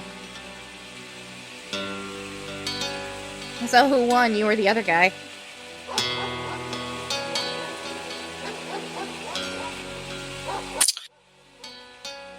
Me, but do you really think that I would tell you if someone else won? You know, that's fair.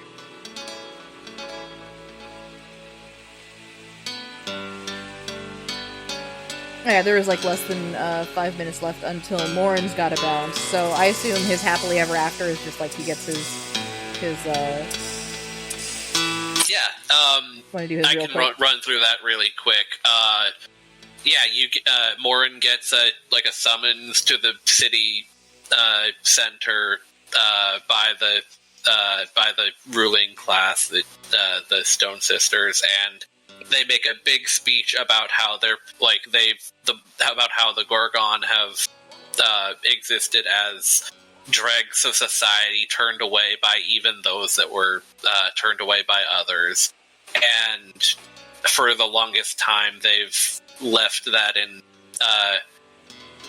let themselves stew in their own issue, but because of this person right here, they've let go of all of that, and they're working to be kinder, a more united Golgari that will deal with their own problems rather than branching out and avoid things. Like, they're going to insulate themselves and be a better community than they were in the past. And they have Morren actually come up on stage and say a few words if you want. If you want to have him say stuff, or just have arbitrate that he said some stuff. That's up to you. Probably just arbitrate that he said some stuff, because otherwise I would have to actually think of what Morren would actually say. Yeah. Okay. So you say stuff. They do the equivalent of giving you a paper check, that the oversized check, but it's a land deed to expand out Laros's and your farms kind of just into one big mega farm plot of land that includes the festival area and the beetle cavern, the beetle warrens that Laros has kind of turned into a beetle sanctuary thing. So all of that between his farm and your farm, and just up until a little further out in both directions, that is your farmland now. They've worked on they've gotten your farm up and running again on a different plot of land in that area, so that you can start raising crops again. The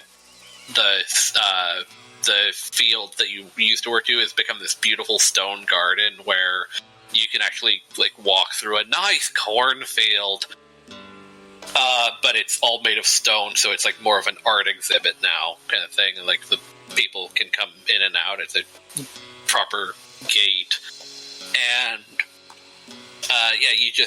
if I had remembered to figure out how, the prestige that in the Adventurers League stuff? Like how your faction points work? Vaguely. Yeah, Yes. I'm familiar. I just don't use it because you guys are all in the other games. You're all essentially part of like one or two factions. Yeah. At least, I think Bruce is up to 4. Well, okay, so Bruce is actually in the Cult of Beaverfax, because the thing is about mechanically the way the factions work is you can gain ranks and standings within factions that you belong to. Like, this isn't about how the other factions view you. That's completely different, and it doesn't have a mechanical system. Fair enough. Right, so Morren has gone up up ranks and like in his standing with the Golgari. Like if I had remembered to keep that going up, he's given his own Golgari charm, like the actual things that store a few spells and convey Rank. Yeah, rank. So he's gone from being a common card to like a legendary, or an uncommon at very least. Yeah, I'd say from an uncommon legendary into a rare legendary. Ooh, fancy. Ooh! Not mythic yet, but we'll get there eventually.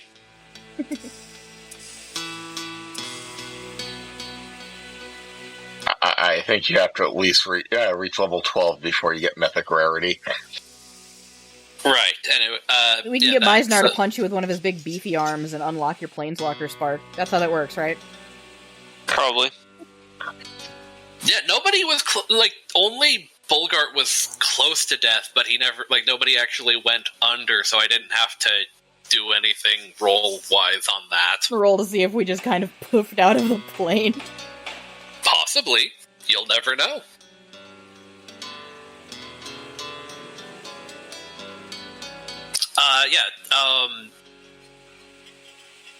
But yeah, Andra, But that's Morren's Happily Ever After. So if he does need to bounce, because it is 9:03. Yeah. Yep. Gotta bounce. Later. Take care, enjoy your happy ending. At least it's not the sad ending. Yeah, no, you, Have a good night. base, Fade to black, have Morren enjoy his happy ending. yeah, Myznar, you spend the rest of the day, or your next, day, having your,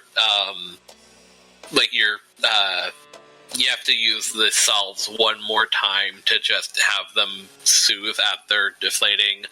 And do you remember what your original strength score was?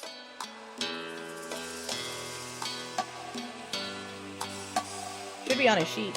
14. And so, yeah, as the muscles retract back, they're no longer the belt of giant strength effect where it's a 19. But they are they end up staying at a higher point than at a stronger point than what you left them or what you started with. So I'd say when you jumping that down from 19 back to 14, instead jump that down to 16. Nice. You get to keep one of the modifier points from the effect of them, and now the blue lines are more just kind of tattoo, where they're still there, but they're superficial. There's some after scarring, but it's good after scarring. And if you do use it any unarmed punches that aren't your natural weapon from shifting, they do count as magic for the sake of overcoming resistance. Still just got a little bit of that juice in them. But yeah, your dad's proud of you. Bruenna actually confronts your dad about letting up on the people that didn't do anything wrong, and so she can go and join the Salactos when she as she pleases, 'cause because she's an adult now.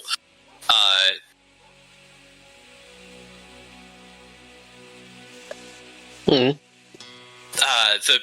The Boros are a bit less they're not hostile anymore. They're standoffish, but if you're not bringing the raids to them, they're not bringing the enforcement to you, just like it should have been before all of this happened. So you're good on that end. You don't have to do violent raids of places as often anymore. And when you do, it's guild stuff. It's not necessarily what you did to the bake sale. Well, the bake sale was supposed to be guild stuff, but it's not my fault it got out of hand. Exactly. It just you're the Gruul are playing nice with the other guilds again is the main thing. I see finger quotes on that. Nice. Yep. And so that's your happily ever after. You gain your faction points and go up a rank.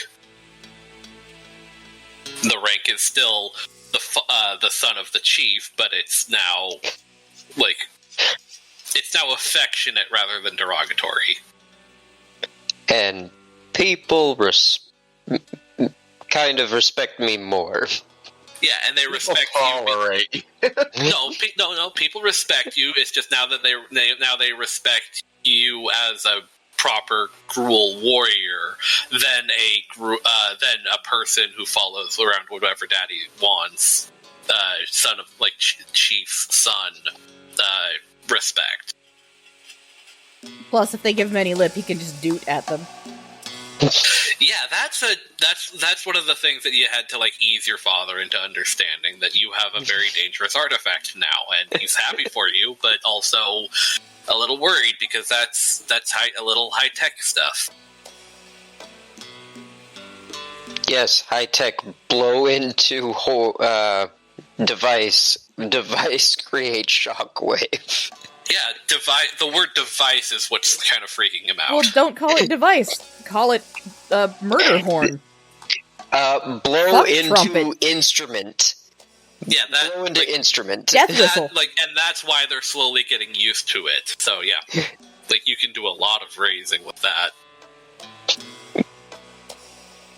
And yeah, Death trombone. That's Myznar's happily ever after. Bulgart. Bulgart has requested upper management to hear a proposal that he has. If after this, then we'll get back to Andra's interrogation of Jakan.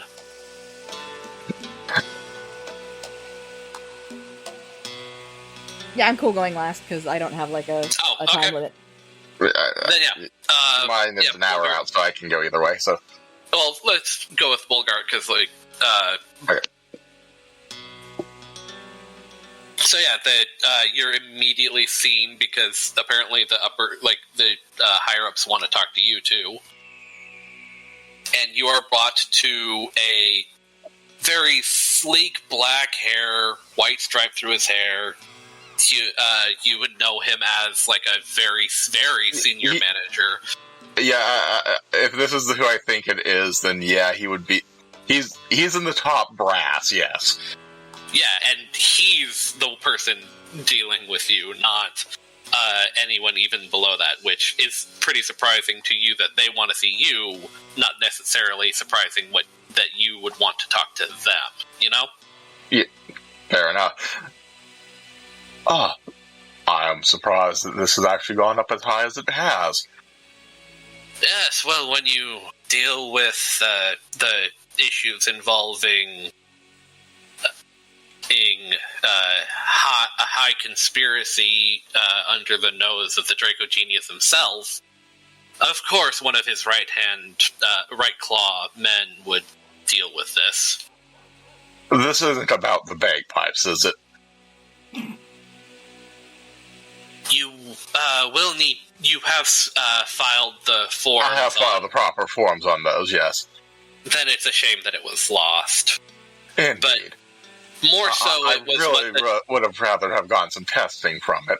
Hopefully, they show up at some point. Right. Actually, yeah, I will need you to roll a deception on that, because now this is someone who could possibly care about this. Okay. 19. Yeah, he's not gonna look into it more than that. So if you had done a particularly bad job, you would have earned an eyebrow raise. But you're fine. I'm rolling surprisingly well tonight. Yeah, and so it's more so what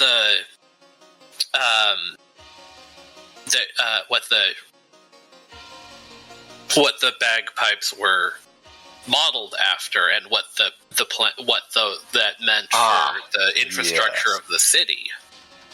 Yes, that. Speaking of which, the other relation of that involvement on there, do the records happen to have information on the original design of that building that was demolished? Yes, I assumed that would have to deal with it. Here, and he puts down an architecture / engineering of the building itself that has not only the actual floors of the building, but also the devices that are embedded into various points along the building that would keep it its location unstable. It's the actual proper documents for its teleporting and just excellent, because if you were aware, the Azorius had a device that was able to stabilize the systematic patterns to a controlled system. Now, that was the thing I wanted to talk to you about. It may be possible to create not an up and down elevator, but a systematic quantum state elevator.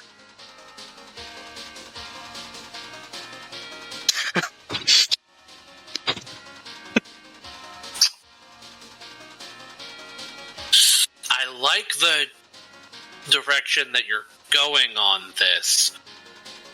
I want to make sure that you're also aware that teleportation sigils already exist. Yes, but with the teleportation sigils have a limitation to the... It's a direct one-to-one point.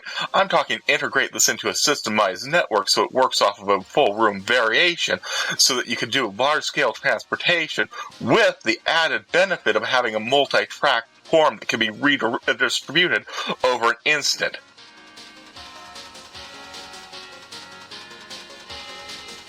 So essentially what a teleportation network does already, but without the need of preparing a specific set of sigils each time. Exactly. I see what you're going for. But yes, you'll be granted I'll make sure that you're granted the funding and the proper materials immediately.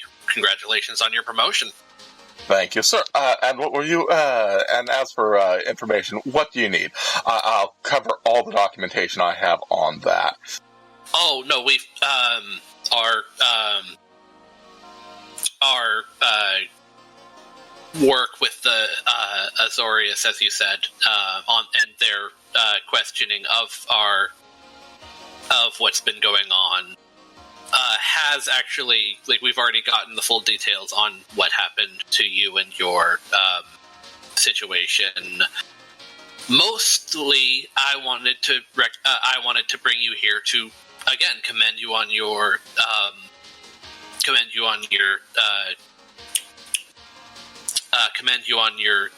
I just said the word promotion. Commend you on your promotion. It seems your previous manager, Kalthos, has been apprehended and is being tried by the fullest extent of the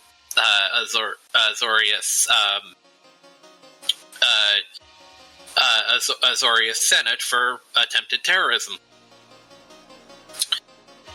And so his position is open, and I just gave you the ability to fill that role, and the funding and plans that you seem to already have plans for with it. Well, that unfortunate role was mainly derived towards our infrastructural base of roads. Although associated, I don't think it would be appropriate to have this tied in the same department. However, I can think of a goblin who might actually fit the bill quite nicely for that job. Oh? Yes, he explains the position of his rival because it's a way to drop him into what is essentially a position he'll be stuck in for a very long time, managing that lot. It's not a bad job, it's just a promotion that's a deadlock promotion. Yes, well, you did just, your work alongside the other guilds, from what the reports have said, has saved us all, so I will put that into consideration. He may not be happy about it. His career advancement had transferred him over to a different section, but I'm sure we can transfer him back. Sure, with the fact that it is technically a promotion, so there is that to the benefit.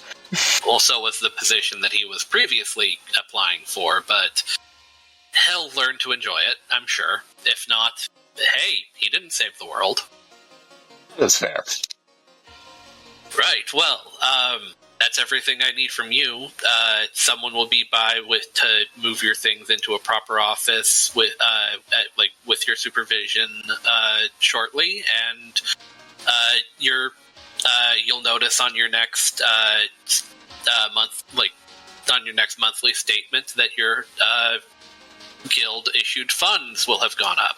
Have a nice. Oh, and this, and he holds out a very mechanically steampunky.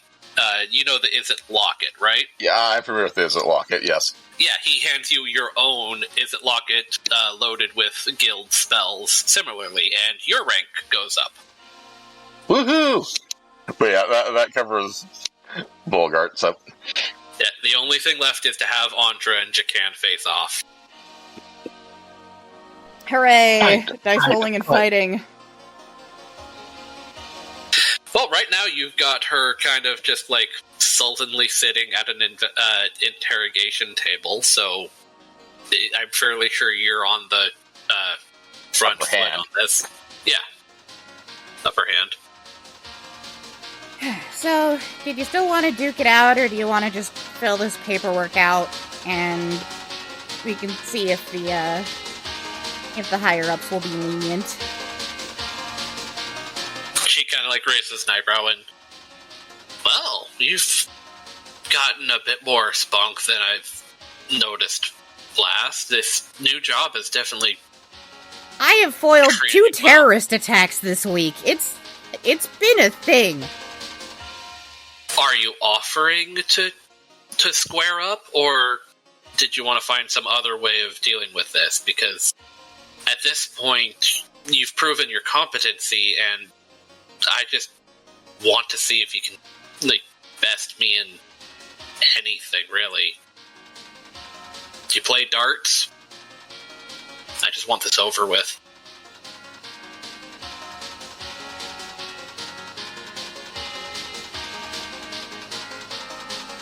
Well, you know what's quicker than darts? Rock, paper, scissors. I thought you were going to say, I challenge you to a children's card game. I don't have a wait, I might. Do you have a deck of playing cards? I think I actually do. Let me check my stuff. Let's see.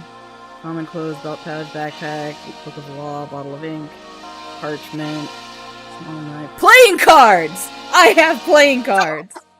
Yeah, I challenge you to a children's card game! Yeah, I assume just playing, war, how you were playing with, Yeah, it's basically roll off with d20s. Okay, yeah. Alrighty. Sorry, I had to say that because it was hilarious. I got a Okay. 10. Yeah, she reveals a higher number, a higher card from you. You have a 9, but she's got a face card. So, Right. Want to go again? I can do this all day. Best 2 out of 3. I mean, yeah, you can. You're not going anywhere. Yeah, you can. You can tell she's going to play until you win. So, what did you roll? I rolled a 5. She rolled a 2, which are the cards you revealed. So, all right, tiebreaker. Alright. Best 2 out of 3. 8. So she like looks at the card she's about to play and like, I guess we didn't. I guess we didn't decide before we played. Are aces high or low? Well, they're like a 1, right? Unless you're playing blackjack. I guess if you're playing blackjack, they're both. Well, no, we're not playing blackjack. We're playing Right. So I guess the ace would count as a 1, and then like jack she got a 1. She plays it down and says, "Okay, that's fair." I guess I have to tell you everything now, huh? Yep. Yes, you do. Sits down, pulls out her notepad, and writes down all the things. Yeah, she actually like gets like up because she's not actually she wasn't actually being restrained in any way. She was just being like polite and professional, and so like she stands up, reaches over towards you. Are you doing anything? No, because if she tries anything, there are guards outside. Oh. Yeah, you proved that you were competent and were had my training come through to you when you saved the city from several 2 terror. Oh, right, Yeah, first there was the Lich who was trying to destroy everything, and then there was the, I think there's an Izzet guy who was trying to essentially build an earthquake machine. Well, and then, she, pulls back and sits back on the table, and so... At some point, somebody's going to have to correct her and go, you prevented 3 terrorists. Among our terrorists... Well, here's the thing, I don't even know if the fish man was, a terrorist thing, or if he was just some guy. Yeah, that's out of our hands. Explained. You signed that investigation over to the Zorius. So it's a bit embarrassing, all things considered. Now that we're acquaintances, hopefully we can be friends someday. Or is that weird because I was your instructor? I don't see anything weird about being friends with instructors. Okay, maybe someday. She nods. There was one of the days that you left with to the usual bar with your little friend, your other Tila.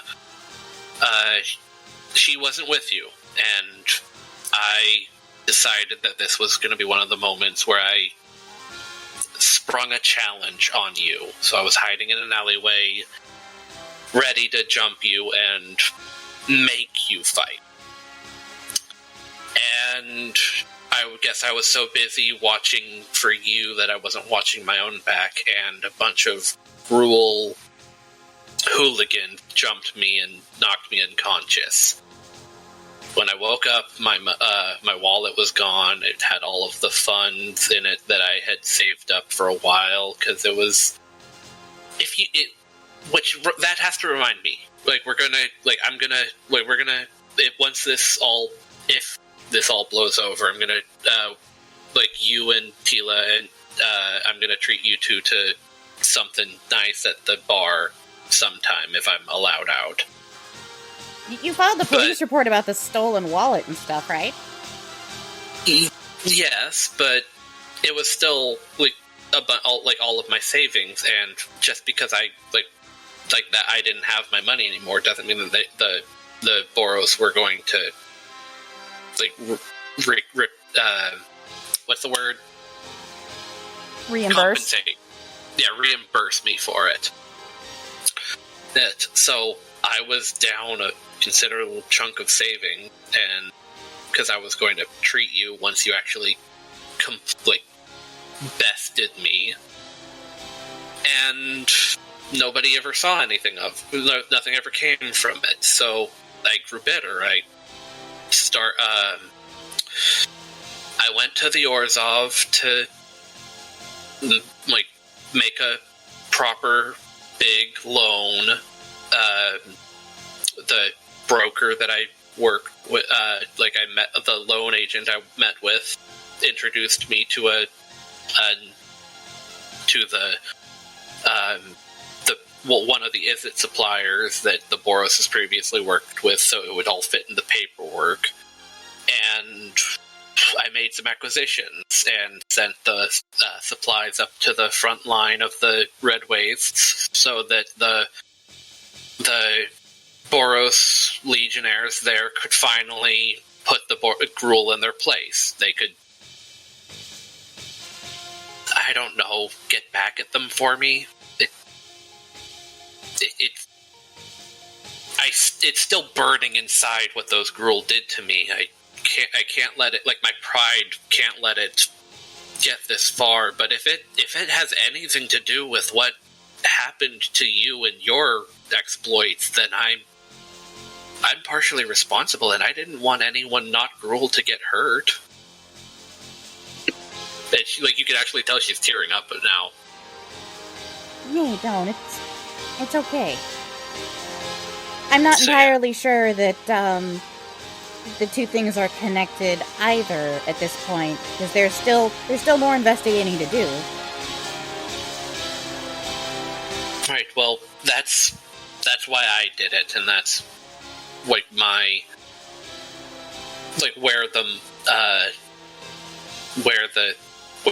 like where all of that stuff adds up into it. And here, she like pulls a business card out of her jacket and like slides it over to you.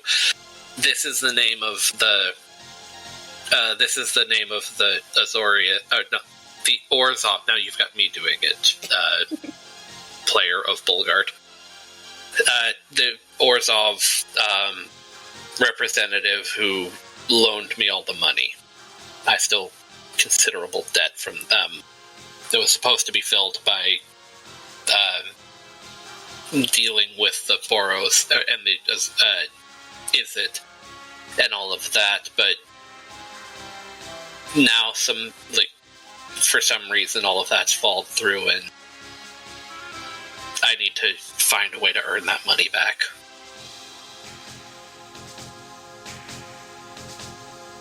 Well, I'll go talk to your contact. In the meantime, sit tight. I'll let everyone know that you've been cooperative, and once the usual, drunk tank time runs out, they should let you go.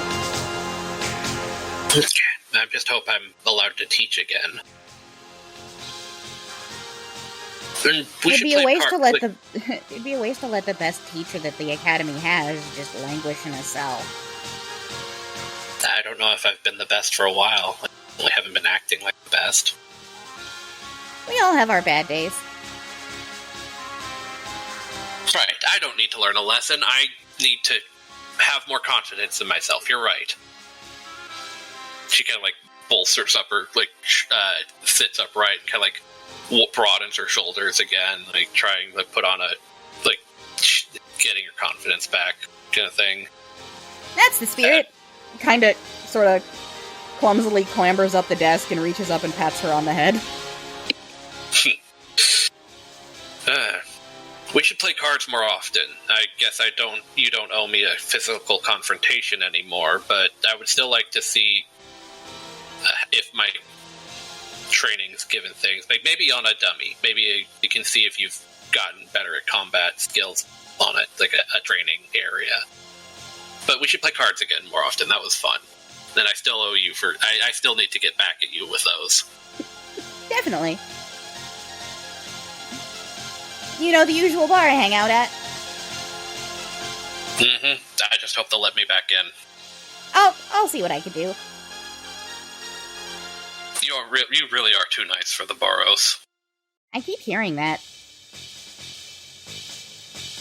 Anyway, she will take her leave and head out to finish investigating things.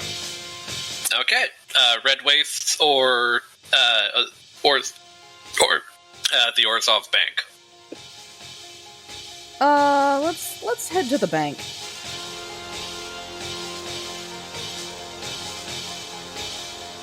Okay, yeah.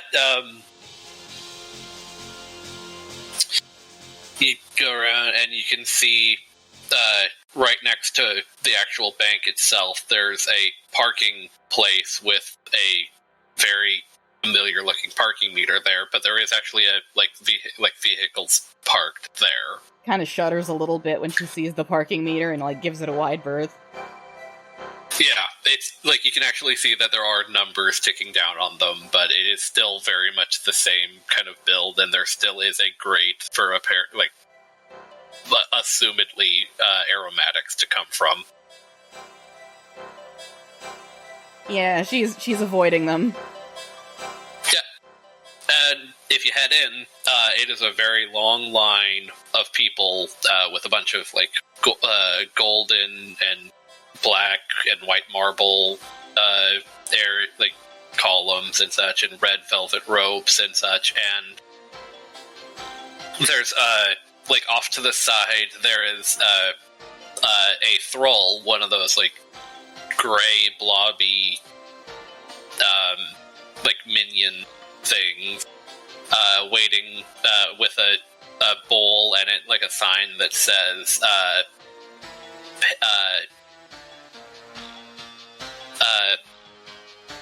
one alms coin, 30 minutes of immediate service, and there's a bunch of people waiting in a very long line aside from them.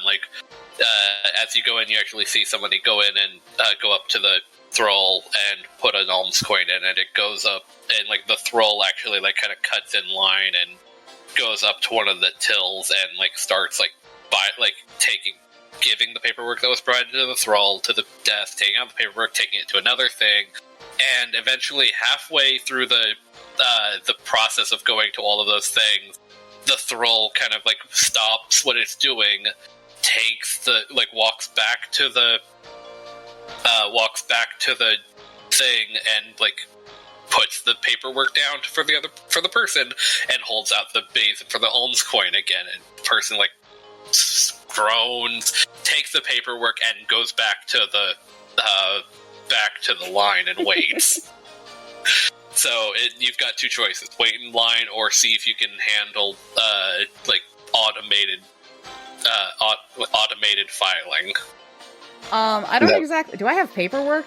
I thought I just needed to talk to a person. There's some papers on the desk. Get the alms coins and then see how much it can get done.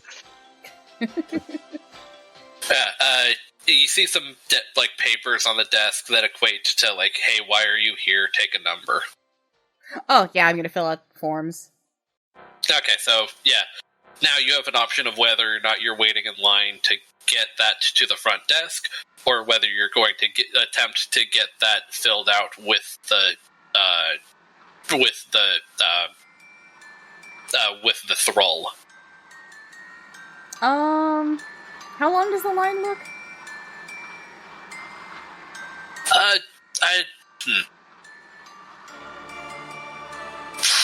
Roll me an investigation to just see how long the person up front is taking, and then how long each person takes for the next one person or two, one or two people to kind of gauge the the actual speed of the line.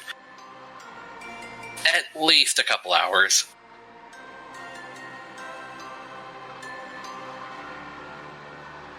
Let's see. So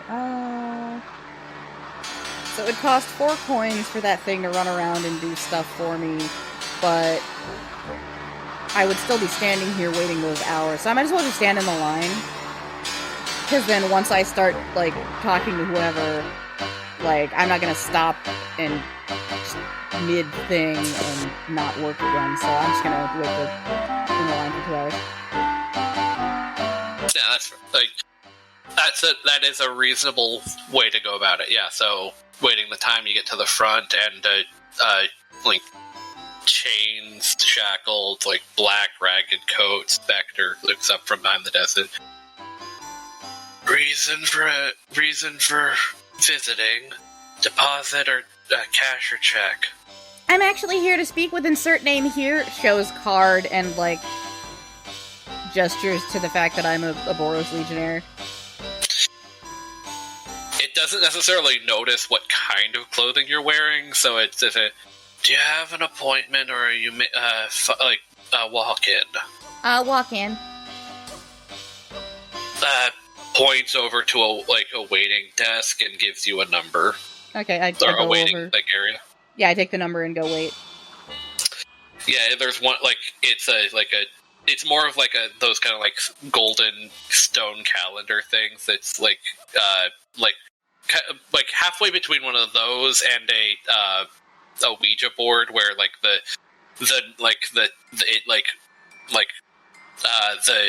tab that is over a number moves all by itself. It's all spookily, so it's on whatever your number is minus 3. So within the next 45 minutes or so, it slides over to your number, and you can hear a spectral rattling of chains that goes along with 41. Number 41 to the to the loan office. What's my number? 41. Oh, okay, then I go over to where the loan office is. Yeah, I was saying, when it was your turn, this happened. So. Okay, then yes, immediately heading over to the office, trying not to waste any time, and speed walking. Yeah, it's given a couple of blinks of hey, this is your number, and you make it into the office, and there's a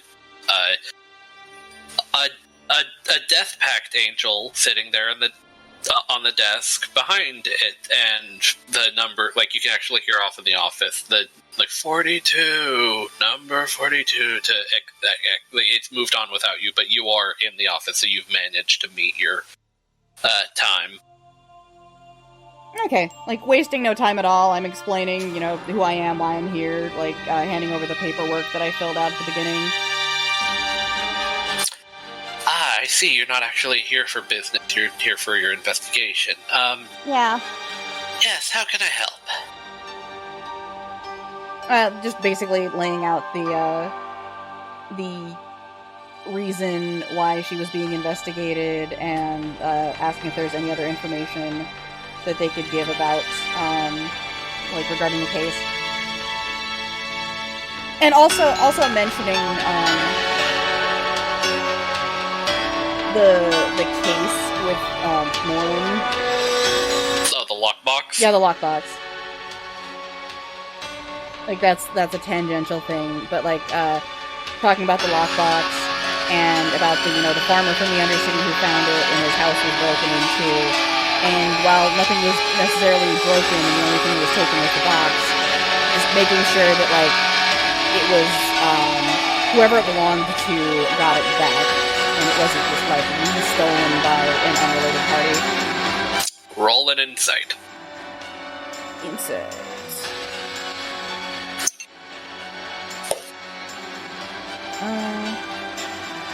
17? Yeah, you explain all this, and they're fine. Yes, well, we'll make sure that this gets dealt with, and the proper investigations of our own internal affairs is dealt with.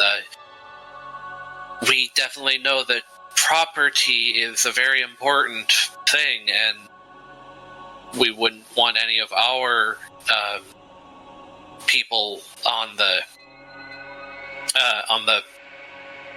people involved in this to get away without consequences. And you can kind of tell her their feathers are kind of fluffed up and kind of not kept preened clean at this point. They're kind of pluff, there's some. She's a floofy bird. Well, no, they were kept nicely things, but they kind of got her heckles are up. Yeah, her heckles are up when you start noticing this, and and you can definitely tell that there's some level of recognition to this. I don't like her talking about this to me. I mean, I'm not going to pick or prod. Just the fact that there's recognition is a good enough sign for her that the right people who. Because here's the thing, because it wasn't Morren's box to begin with. And because of the whole, like, necklace thing, she figures that Morren has this weird habit of, like, wandering off while he's walking home or walking around, and just ends up finding shit that people have mislaid and bringing it home. So, like, as far as she's concerned, that wasn't his box in the first place, and if the angels took it back, then, you know, whatever. Yeah, I have a specific thing on my encounter table that is rare lost cash thing that is, like, story important, and, like, Morren has hit it multiple times. But yeah, she doesn't know what's in the case. It's not her job to know what's in the case. She doesn't care what's in the case as long as it's not going to cause another potential earthquake or terrorist attack, which doesn't seem to be, like, there doesn't seem to be any indicators that it does, and they are aware, so she's gonna drop it and go back to talking about the investigation regarding Jacan and the finances. Intimidation has been made, yes. You're good. So, I'm not even trying to intimidate her, I'm just, like, putting the information out there to the right people. You didn't have to try. Oh, okay, right. Well... Yeah, but, yeah, so you're back to the Jacan investigation, and... yes, it is a shame. I didn't necessarily know what she was planning on using the money for, but we don't necessarily turn people away if they can't pay back what they owe with their funds. We'll definitely find something to put them to work for to earn back it in spirit. Like, raises an eyebrow at the pun. We like to have fun here. Roll an insight on the what she said.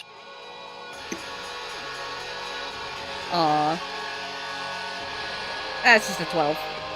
Yeah, it's all, like, it sounds pretty professional to you. Like, they're a loan agency. They ask some questions, but if Jacan, like, previously had a pretty good handle on her money and... So basically everything that she said is all on the up and up, and the angel is confirming her story. Yeah. Okay. That this was made, that there was some money, like, she's, like, you remember Jacan said something about the Orzhov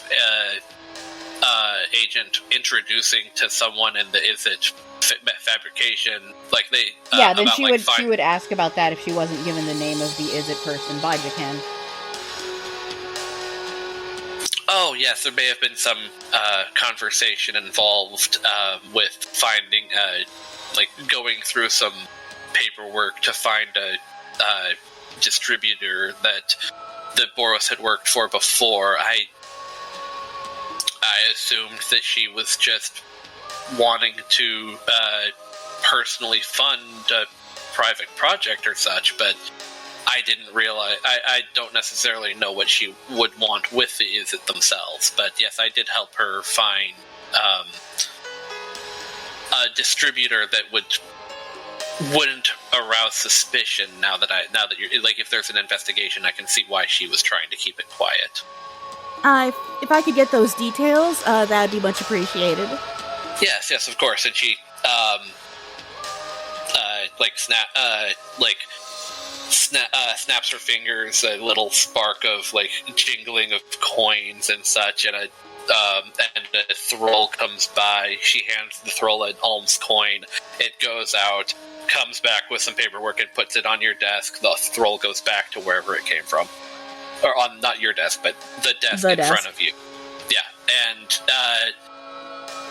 it's not I don't even think you need to roll this. It's the goblin with the gun from before that was like, "Hey, we made the jet sword." It's that, like, that is the person that is the Izzet fabrication like distributor that Jacan was paired with. Oh, jet sword guy. Yeah, I remember him.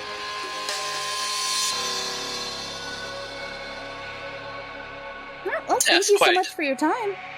I should let you get back to work.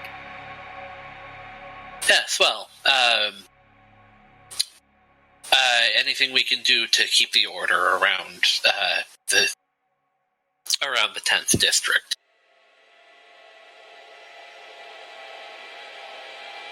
Alright, she smiles and waves and heads out to talk to the goblin.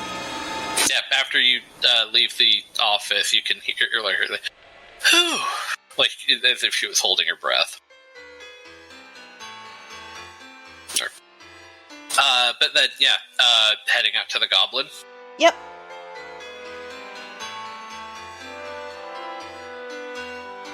And, yep, I think, like, we're good and on, like, rolling encounters and everything. Like you can... Yeah, I believe I'd say fast-forwarding through it.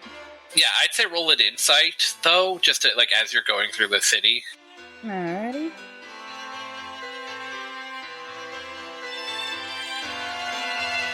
That's a 24. Yeah, everything's a little bit more orderly. Like, people have kind of, like for the last week, things have been on edge, and, like, you've noticed less pickpockets now, like, that kind of thing, and so just... like, it's a return to normal as it can be in Ravnica. And so yeah, you make your way to the same goblin and like, oh, yes, Miss, did I ever get your name? Yeah, Andra Brass. Brass, right, that, good metal, good person, you're a good person. And you dealt with that creep that was following you, right? He was actually ended up not being a creep.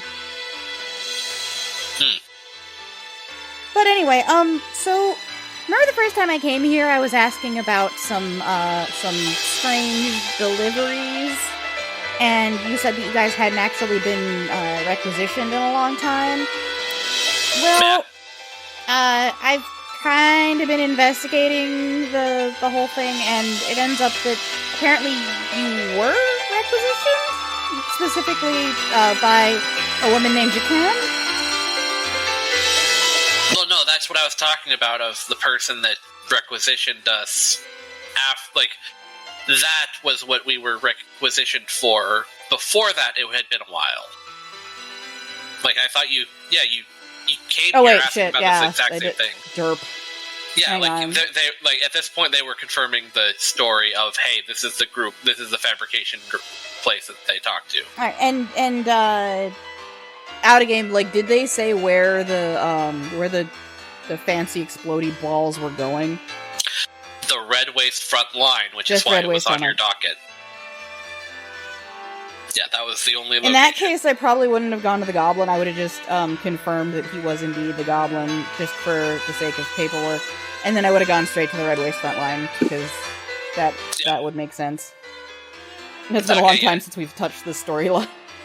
Yeah, my bad. So yeah, like you can get, like, you can put that together, and the whole, okay, they're funding the Red Wastes, or funding the front, like, she went to these people to fund the Red Waste with a, like, you found the smoking gun, as it were, the motivation.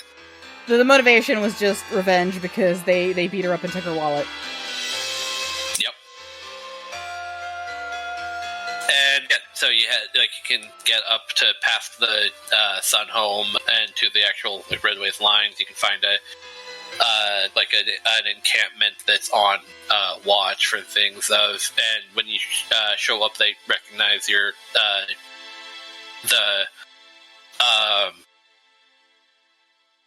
vestments and such that you're wearing, and, like, stand at attention. And Oh, at ease. okay, what can we help you with today, ma'am? Oh, I'm just doing an investigation, just making sure that certain packages were delivered. And I show him, like, the forms and things for how much of what was supposed to go where and when. Ah, okay. Yes, majority of that was, for us, some of that was for us. You would have to check each individual campsite along the perimeter to determine whether they received their shipments or not. Would you like to have an exhibition to show the device, like to do a proper investigation of the provisions provided to us, ma'am? That'd be lovely. All right, and like he blows a horn. Demonstration for an investigating officer.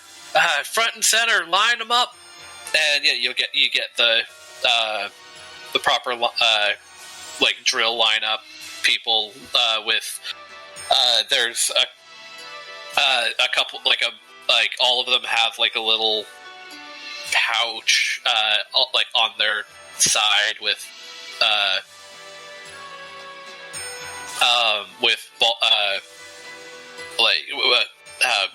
assumedly the explosive ball bearings, and a couple of them actually have these rather large rifles that have like a bunch of like wiring along the barrel to the tip with like a Tesla ball tip rather than a gun, like rather than a muzzle for bullets to come out of. Right.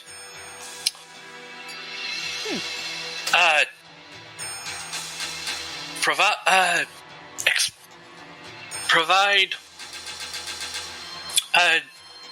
covering fire with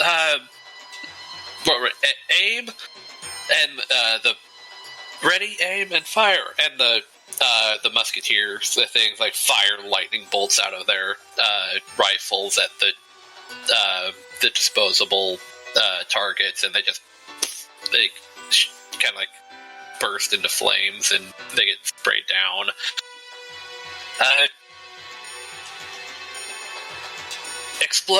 Explosive hazards. Clear the field. And fire. And a couple of them throw out the marbles. A few of them explode on impact, but then they're just like a spread of things, and they people throw ragdolls onto the marbles, and those the ball bearings explode, and they're just kind of like peppered. The ragdolls are still intact, but you could tell like a this normal, would fuck up a person. Yes.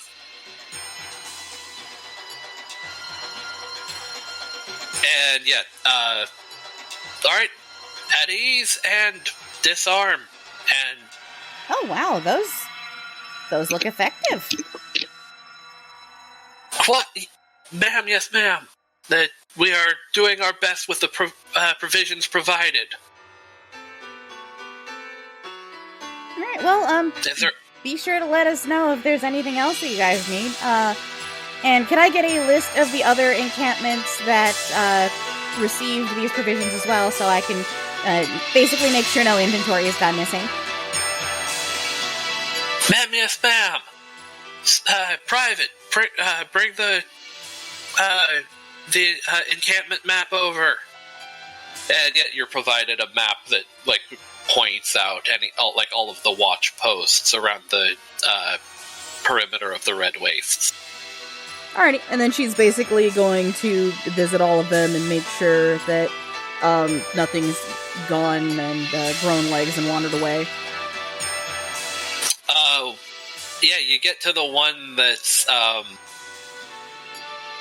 furthest, the one that's the second furthest from the left, and it's a lot less organized, and they're a bit more lax and less militant as the other ones. Still pretty good, but they just kind of address you professionally, casually, so but not as at arms kind of as the first guy. And so they mentioned that they got all the equipment, but but since getting the equipment, they've just kind of hold it off to the side, haven't been using it, kind of not important to them. And, like, the last time inventory was checked, which was a couple weeks ago, which checks out with all of this kind of happening this week, that a couple requesting of an immediate check for inventory. Yeah, there's, a couple of the, like, smaller bags of the ball bearings, some, these pyrotechnic devices that are, if everyone remembers, Myznar's session, these little metal balls that crackle with electricity a little bit, and when activated and such, those were missing, and just other fuses and charges for demolition. Not demolitions as in infrastructure, but Explosives. Explosives, but very light explosives, nothing that could person to person explosives, not building building charges, but blowing open a door. All in all, stuff that they would not notice was missing, unless but now that they've done the emergency inventory check, somebody got in here, and there are some that have been unaccounted for. You have any idea how dangerous and expensive those were? No, not really, ma'am. And who was on guard duty?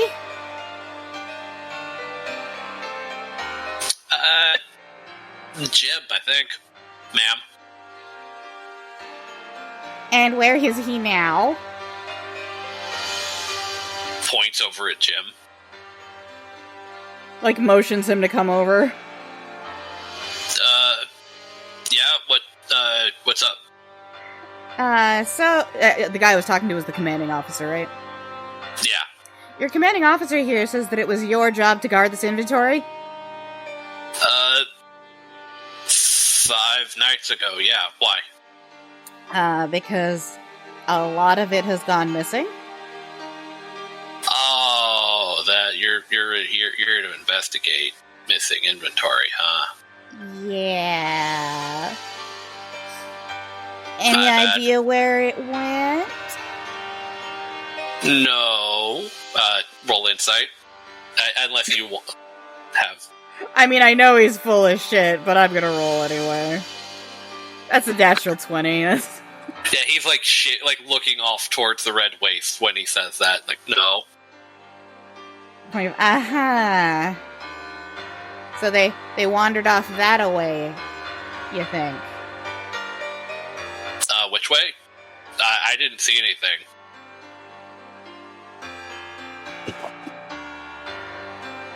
Wait, you look familiar. Where do I know you from?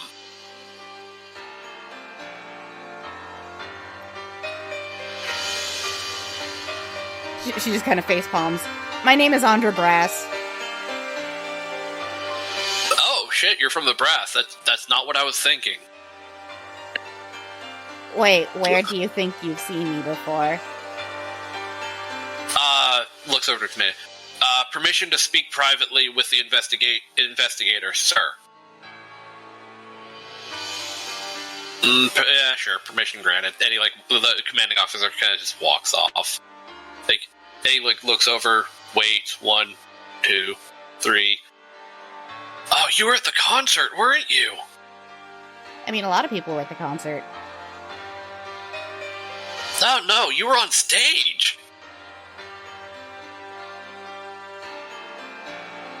Well, I mean, a lot of people were on stage, depending on what time of day you were there. It was an open mic, right? For a while. Yeah. Yeah, so, I mean, the festival was pretty awesome, huh? I didn't even think, I was just like they're prepped for the concert. I didn't realize there was going to be a full-blown festival after that, you know? Yeah, I don't think anyone did. It just kind of happened. And then there was that, like, awesome,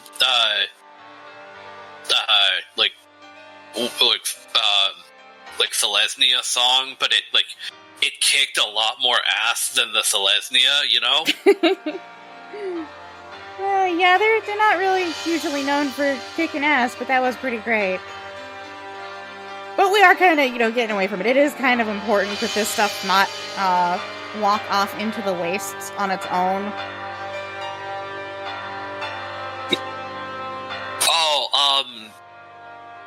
Yeah, I just, I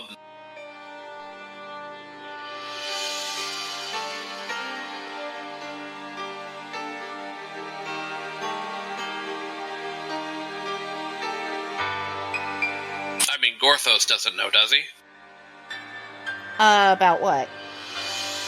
About, like, where the stuff came from. Oh, were these used in the Pyrotechnics show? Is that what you meant? Assumedly, I just, like, okay, yeah, you got me. I turned a blind eye while, some robed figures came into the armory, like, at our little armory chest at our post, and got away with some light pyrotechnics. And they were the robes like the folks on stage, like the band? Yeah. I mean, I didn't see.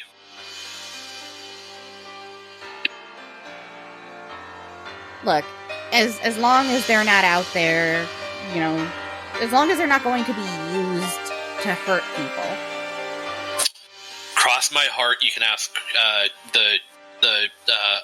you can ask the people that ran the concert themselves.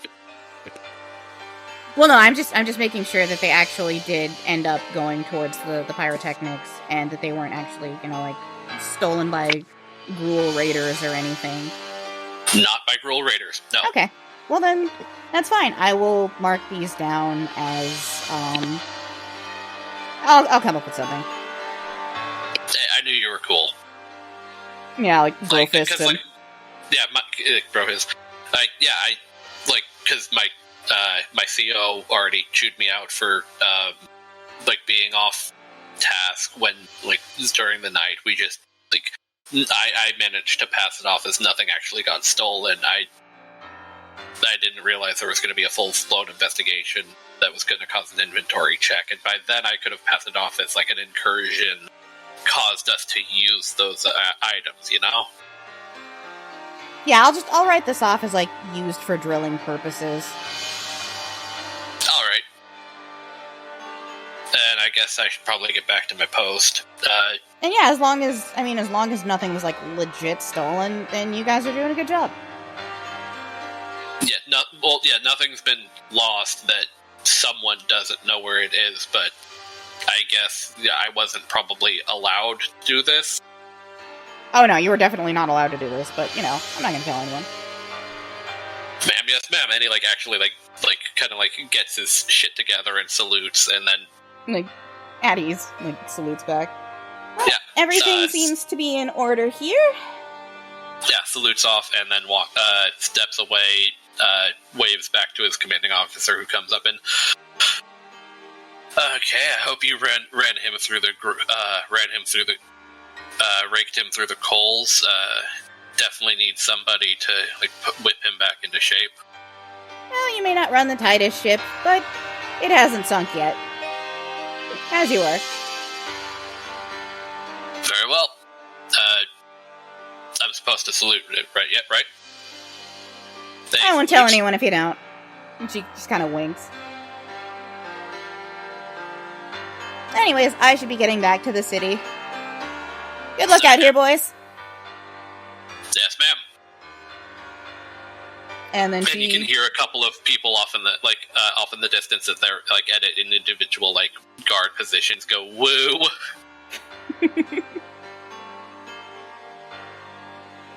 Yeah, she's this concludes this investigation. She's gonna finish up this paperwork, get that filed. get like as you're filling out your paperwork, you get a proper proper information from the Azorius for the part of the information that you investigation that you passed up to them. And yeah, it turns out this merfolk guy and Kalthos, the guy who designed the earthquake machine, were kind of buddy, and they were in a friendly rivalry to determine who would win. If Kalthos and his him getting his connections with the fabrication down at the Izzet quarter and everything like that, urged Jakan on to suit out the Red Waste patrol border with a bunch of Izzet tech, then they could privately fund the Izzet for years and essentially run the city based on vicariously through the Boros. And this guy you find out in the paperwork that this the chubby merfolk Arudil had plans to perfect the enhancements made for the Guardian project and stuff like that, and was kind of the person involved with the lax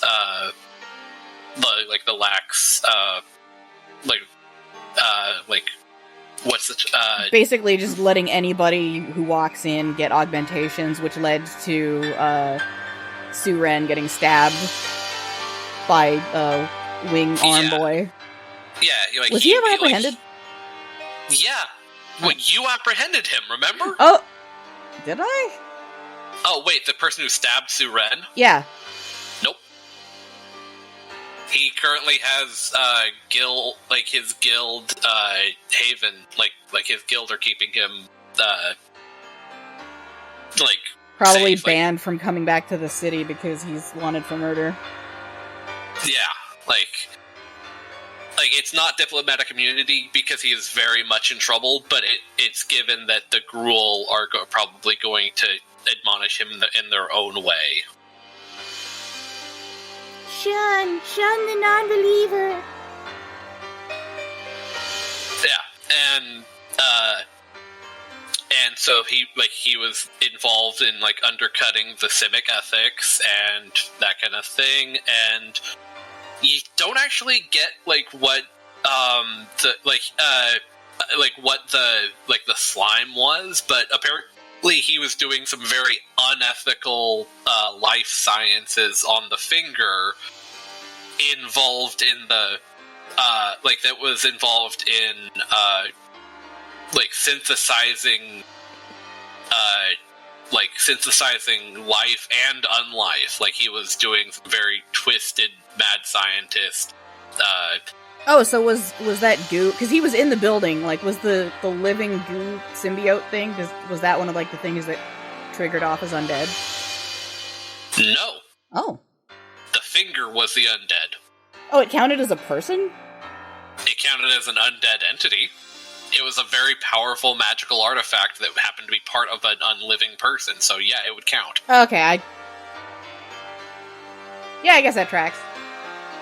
Yeah, the slime didn't count. Okay, so the slime, even though it's moving around, doesn't count as alive, but the finger, which doesn't move around on its own, theoretically does.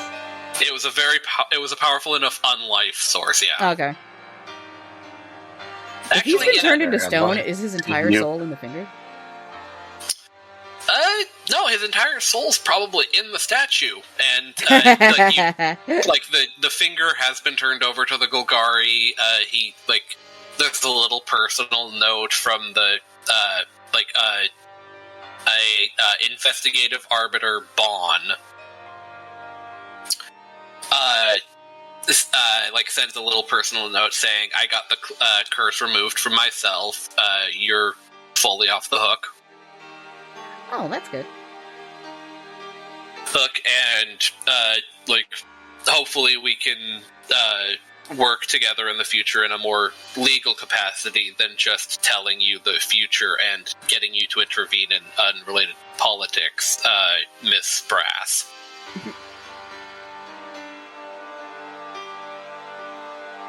Does she ever find out what happened to Gina, or like where specifically she's at? Nope, that's not part of the. That wasn't part of your investigation. Okay. Yeah, that was not in the missive. All you know is that she lost her job for abusing her power as a prognosticative sphinx.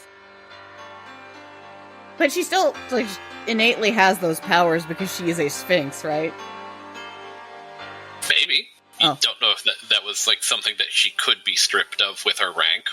Magic happens. Oh, that'd be kind of shitty if they did. Oh well.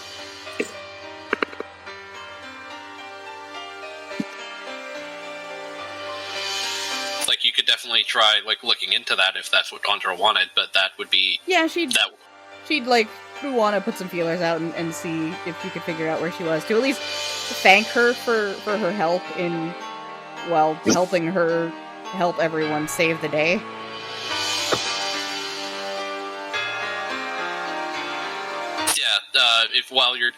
If you've done that over the next few days, you don't get many things, but then during some of your off time, Tila actually when you're together at a restaurant or in your personal home together, she would have handed you a very familiar looking blue and white stationery letter. Is it comically large? No, okay. You can tell there's some warping of the paper because it's been magically shrunk. So you can tell that it at one point was magical shrinky dinks. All right, I read it. Yeah,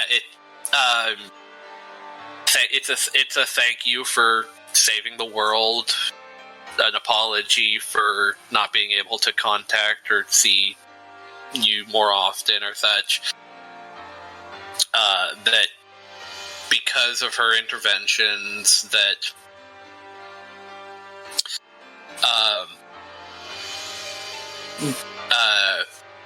because of how she intervened in everything, she's not being allowed to see anyone that she kind of involved in this. So no Bulgart, no Morren, no Myznar. You're the only. Bulgart never met her. Right. Sorry. Well, it's still in the missive though. Okay. No Bulgart, no Myznar, no Morren, no. Yeah, that's everyone. No Andra. And because those are people that she kind of pointed in the right direction, even if it wasn't directly, even if there wasn't actually any contact, she still saw something and did not go through the proper channels. She kind of tweaked fate to get you all, to get the people that met her personally to meet her personally, or to find other people that knew stuff. I'm gonna write back and apologize to her that she ended up losing her job for doing the right thing, and that it's unfortunate that they see the preventing of several terrorist attacks that could have destroyed Ravnica as something that she should have stayed out of. And also lamenting that she's banned from ever seeing us again, because I was actually thinking of starting a poker night. You gotta kick her while she's down? But suggesting that in the interim that I would be learning how to play chess, which can be played long distance. Okay. I was trying to get to one more thing that was on the thing, and... Oh, yeah, sorry. I will need you to roll an investigation. Oh, okay. Investigation.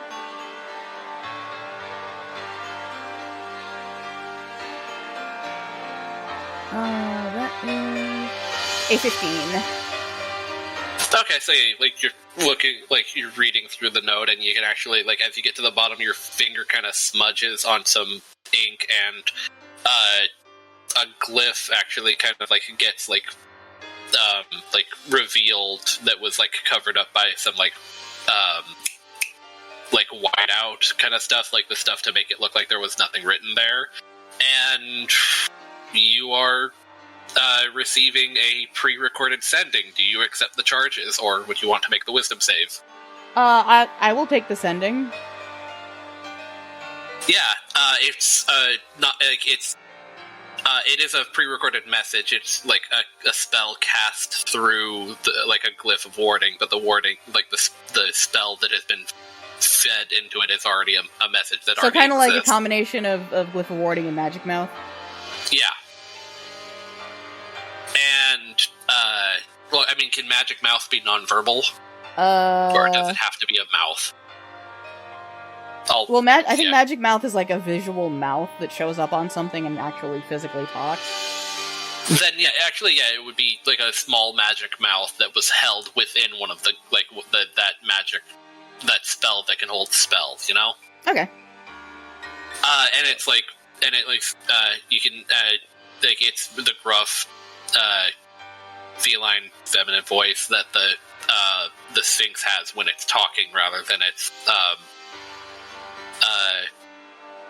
when it's talking rather than using its brain. I'm imagining a little kitty muzzle appears on the letter. Yes, it ooh-woos, but no. Can I boop its little snoot? You can try. Actually, yeah, you do, and it message, a message. No. It's it says message played. Don't trust the new Grand Arbiter. End of message. Message will now cease to exist, and the spell's gone along with the message. Was the new Grand Arbiter the Vidalkin who got rid of the curse? Yes. Not yet. At the current point, he introduced himself as an investigative arbiter. Oh, okay, so he's not the Grand Arbiter. He's going that way. Yeah, he's making his way up the chain, but you don't know that per se. They're, as far as you know, the Grand Arbiter is just the Asperia, the Sphinx, that has been the Grand Arbiter since Azor disappeared. But now there's a new Grand Arbiter that I'm not even aware of, because it's not my guild and I haven't been paying attention to, the higher-up stuff going on in the other guilds. Because of all and you're doing the prognosticator, so there might not even be a new Grand Arbiter yet. Yeah. But yeah, I am writing back, saying nothing about the whole Grand Arbiter business, just in case the letter gets intercepted, but also saying that yes, I am, if I get any downtime days after this campaign wraps, she is using them to learn how to play chess. Yep. Tila squirrels that away and finds a way to get that to Gina, and you get your downtime days, and it's such a success that this is now a permanent position. You are now the Sun Home's premier private not private, but Secret Service investigator. Oh. Slash internal affairs, all of that kind of thing. You do all of the it feels a little bit more like a Demure agent than a Boros, but it's Boros sanctioned, so you get access to all of the deep storage files. I am the James Bond of Secret Service, because everybody knows who I am because of my famous dad, or because of seeing me at the concerts. Yep. I was going to say for your famous tits. That too. Well, if James Bond had been a girl, there would have been some enormous tits, because that's just how those stories go. Yeah. Really only Tila knows how famous they really are. Or knows why they're famous, Famous titties for 10,000, Alex. I'll get you next time, Trebek. But yeah, your rank goes up, you get a personalized Boros charm with the Boros, the Boros spells loaded into it. Oh, neat. It's a thing in the Guildmaster's Guide, but it's kind of a moot point since this campaign is reaching its end. Well, I mean, you're Yeah. saying, like, the whole, like, don't trust the new Arbiter, like, I feel like that means that we're gonna pick this up at some point. Like, I It's thought he was definitely just sequel bait, but the sequel bait is War of the Spark. oh. Yeah, I was going to say, read your old Magic the Gathering lore, yes. Fuck. Well, I don't know, I kinda... It'd be fun to play through that as our characters. Absolutely, yes. So, like, please run that, because that would be awesome. I will start working on like an actual plot line to run normal-ass people through as the events of the Maybe we as might the be events able of to get... the Spark happen through. Oh, go ahead. If we do, hopefully we can get to maybe, like, mid-level by the end of it. Because that's some serious events going on in that one. Because what level are we now? Like 3? You hit 3 at the end of this. I'd say with your ranks increased Yeah, we hit- and the we hit fact that 3 you last fought time, a so very we're 3 big now. animal that I had to scale down in CR, so level up to 4. Yeah, so, like, if we're level 4 now, like, a couple of little fetchy quest type things once we start up again, and we'll get to level 6. And then the main, like, War of the Spark shit can start. Which, yeah, there's already going to be some, like, heavy-hitting stuff back to back to back, because there's stuff that's happening off-plane about now that's involving a Sphinx, a very big artifact, and a lot of just dinosaurs. pirates and dinosaurs, yeah. I like dinosaurs. Now, see, that's the one that I would love to play in is some point is doing the The Ixalan stuff. Ixalan? Yeah, they actually did they actually put out an Ixalan. It's not a full campaign, but a mini campaign. Oh yeah, there's a campaign guide, yeah. I'll have to look into campaign guide, but there was actually like it was a convention game setup. It wasn't a full campaign, but it was a convention game. Oh, plot. it was a, one of the, what do they call them? Basically Adventurers League kind of thing? Yeah. Like what are the DDLs or whatever? Yeah, they did one of those for Ixalan. Nice. I'll have to look into that, because, like, Yeah, I'll I have could, to see if I can find those. if this eventually does become multiplanar, then I can definitely see that becoming part of the story as it builds into the towards War of the Spark, and then we can have a proper story for War of the Spark that's probably better than the novel. Not a hard bar on that one. That's War the of the point. Sparks Is novel that the one where what's notoriously his name bad. was like only straight characters? Yes, like he butchered Chandra's. Yeah, not only that, but like the didn't he like make Nim visit like talk like a bro or something like that? I don't know. I never read it and didn't look that far into it, but I would not be surprised.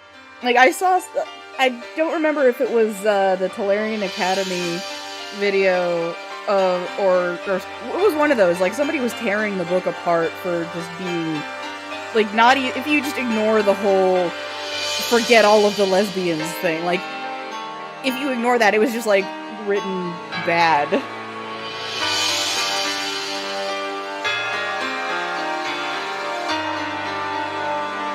I'll have to find that again, because I think it's in my history of, like, crap that I've liked on YouTube. I don't remember if I commented, but, like, I was reading through the comments of that one, and people who had actually read it were just tearing it apart just on like, literary merit. Like, they weren't even going after the whole, LGBT angle. It was just like, yeah, this book sucks. Yeah, I think I saw the same video, I just don't remember all of it, but yeah, like, the overuse of us, like, the same adverbs and adjectives over and over again. No, like, which can be somewhat forgivable if you use it in certain ways, like having that as a character's speaking voice, where they'll use an adjective over again because that is how they use dialectual tones. That's commonly used. But if it's just how the entire book is going, then yeah, it was the narrator, or like the actual descriptive text of what was going on, not necessarily a speaking pattern. Yeah, that's one of the ones that I find absolutely atrocious in my own writing exercises. I really it is really difficult to say "they said" in creative ways over and over again. Yeah, like, that is the issue. And, there's also a bunch of lore break bullshit where, they had to specifically create a different way for, Kaya to planeswalk because, like, they needed to have her, like, have a sidekick along with her, but, like, you can't have people go between planes without the planar bridge, or, like, because, like, of the whole, Well, you can, but that's... So I'm not all up on, like, all of the Magic lore as much as you guys are, but is there a reason why they can't use the same trick that we've been using in the Beaver Tales game, where, like, everybody hop into the bag of holding, and then one person planeswalks, and then everybody hop out of the bag of holding? The main thing is that, what's the term? How few people have bags of holding. There's one, but... Yeah, like, bags of holding probably work a bit differently over the Magicverse, because Right, but there you think isn't like a magic holding them. planeswalker would be able to afford isn't it like an uncommon? In the, like, Forgotten Realms and the rest of the D&D verse, but not in the Magicverse. You know, that's fair. The bag of holding card is set in the D&D verse. The entirety of the Magic set the D&D set is set in the D&D verse, not the Magicverse. Right. So, like, bag of holding works differently. Does things like the whole breathing thing, like, or the extra dimensional pocket. Like, the difference between extra dimensional and the actual planes of the multiverse would be a different thing. Like, extra dimensional just mean bigger on the inside, you know? Yes. Yeah. And Okay. Well, that answers my question. Yeah. But yeah, the It's Kaya like- thing was bullshit. Yeah. Like, oh yeah, I can phase through somebody and then planeswalk while I'm phased into them, and it's like they're planeswalking. That, you know. right, yeah. I mean, there are individuals who artificially planeswalk within Magic the Gathering lore before and after that, but most of them follow certain rules on how they bypass it. It's Either have a big enough gate, yes, especially pre-mending. oh yeah, especially pre-mending. That was have a big enough gate was like the pre-mending solution to all that. But the post-mending is post-mending. It was the you had to bypass the gates, which is an absolute pain in the ass, and only a couple artificers pulled it off. Yeah, and the other main one is no biological material can pass through the Blind Eternities without those steps. Yeah, which is why the Weatherlight was such a big Pets deal. and stuff can go, but not like people. Yeah, or if you're the if you're like Weatherlight, a because that's not made like of meat. jump.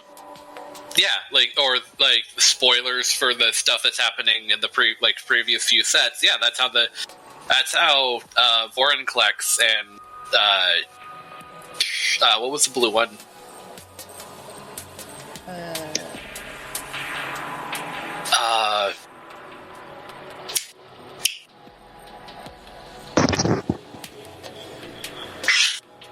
Jin Cataxis. Thank you.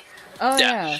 That's how Vorinclex and Jin Cataxis have been seen on other planes. They leave all their meat behind. That's kind of gross. Actually, pretty clever. But yeah.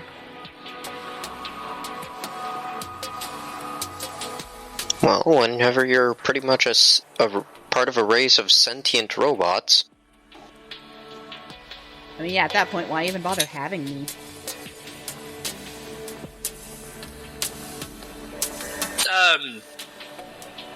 Probably mostly articulation, meaty structure, as opposed to just like all metal so that you're slow and clangy like those stupid mirror.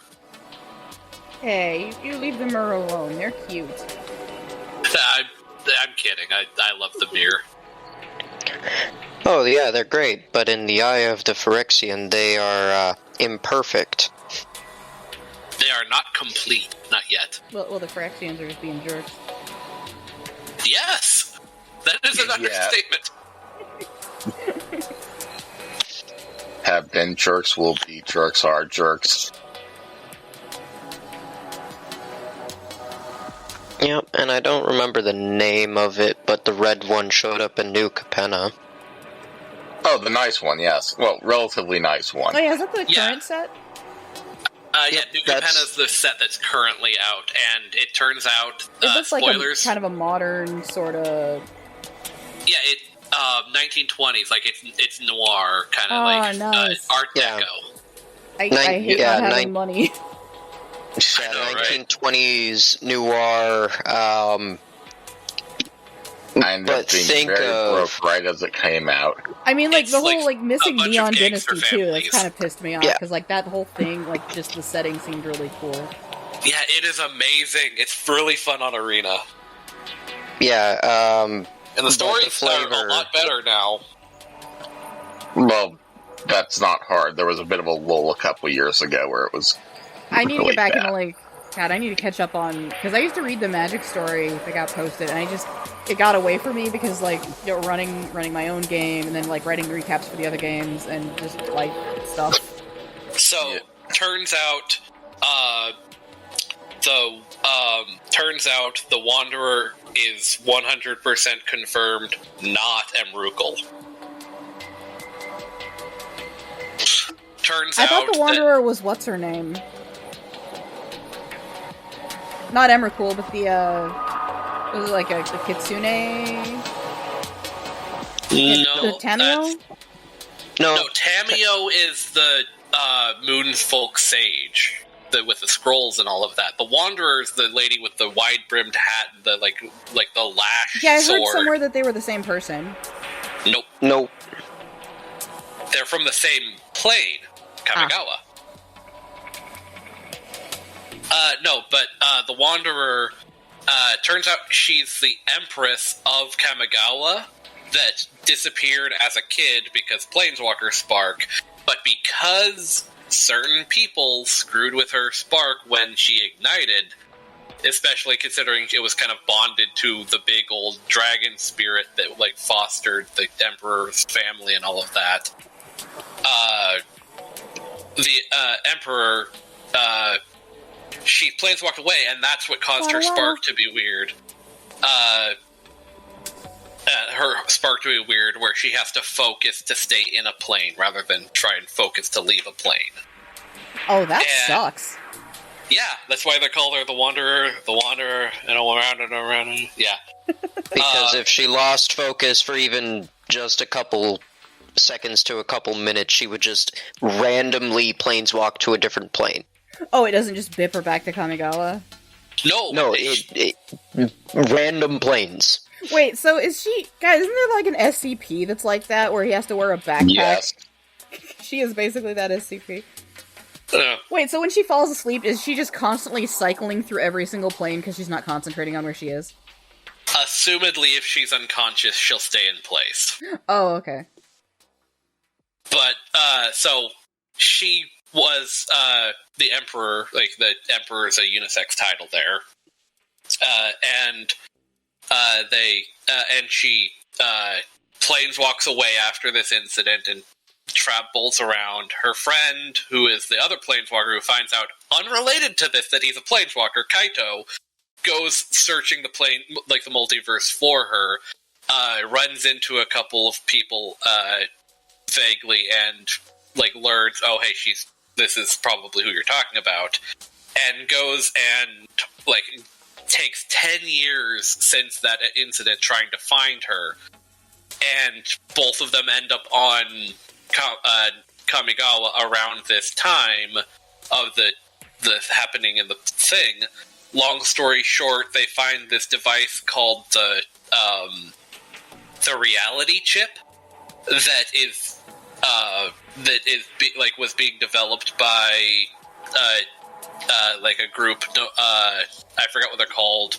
But they're like the progressive people that are all about artificy and like new age stuff, as opposed to the traditionalists that like enchantments and all of the kami and all of that and the spirits. So instead of like wizard stuff, like science stuff.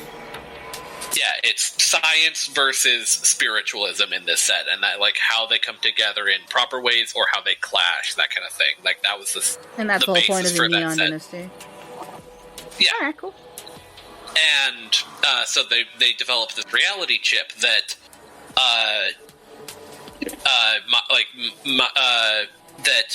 she like puts it in herself. And it stabilizes her. It binds her to the plane. Like, she's able to stay, like, on Kamigawa with the chip.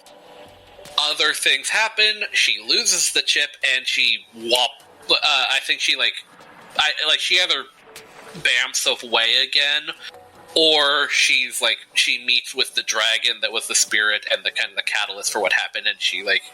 Oh, no, right. She loses the chip, stays focused long enough to appoint her Kitsune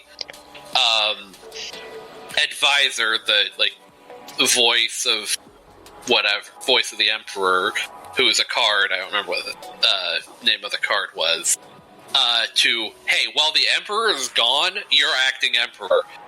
And now that that's been codified, that's a proper, that's the actual way of dealing with the fact that there hasn't been an emperor for all this time, because the emperor disappeared before the whole thing.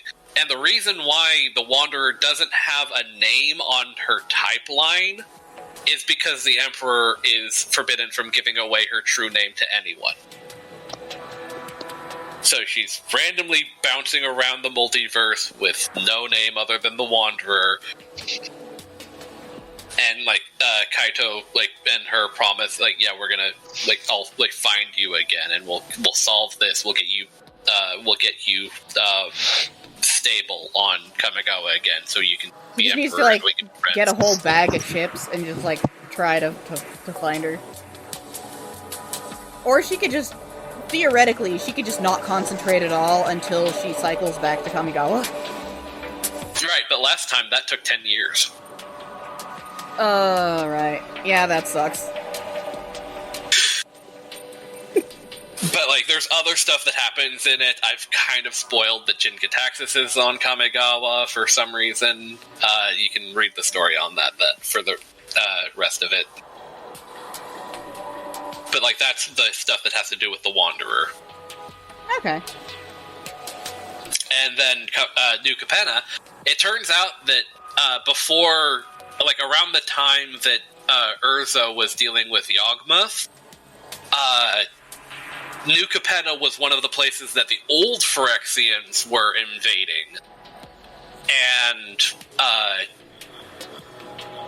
so everyone on the plane of Capenna went from Old Capenna, the place that where everyone was living, into this big citadel city, New Capenna.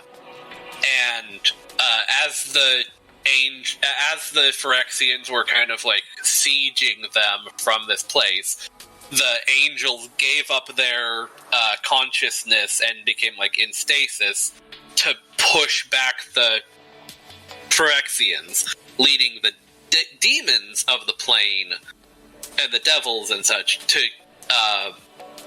take care of the citizens, Don't fuck this up. Yeah, and they're the ones that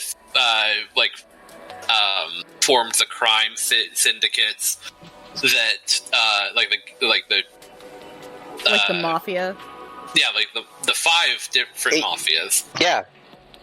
And they're kind of the checks and balances of that government is, hey, there's these 5 people that will do crime against each other, but not in a way that would upset the balance of power.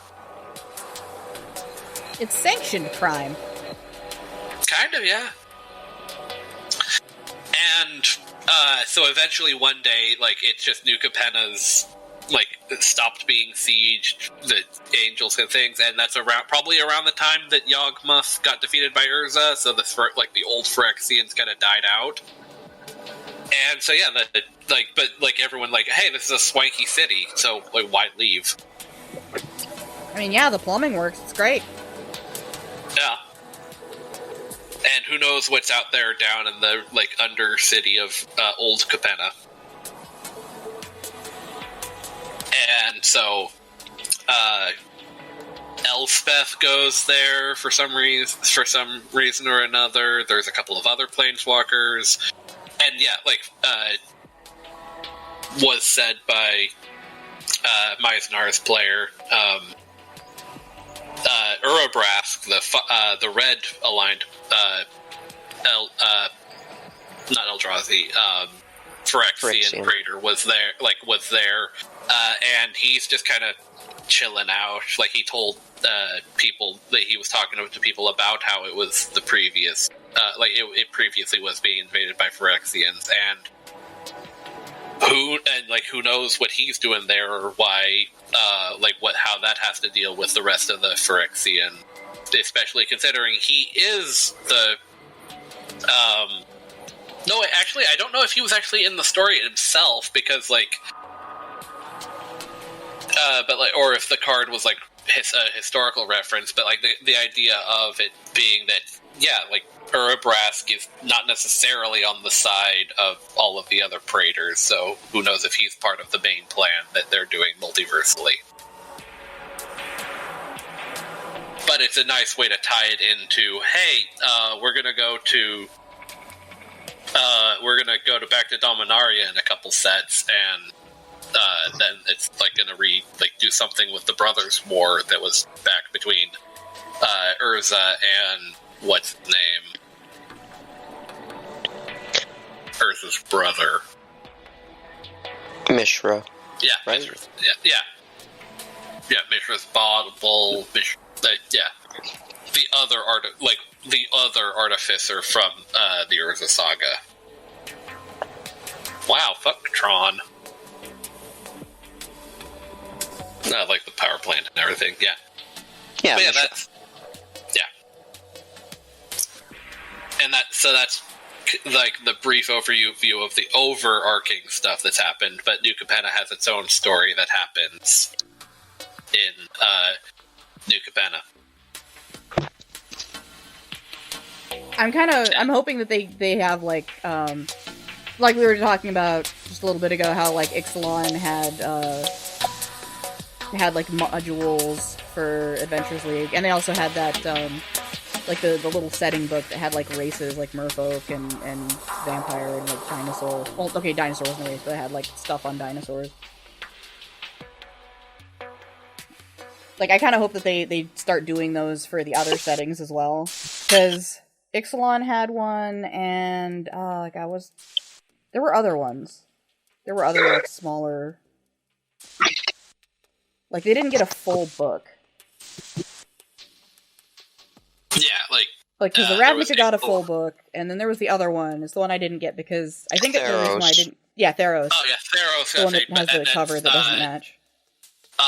And then what was Strixhaven got a full book, right? Yeah, Strixhaven. Got the Curriculum of Chaos. Strixhaven would be a fun one to play in, actually. Yeah, that would have been another interesting thing to do if Planeswalk happened.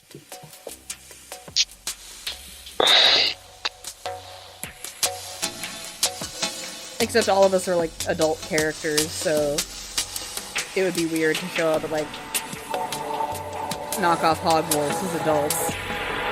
I guess you might be able to apply as teacher. Yeah, well, A, it's a college, but also B, you might be able to be hey, got any jobs for Planeswalkers that just happened, just popped in? Because they the plane of Arcavios, where Strixhaven is located, they know Planeswalkers exist. Yeah, we're new. We planeswalked for the first time. Do you have any odd jobs that we could do? And then, jump cut to all of us, with hair nets serving up food in the kitchen. Yeah.